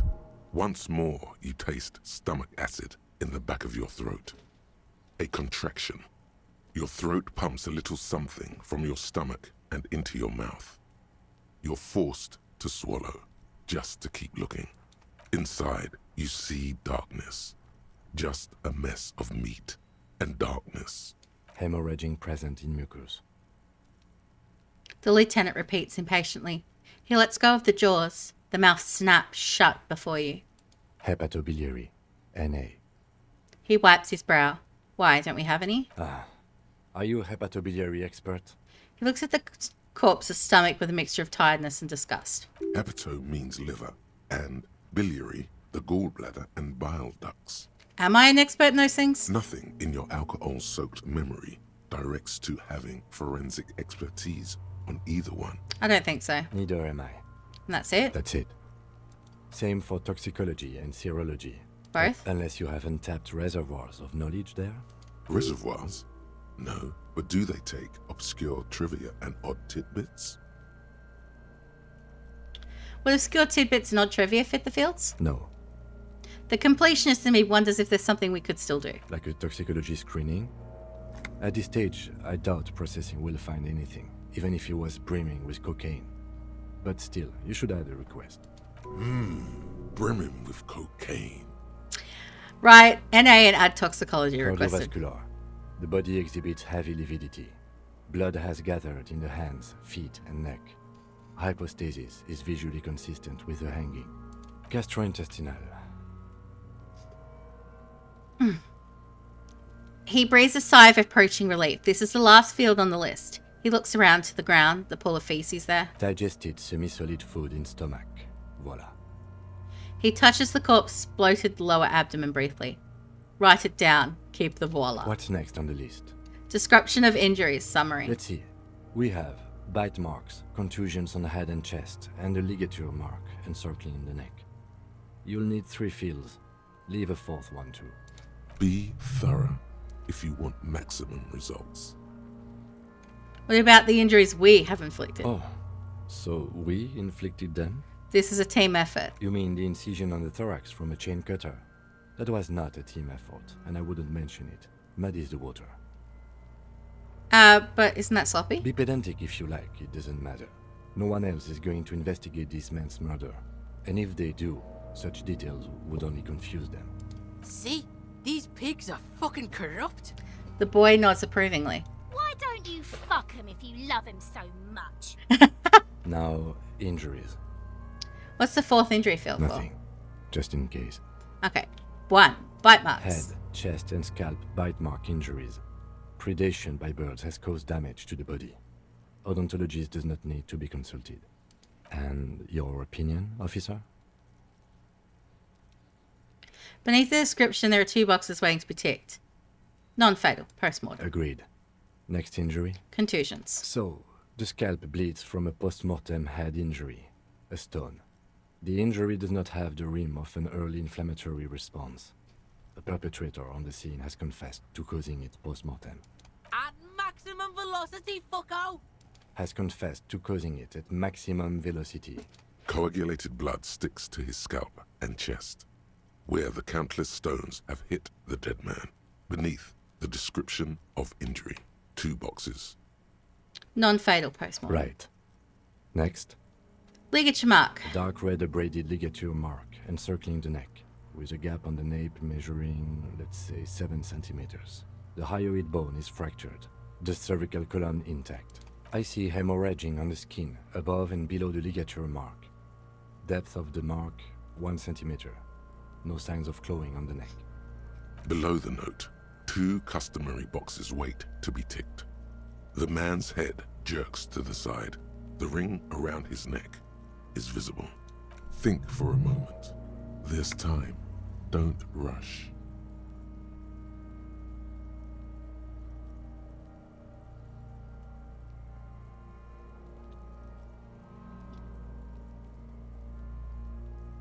Part of me thinks that he was hung after he was dead.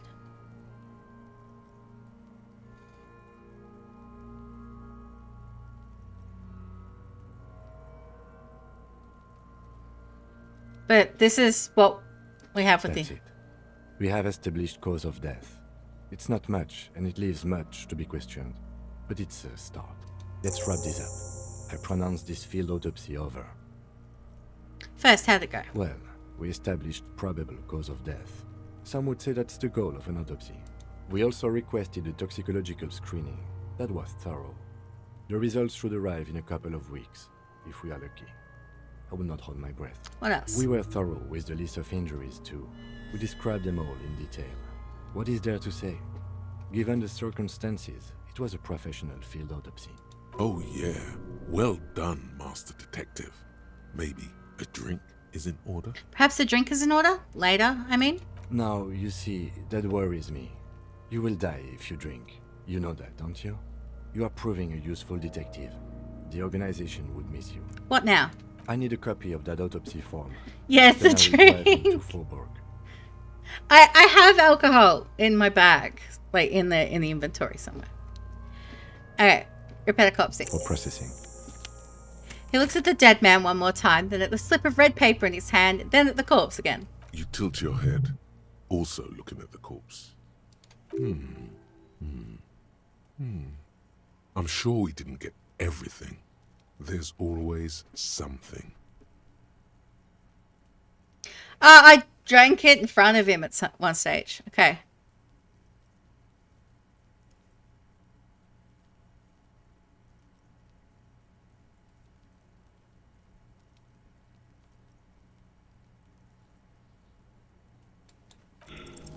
You run your hands over the victim's cold body, his limbs, his torso with its swollen organs.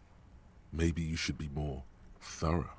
Look in his pants again. The genitals in his breeches continue to be unnoteworthy. You see the penis of a dead man. If you've seen it once, you've already got the picture. Can't get enough of that dick. Do you think we missed something? Yes, there's something we're not seeing. Okay, well, we are in livor mortis here. He is disintegrating. We need to refrigerate the body if we want to conduct another examination, and we need to do it fast. Okay, where do we find a fridge for the body? Hey, wasn't there a giant ice bear sarcophagus below that building? So that's what the ice bear-shaped refrigerator is for. Now, that's an overstatement. It's not actually for storing cadavers, or at least I hope so. I think we should take a look at it first. Make sure it's big enough before we carry him over. Okay, Let's so move. With every hour, whatever we are looking for in the deceased will become harder to find. Okay. The Jamrock Shuffle.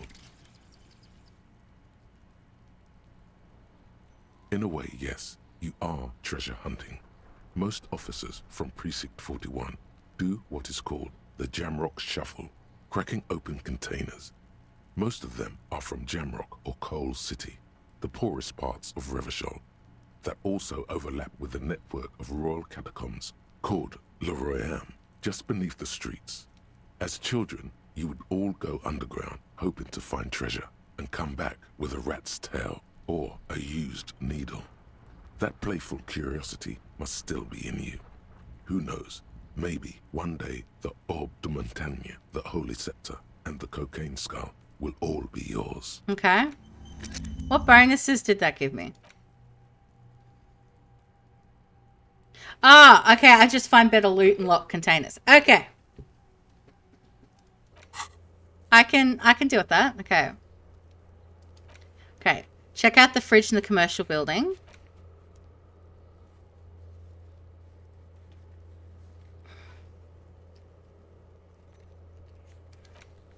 Yeah.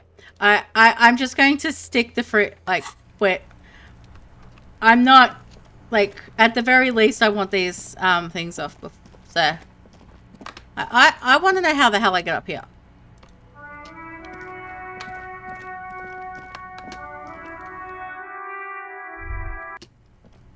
Okay.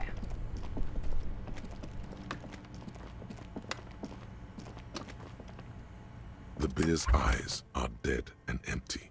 Ice inside the fridge slowly melting. The power has been cut off. So what do you think of this fridge, Kim? Looks big enough for 2 corpses. It's certainly an eccentric choice, but it's more than big enough and cold enough. Honestly, it's perfect. All we have to do is plug the fridge back in. Okay. So, I think it was this. Or was it that? Only the black cable is plugged into the breaker box. A giant electric mammal awakens. The dead body is going to be safe in the embrace of its cold innards. Great. The owners of this building will just have to keep paying for the electricity sucked up by this monstrosity a little longer. Let's return to the fridge.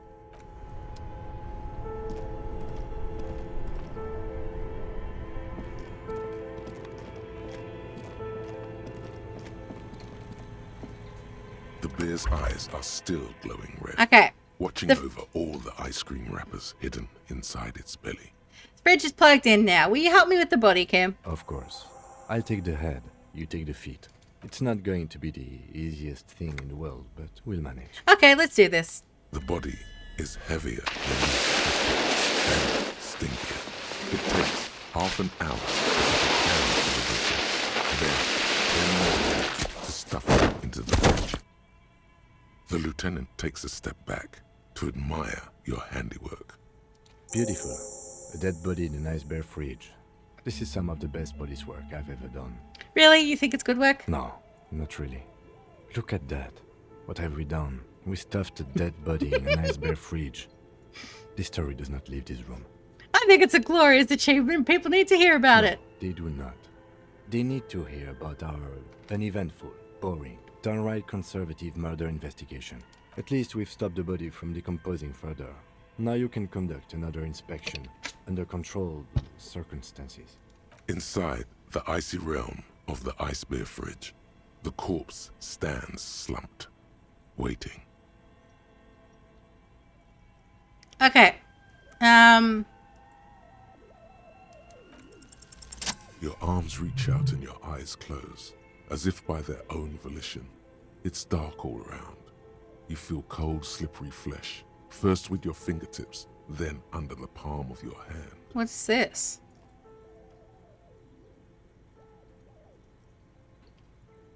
His face, his cheeks, his nose, his fat, swollen lips. Like a spider, your hand crawls over his features. Everything is silent. Crawl up his nostrils. They are swollen shut. You need to really push to get in. Push your fingers in his Only nose. the little one fits. The flesh changes shape as you bore in, searching for something in the cartilage. The thing you're looking for, it's not there. Crawl out, spider. Okay, let's put his fingers in his mouth.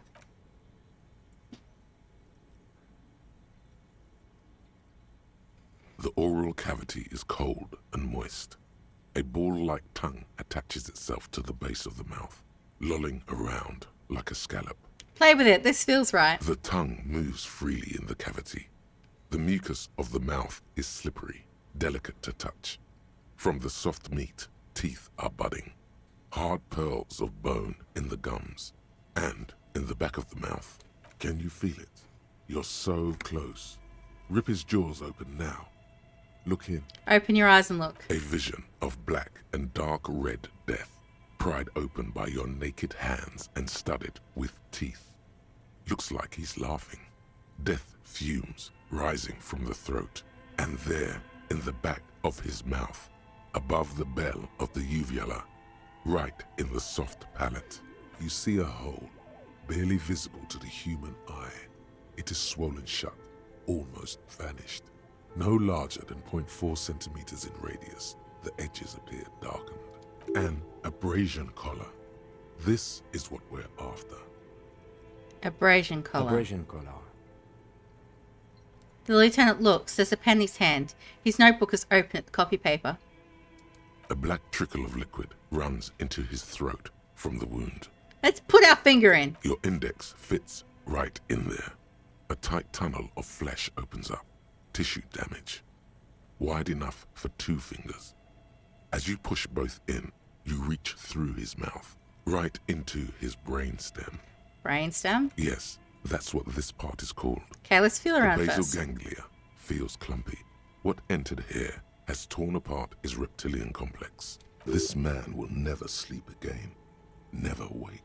Your fingers slide into the remains of his limbic system. There is no resistance. It's gelatinous. The slug-like structures are damaged too. The tearing extends deep into both hemispheres. This is what he used to regulate his emotions with. There's a cavity cut right between the hemispheres. The lieutenant answers with the sound of his pen on paper. Push deeper. Your fingers are all the way in now, reaching toward the inside of his skull. The cavity goes further. Okay, so we stuck our fingers in his mouth, and now we're just like wiggling our way into his brain. Let's wriggle in. Your fingers reach toward his skull. His cerebral cortex feels like jelly. Cold jelly. Strange fluid streams down your wrist as you push deeper until you feel it on the tip of your finger. Sharp, serrated material. The edges cut right into your skin. I feel a solid object right under the skull. Can you get to it? Let's inspect it first. There's a tiny crack. A protrusion in the cranium. Right in the back of his head. Your finger must be pointing straight at it. From the inside. The object that is in there stops just short of the skull. In the encephalus. Knocking this tiny fracture into the cranium. We have the makings of a very small exit wound here. The lieutenant leans closer.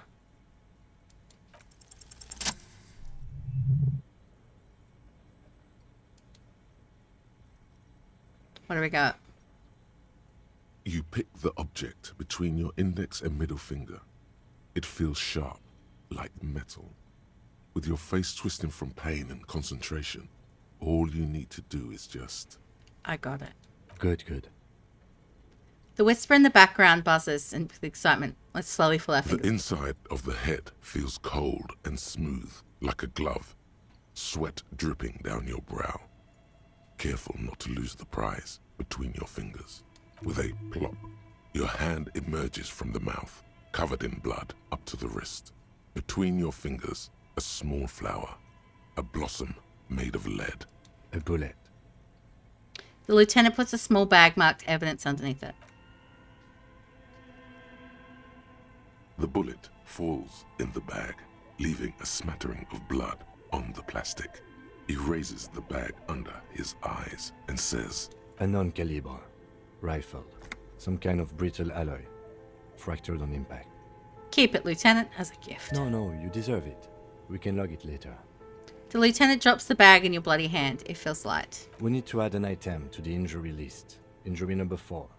Oval entry wound with an abrasion collar. Soft palate, back of mouth. High velocity. Temporary cavity in brain tissue. Small exit wound on the occiput. How does that sound? Sounds like heaven. Opinion, fatal injury. Goddamn right. And one last thing. We should amend injury number 3. Ligament mark. New opinion? Non-fatal. Post-mortem. Treatment. He's proposing the bullet was the real cause of death, and the hanging an attempt to conceal this fact. The ligament mark, the fractured hyoid bone. It's all treatment. Yes, and the belt around his neck. The hanging. Even dragging him to the yard. All of it was done after this man was already dead. Agreed. I have had my doubts since you showed me the tracks. Why did they carry him over? Why not march him, I thought. There was no satisfying explanation. There have been other signs too. Small details. Everything is too neatly designed for us to assign probable cause here. As we did, full-heartedly. Well, no more. Who would do this? That's for us to find out. But this, it will make finding them just a little easier. Why would anyone do this? To hide something. The real killer? The real motivation? What really happened here? I think I need to wash myself. Oh, you really, really do. I am glad to hear you say that. Your room in the Whirling in Rags should come with a bathroom. Be sure to make use of it in the evening. Maybe the bullet holds more answers? Yes, we should take a closer look at it. I am certain it has more to tell us. This little thing could reveal much about the weapon that shot it. What happens next? We bag the corpse and carry him to the holding pen of my kinema. I can transport him to processing myself, but I will be gone for the rest of the day. You'll be gone? What should I do in the meanwhile? Work on the case. Tend to personal matters. Try not to do anything too dangerous. An officer needs backup in a neighborhood like this. I'll leave that choice to you. And one more thing. Great work, detective. After you bag the corpse, Lieutenant Kitsuragi will leave the party until tomorrow morning. You can do side tasks, and even the main case, but it might be more difficult. Plan his exit accordingly. I want his boots. If Kim takes him away, I won't be able to take the boots. Shoot, Looney Rooney. How do you like it in the fridge? I like it a lot, brother. This really is your finest hour. You're a genius. A regular Corporal Angelo. Come back later, Corpo. Amuse yourself with my frank manners and my... I thought we decided to leave it to processing. Let's not turn this into some kind of circus. Damn it. This is turning into some sort of mega puzzle.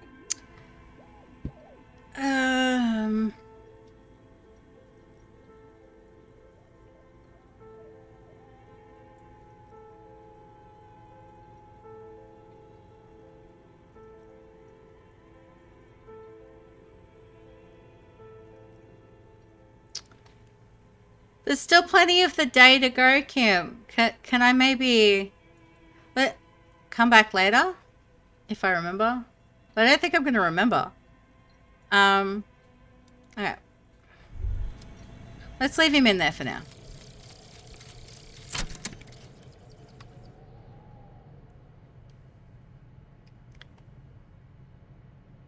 And the little guy gets smaller and smaller as you rise above the dollhouse world. You see him out in the snow on the streets, in the shop on the corner, and finally in a matchbox house. Sitting by the window, white flowers on the windowsill. You can smell them from up here. It's awful. A white morning, a modern death, divorce, or something similar.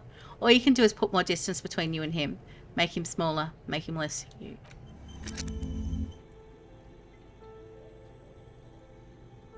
Okay. I can zoom out more. Okay, so I guess that's handy.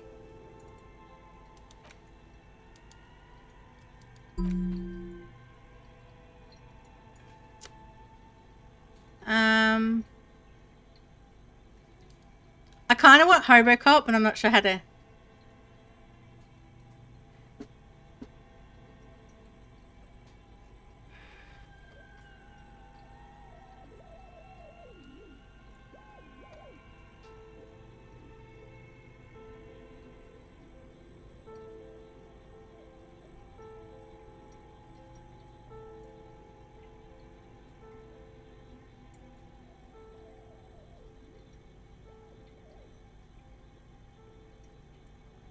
I'm also going to assume that there's only so many that I can do, and then I run out of things.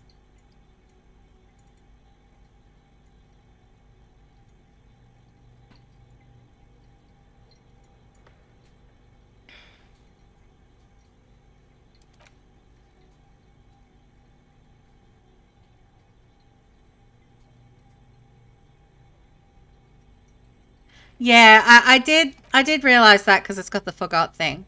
I I might see what else I can get through here, and if anything sounds like because I'm on day 3 and I'm nearly out of thingies here. Like if it comes to it, I'll swap some stuff over, but yeah, at the moment I kind of like that one's never going to change. Like this one, we need to be a magnesium-based life form. Like that one I could probably, yeah.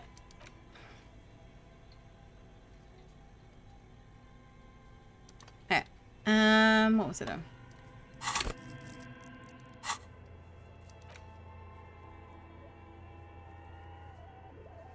Okay, so if he takes the thing, I can have some privacy and wash the dead guy off me. Okay. But we're going to leave him for now. I will just have to remember that I left a dead guy in a bear fridge.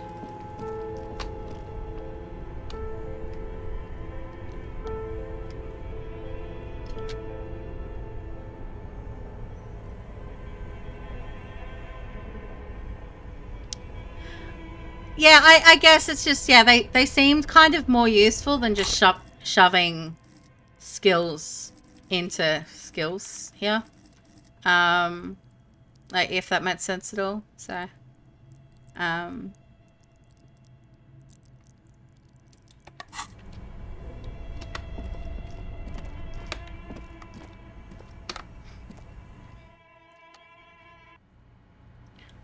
okay.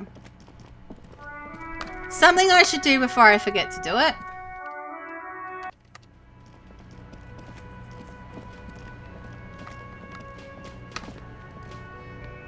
Can I help you? Got the 20 real? Good.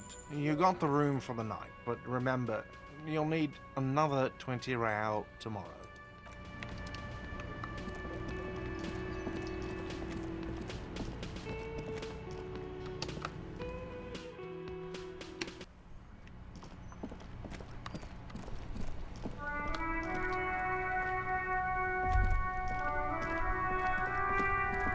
How are you out here?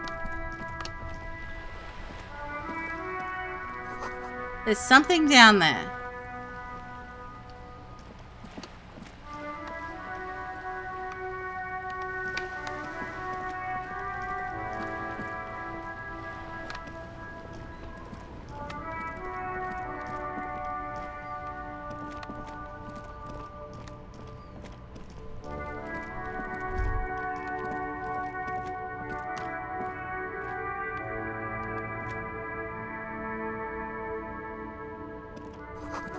Applying to the company that controls the drawbridge. Are you the guy I have to talk to about the smuggling? Food gift from the people of Messinia. Humanitarian aid tuna fish, not for resale. There are clothes inside.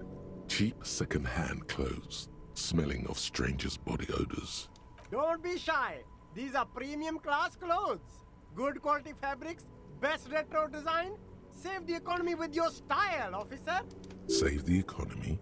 That sounds off. Save the economy? What are you talking about? Haven't you heard, officer? We've got to be economically conscious. Recycle your cash, keep it in circulation. Don't buy new things. Buy eco. I just want to, blah. Look around, officer. You see all these premium goods just sitting there, not getting bought? We've got to keep the flow of goods moving. Is this really the economy we want to leave to our children? But I don't have children, I think. Too bad, officer. Kids make it all worthwhile.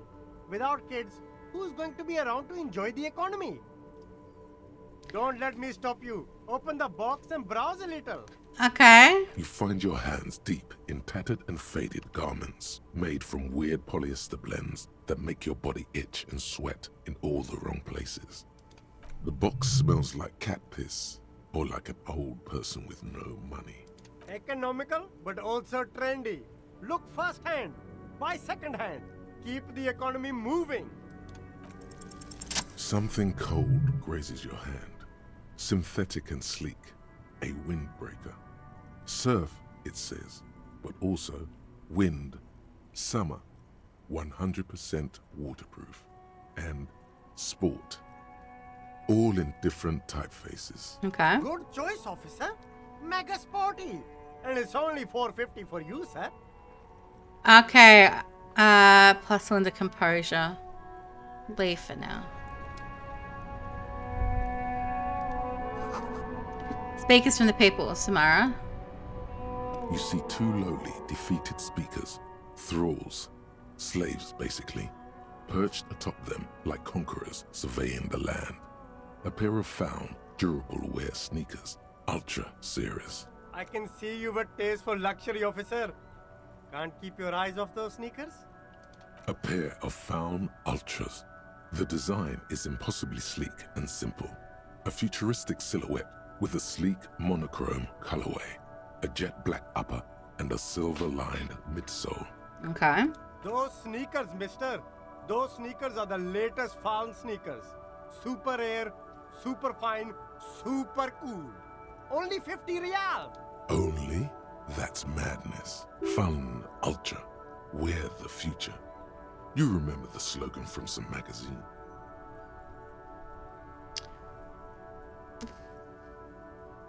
It'd be +1 to reactions, hand-eye coordination though. No.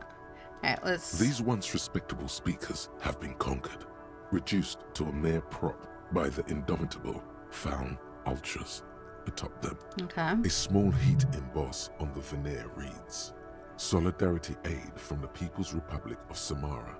The speakers themselves don't seem to display any magical qualities. No, don't look at the speakers, officer.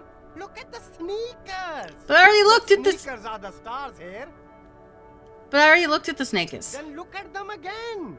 These I- are the premium lifestyle sneakers, officer. The best on the market. Can I just buy the sad conquered Samaran speakers? No way, officer. These aren't for sale. They're bad speakers. Low-fi socialist junk. But I need some speakers. Well, if you want them... But see, they are the pedestal for my sneakers. If I let go of the speakers, where will the sneakers go? I can't leave premium lifestyle sneakers on the ground. If, on the other hand, you wanted to buy the sneakers too, I could maybe throw in the speakers for little extra. 50 cents?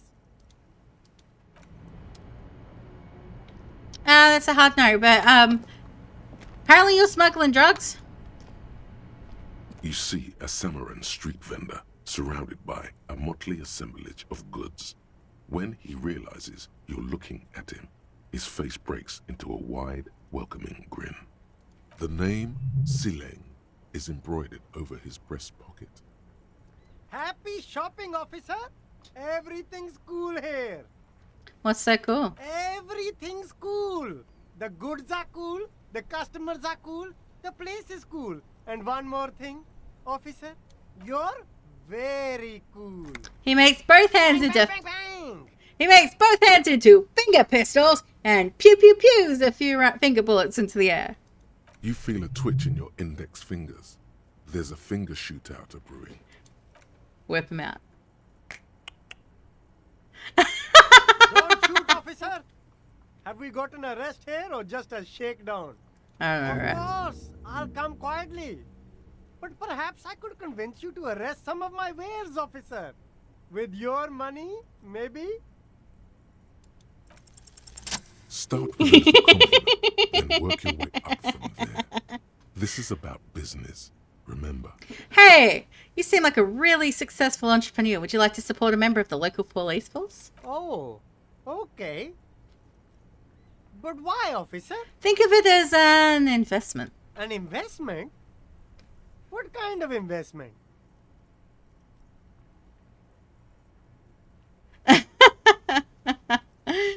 Listen to me, a highly experimental human being. My risk-reward ratio is insane. I guess it can't be any riskier than speculating in exotic derivatives. How much are we talking about here? 1 million real? But officer, I don't have that kind of money. There's got to be a more modest investment. How about 10? 10 real is a bargain for that kind of investment. You got it, my man. Where are you from, Celine? Me? It's a boring story, officer. Who cares about the past? I'm all business now. All Revachol. This man probably comes from Seaguy, sometimes known as the Apricot Suzerainty, an archipelago in the Samaran Isola. You're from the Apricot Apricot Suzerainty calls to mind an era when the Seaguy archipelago was colonized by Revachol. It's a bit of a slur, in other words. Sorry, I didn't mean to say that. I meant to say that you're from Seaguy? Very cool. I admire your awareness of our intertwined histories. It's super nice of you to apologize for colonialism. But the Apricot Suzerainty is a shithole. That's why I left. Right, but isn't it only a shithole because of Revachol? If you say so, officer.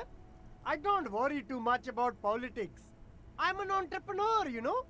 Whatever's good for business is good for me. So, Celine, what's your stance on drugs? Drugs? I don't go in for that, officer. Drugs ruin lives. Unless you're into drugs, of course. In which case, drugs are excellent. Mwah! Tasty, tasty drugs. I'm super into drugs. That's very cool. A lot of the coolest detectives do drugs. Sadly, I don't have any drugs on sale. Or at my home, or on my person. He smiles. Sir, it appears to be true. No drugs in sight. Not in the box of sunglasses or under the speakers. We're looking for a lorry driver who's transporting drugs out of the harbour. He or she is in this traffic jam. That's even cooler. You investigating that and all. But, I am not a lorry driver. I'm just a street vendor. I don't know anything about that. A blatant lie, sire. Yet he tells it with such conviction. We'd believe him if we didn't know better.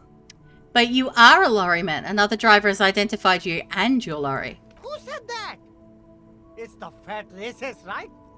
I bet it's him.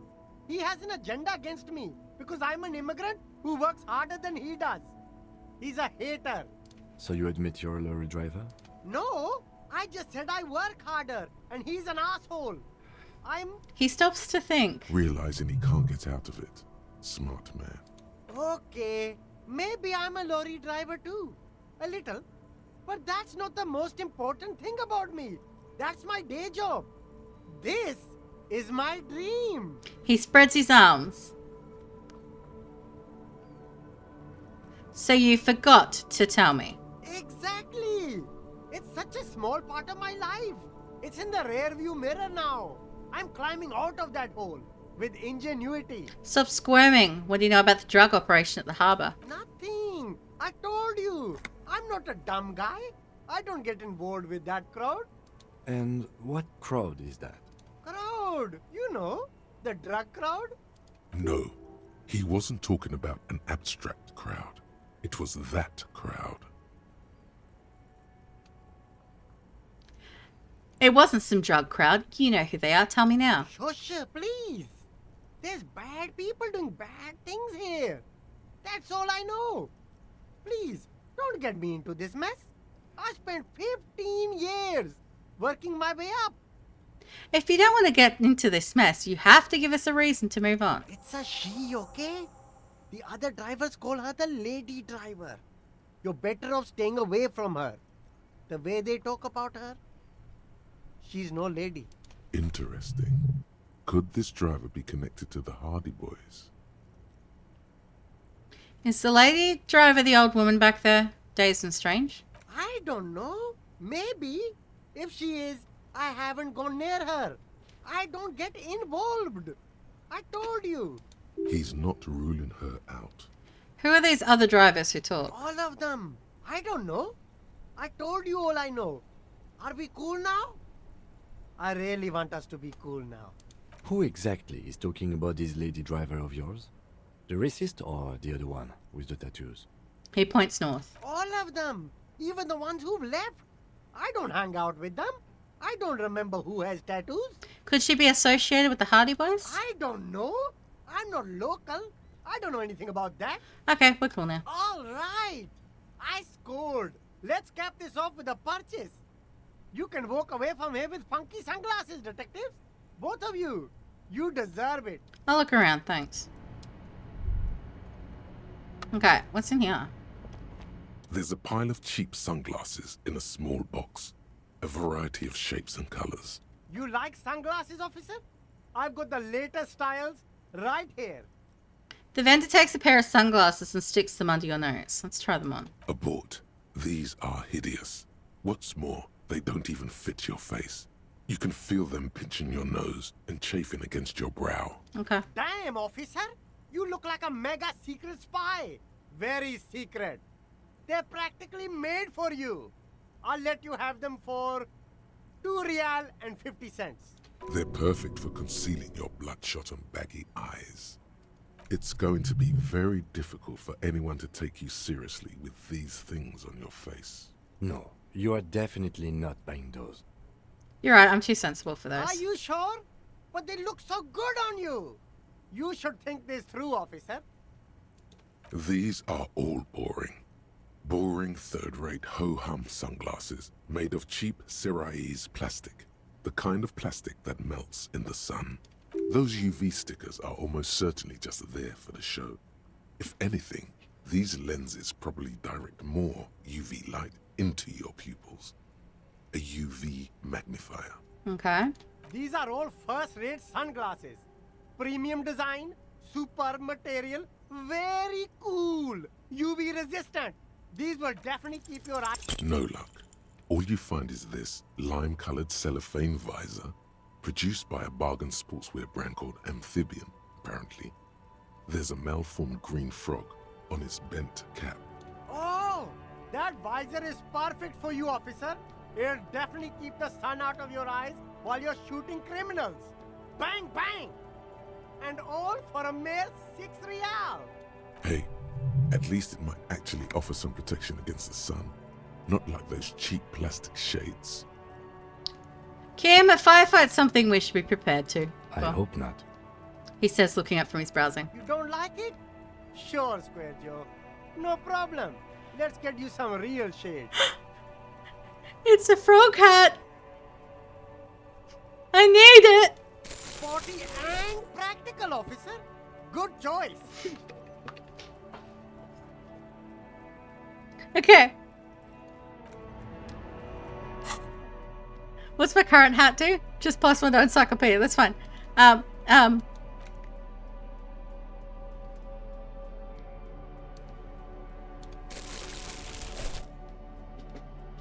it doesn't have any googly eyes.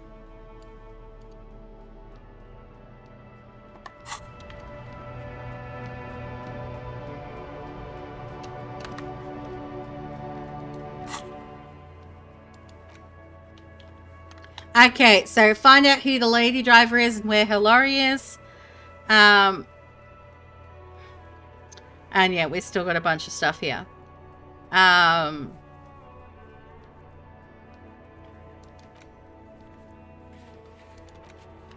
But we'll get them. Okay.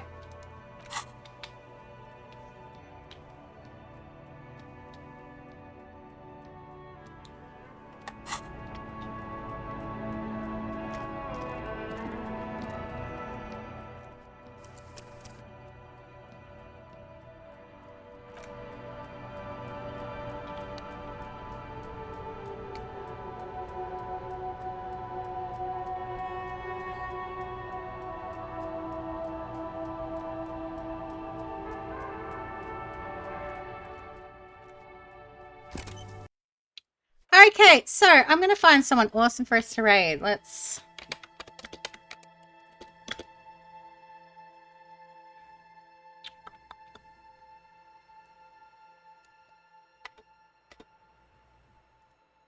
Who have we got?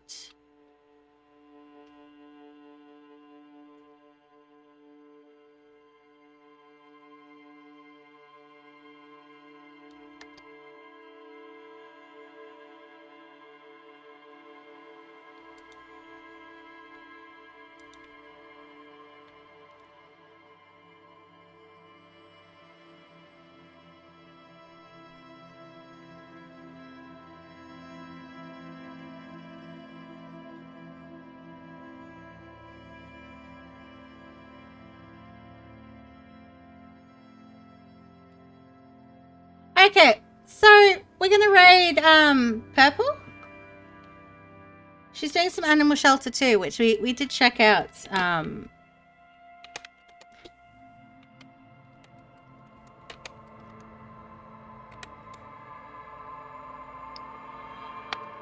If you're sub, there's 2 options there to pick from. If you're not, the first should suffice.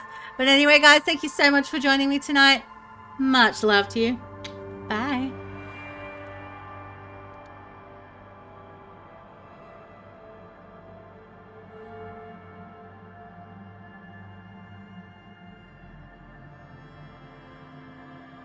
Go. Hey! Hey! Hey! Not helping no one now.